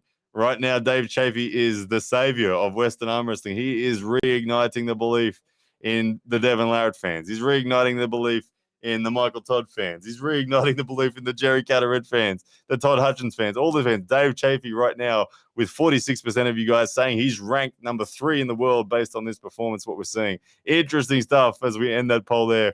It's going to be a big talking point, ladies and gentlemen, as we come back to the stage. All right, I think I got a couple of super chats I got to catch up on. Let me have a quick look. All right, but it's Dave Chafee looking the goods at the moment. Let me just find these super chats. All right, where'd they go?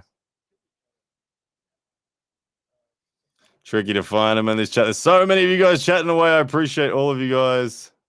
Hang on a second. Let me just go back to YouTube and find it. Geo Beans, who's been a member for 4 months, says, Ryan, please do something about that Franco dude spamming chat all day. I apologize. I can't keep up with it, guys. If there's a moderator in there, please feel free to deal with it. But as we are, round number 3, Dave Chafee, Khalids outside of straps now. Let's have a look at where this one goes. Round number 3 about to start.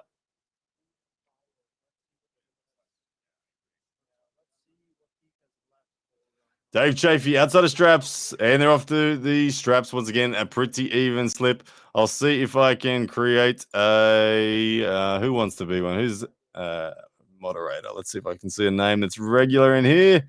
I'll see if I can make someone a moderator. So many people in this chat. Where's? I saw someone's name there. Ronan. There you go, Ronan. You're Ronan Unleashed, you're now moderator. If you would like to enjoy that, you're more than welcome. But brother, thank you very much for raising that. Guys, and all enjoying the chat so far, but it is Dave Chafee in control, being strapped up. I expect this round to be even worse than the last one. Right now, Dave Chafee is crushing Alex Khalids. This is fascinating stuff. The rankings are going to be turned upside down. We've got people already in the comment section saying 1 Levan, 2 Larratt, 3 Chafee, 4 the Leighton, 5 Kadecha, 6 Gasparini. Oh my goodness. That's going to cause arguments in the arm wrestling forums. But is that the case? Maybe so. Maybe so. We don't know. Who knows? All we know is this right now, Dave Chafee is in control of Alex Kadecha. He's up 2-0 and looking good. All right. Alex Kadecha trying to find a way through the hand of Dave Chafee, but right now the strap set up from Dave Chafee looks fantastic. His knuckles are high. His hand is looking dominant. The buckle is on Alex Kadecha's hand. This will help that of Dave Chafee. Referee getting them set at center. Chafee just waiting for that ref grip to start once again, but the moment they're in the negotiator grip, no start yet as referee gets them center. Alex Kadecha really loading for a defensive top roll and a big attempted pronation. Here we go, ladies and gentlemen. The start is moments away. There it is. And it's Dave Chafee, ladies and gentlemen. It is one-way traffic. This man is on a roll. 3-0. Nothing going on from the Alex Kadecha camp here. It's all over. I don't see any way this changes. Ladies and gentlemen, Dave Chafee is the man. Oh, my goodness. Impressive stuff from Dave Chafee. Honestly, for a man that was the underdog going into this match, he is absolutely tearing it up. Dave Chafee there, the replay shows that once again, hand dominance contains the pronation and the side pressure. The side pressure of Dave Chafee just leaps and bounds ahead of his opponent. Absolutely leaps and bounds ahead of his opponent. Dave Chafee, the years of arm wrestling, the years of side pressure training, are coming to the forefront here because that's what's lacking in Alex Kadecha. He has the fundamental strength to be big and strong, but he doesn't have the years of arm wrestling. And as we've seen in the old guard of American arm wrestling, the Todd Hutchins of the world, the John Brzenks of the world, and the Dave Chafees of the world, time under tension, years in the sport matters. And at the moment, that is being proven by Dave Chafee. Jeremy Light comes in with a super chat. Thank you, Jeremy. Let's see if I can find it. Oh, sorry, I'll bring it up again.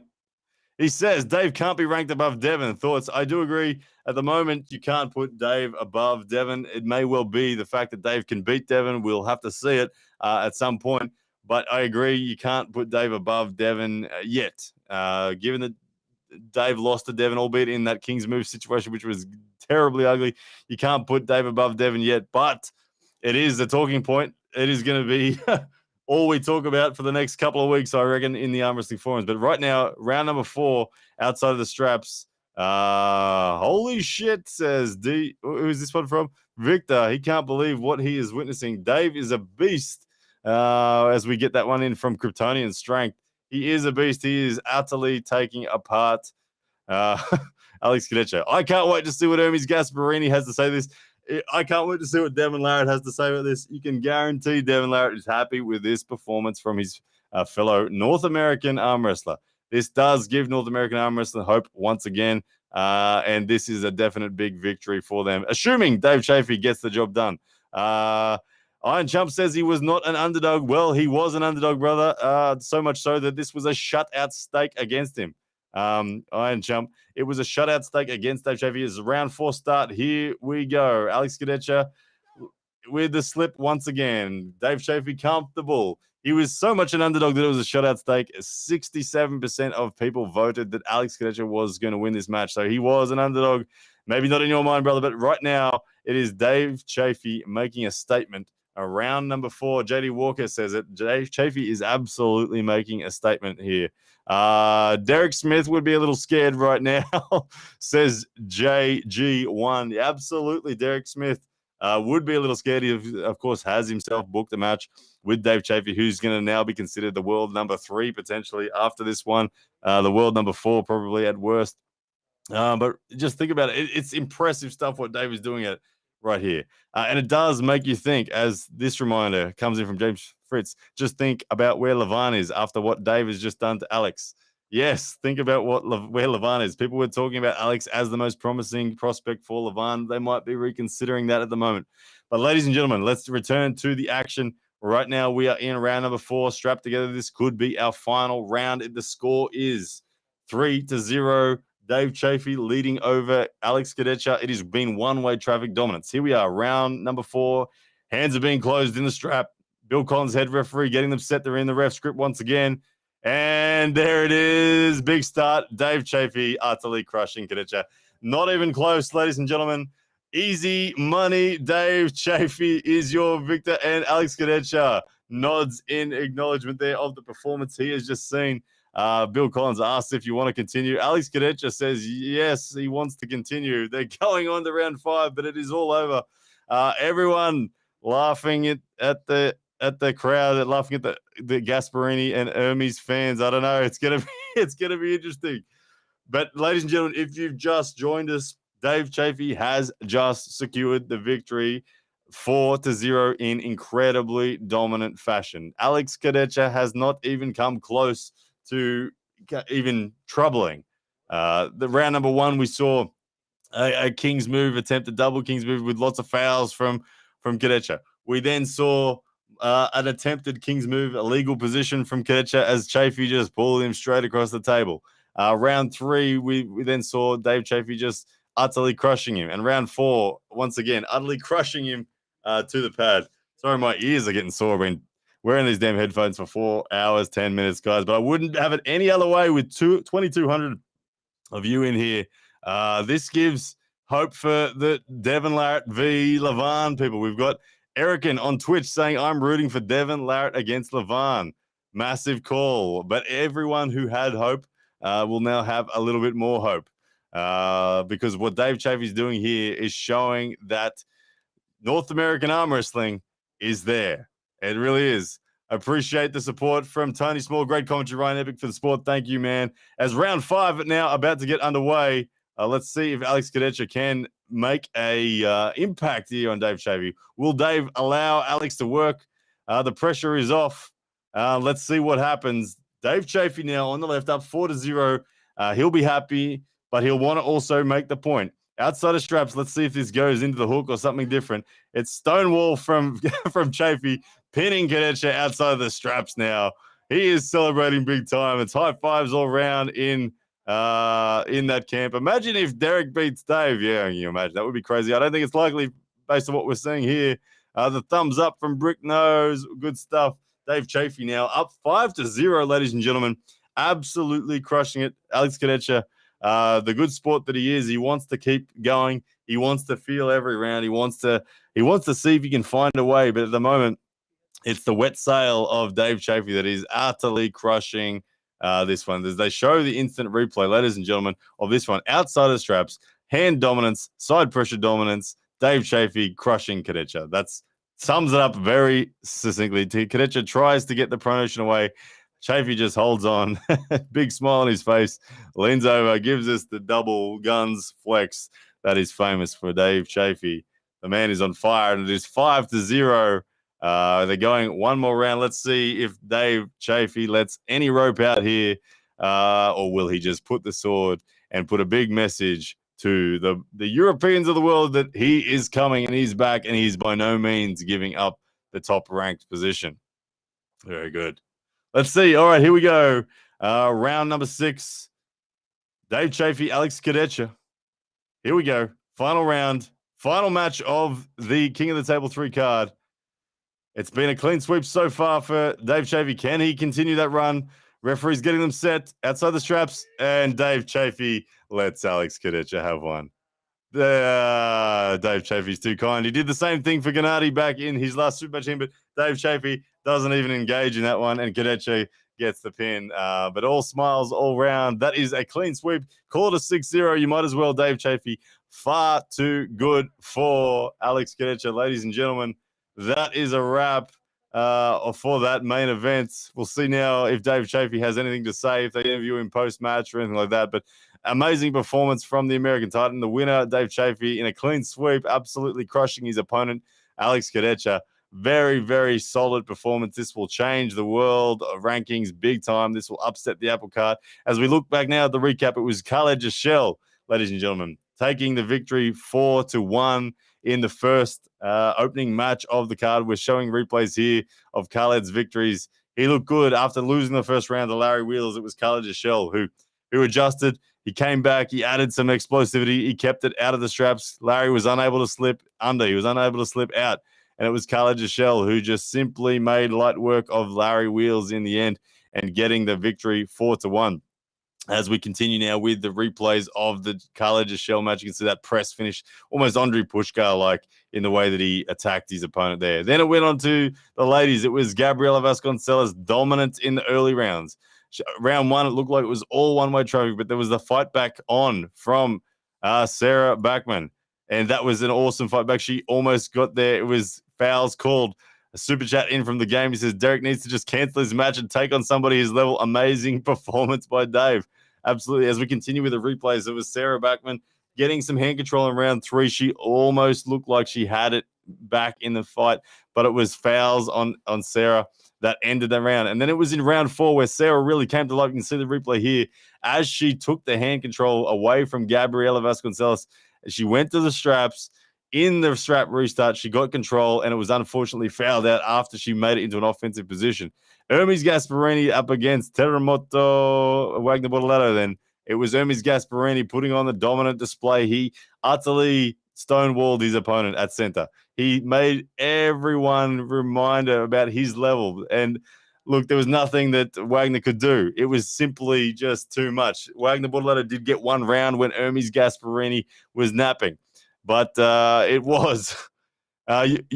Super chat comes in from Jason Frisch. Says, technically, shutout stakes were correct. Wink, wink. Yes, indeed, in the opposite direction, as we now see the replay of Dave Chafee utterly crushing Alex Cadecha. Ladies and gentlemen, Dave, sorry, I clicked on the wrong chat. You guys chat too fast for me here. Where'd it go? I wanted to chat. Oh, click on the one that said Dave Chafee. There it is. Dave Chafee, the number one in the USA now. You have to say it. Dave Chafee, absolutely the number one in the USA now. If there was any doubts on that, they should be gone. Dave Chafee is the number one arm wrestler in the USA for sure. Number 2, we're going to find out who that'll be, whether it's Todd Hutchins or or Michael Todd. But for sure, ladies and gentlemen, Dave Chafee is the man. All right, I'm going to end that Michael Sports.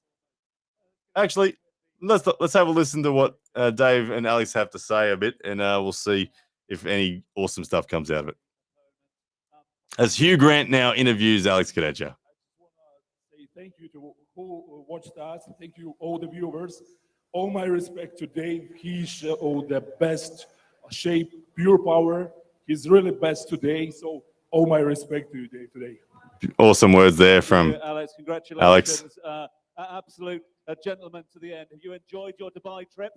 Yeah, it's great thing to go pull here. Now I'm more motivated. All of my friends know that when I'm motivated, I'm trained even harder. So I will come back stronger, definitely. Coming back stronger, as you say. And what's next for you, Alex, on your journey to the top of the game at the moment? More hard training throughout the rest of this year? Yeah, I will be training even harder. So also to revenge for Dave and also other guys. We have like a lot of strong guys, and I want to pull more now. So to be on the wave. Now I'm on the motivation wave, so I'm keeping. You're a true gentleman, a true giant. Safe journey back to Poland as well, Alex. Bless you. Thanks very much indeed for joining us in Dubai. Thank you all who watched us. It was amazing experience, and love our wrestling, guys. Keep with us. Well done to you. Awesome stuff there from Alex Cadecha. Now they're going to cross to Dave Chafee. We're going to hear what he has to say about it as well. So let's listen in as Dave Chafee. He went back down, he stands his ground, and he's done it yet again. Dave, congratulations. Thank you. It definitely wasn't easy money. Alex is an awesome competitor. I'm sure he's already wants to schedule a rematch, would be my guess. Look at this guy. He's a monster. I have nothing but respect for him. And Dubai's been awesome. Hopefully I get invited back sometime. It's been great here. He mentioned your strength there and just the fact that bringing all those years of experience to the table as well. What do you think clicked for you tonight? What did you do right to see you win this one? I think I just had a little bit more endurance. I could tell we both got tired after the second match. I just had this much more, and I'm lucky to come out on top. Feeling on top of your game at the moment? Looking forward to the rest of this year? I feel good right now. It's glad to be back, and I'm looking forward to my next challenge. And in terms of that next challenge, can you give us any indicators at this stage? Right now, I have a match in May in Turkey. That's my next match, so I have to get ready pretty quick. So that's 6 weeks or something like that. So 6 weeks of regrouping there. And what about this Dubai experience as well? Arm wrestling here in Dubai in a big way. A lot of sponsors have come on board. Have you enjoyed the experience? it's been incredible. Core Sports has done a great job with King of the Table. They took care of us. Great hotel, great hospitality, and I'm just glad to be here. It's been an amazing experience. Dave, you just keep letting the pulling do the talking, do you? Is that your motto in life? That's the name of the game. Good on you, Dave. Congratulations, champion on this occasion. Put your hands together for these two champions of the game, Alex and Dave. Ladies and gentlemen, there we have it. Core Sports King of the Table 3 is a wrap, and Ronan Unleashed says it well. Both great ambassadors of the sport, both these gentlemen. Incredibly humble athletes, incredibly respectful of each other's performances and abilities on the table. You couldn't be happier for them, to be honest. Couldn't be happier for Dave Chafee. He's the kind of man that represents well. He does let his arm wrestling do the talking. You very rarely hear any trash talk out of Dave Chafee's mouth. He simply is just strong, gets the job done, and he's no mucking around. It really does ask the big questions on the ranks now. When I think about it, clearly we got Levan number 1. I think we still have to have Vitali number 2. My personal opinion now is I have Devin number 3. Number 4, you have to have now Dave Chafee. Number 5, I'm going to go Alex Kadecha. Number 6, I'm going to go Hermes Gasparini. And then whatever from there, we all know the rest of the names. But right now, it's been the revival of the Western arm wrestling with Dave Chafee absolutely crushing his opponent, Alex Kadecha, effectively 6-0. He let the last round go, didn't even engage. He likes to do that just to give his opponent one round. I don't know, it's his signature. But anyway, Dave Chafee absolutely annihilating his opponent. I think that he did better better than any of us really thought he was going to do. I thought the match was going to be close, but I thought Alex Kadecha is probably going to crack his wrist. But it was Dave Chafee's side pressure. It was the conditioning through the elbow that just stood apart. It was far too good. It was a long way away from Alex Kadecha. At the end of the day, for Alex to be able to beat Dave, he's really just got to get time in the sport. I don't think Dave will have trouble beating Alex again if he has to do a rematch or whatever. It's again, to reiterate the reason why, that's because of those years in the sport, the stiffness through the elbow, the side pressure factor, to like the Todd Hutchins style. There's just a certain level of conditioning that you achieve when you've been in the sport for a long time that results in your ability to just go sideways. And Alex Kadecha doesn't have that yet. We've seen that historically, like we mentioned prior to the match, where he struggles to transition to the press after he takes the wrist. But yeah, just not his day today. But unbelievable performance from Dave Chafee. Really, really good stuff. All right, ladies and gents. Well, it is 7:10 in the morning for me here. I've been live for 4 hours and 21 minutes. Wouldn't have it any other way, guys. I've had a great time. I've seen people comment saying the King of the Table production value was up big time. I agree. It was awesome. It was fantastic. I can't wait to see the forums afterwards, guys. Please, I'm going to hit up you guys one more time for the request. I still got 1,400 of you guys in here. If you could all, for me, please hit the like button now. If you haven't hit the like button yet, please do it before you head off. If you haven't subscribed yet, please do it.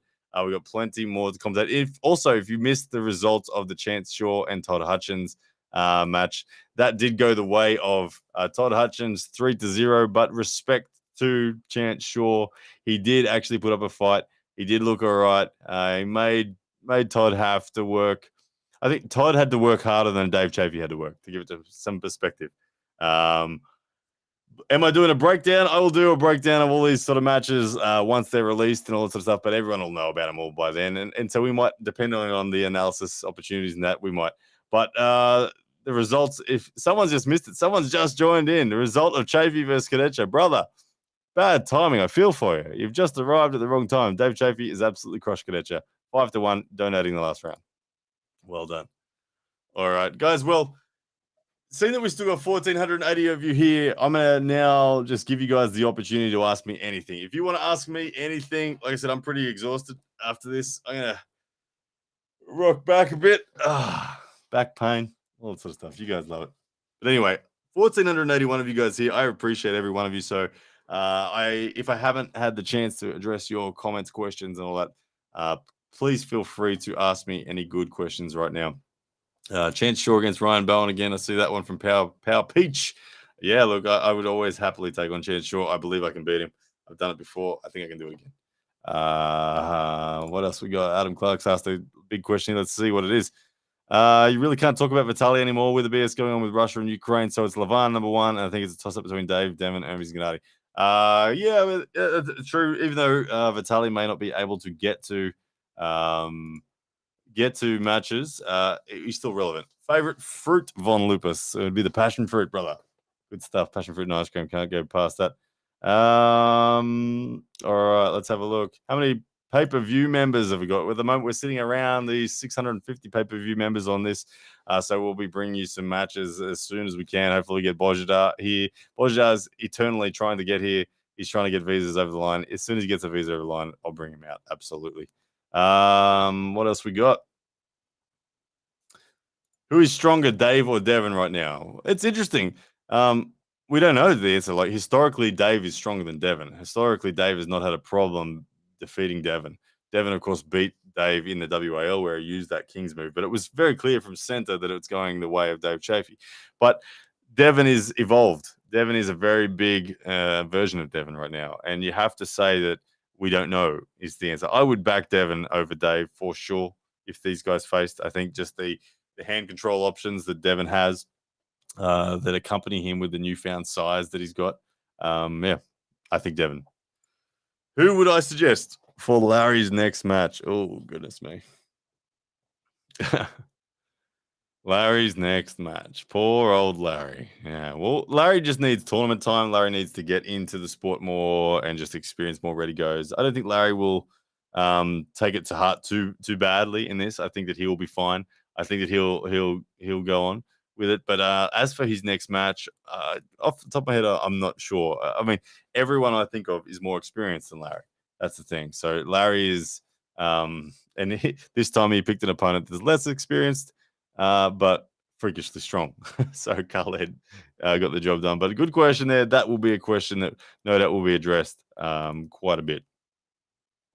All the scores. Okay, quick recap. All the scores were, we got, okay, it started off with 4-1, Khalid Jashel over Larry Wheels. Then it went 4-0, Gabriella Vasconcelos over Sarah Backman.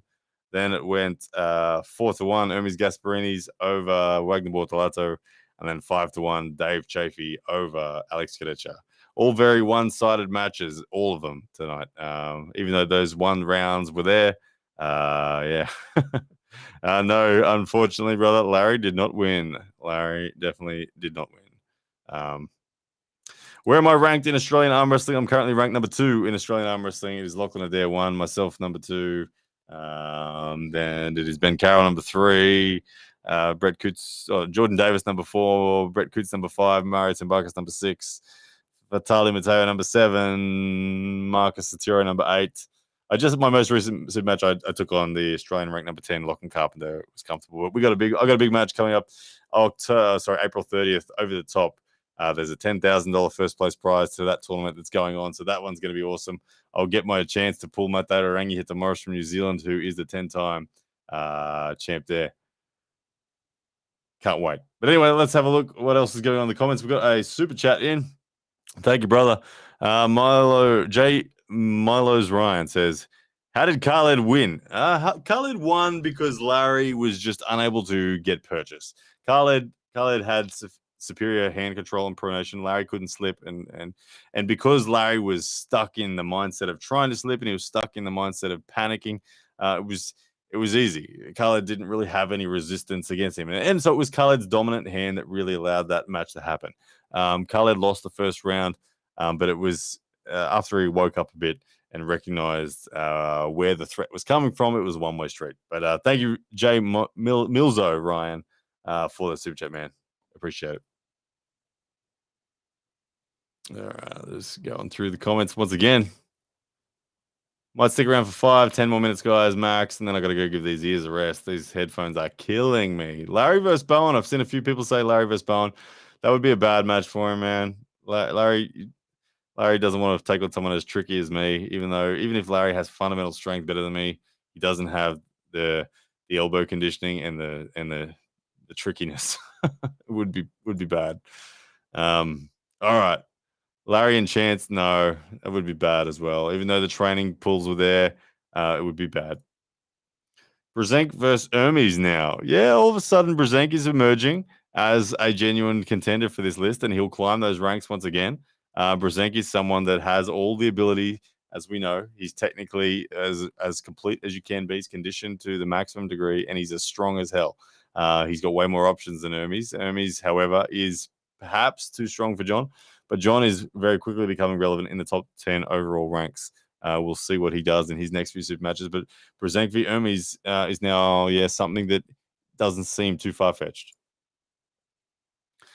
Would Gabby destroy Khalid? No, Khalid would win, but Gabby would scare the pants off him. Technically, she'd hit him so hard on the perfect angle that she might get the pin. But I think Khalid's hand would be too much.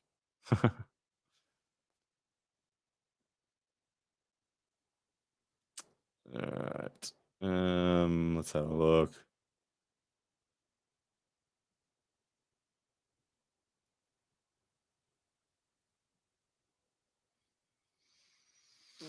So many comments, guys. Thank you for all these comments, by the way. There's just so many. I'm just scrolling through, trying to catch up. I'm so far from the bottom. So I do apologize if I've missed anything. Bowen versus Saganishvili for world leadership, apparently. Yep, there's the call. Yeah, I don't know about that one. Thank you for the fun either way. Time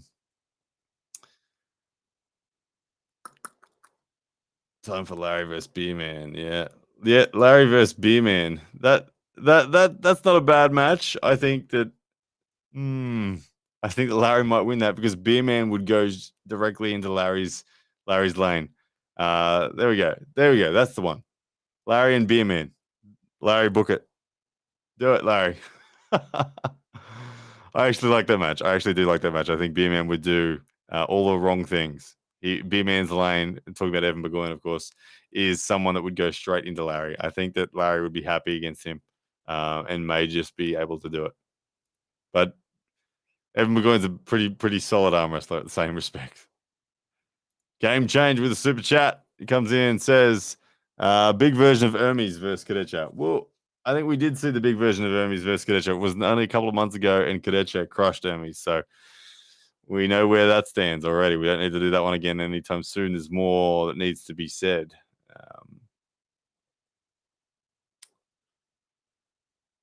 All right. Another super chat we got in from DJ Coda. $5 New Zealand said, Marcio Barboza needs to be on the king of the table and Larry needs to commentate. Laugh aloud. Move on from arm wrestling. I agree in part with that. I love the Marcio Barboza idea. I'd love to see Marcio Barboza in king of the table. The man's a legend of the sport. He definitely needs to be on there. Larry commentating, I don't know about that. I think Larry will be back. He will keep on going. I think he'll take these losses on the chin. It's going to take a lot to knock Larry out. But Larry wills. Yeah, well done. Larry, of course, if you missed it, he did lose. Beerman, Khalid versus me. Yeah, again, I think Khalid, he'd be dangerous, but I think I saw a lot of technical holes in Khalid's performance today. I'd be able to walk through a lot of free opportunities against him. I think I'd be able to take him pretty comfortably. Ronan says, tune in next week. Larry versus a stuck pickle jar. He's going to have to keep downgrading, isn't he? But there's going to be plenty of Larry jokes out there at the moment. But I do feel sorry for Larry, and it will be hard for him to pick another card. It's going to be epic. But anyway, Larry Wheels, well done. All right, ladies and gents, I'm going to end it here. My ears literally are hurting so much from these damn headphones and the 4.5 hours chatting. It's 7:20 a.m. for me, so I got to go. The kids will be waking up, all sorts of stuff. But ladies and gentlemen, once again, thank you so much for being here. I really appreciate every single one of you. You guys mean the world to me. I love that this is a career for me. Thank you for making it a lot of fun. Thank you for all the likes, the shares, the comments. If you haven't subscribed or if you're new to the channel, welcome. Lots of good stuff coming here from the arm wrestling world. All right, guys, take care, and I'll see you again soon.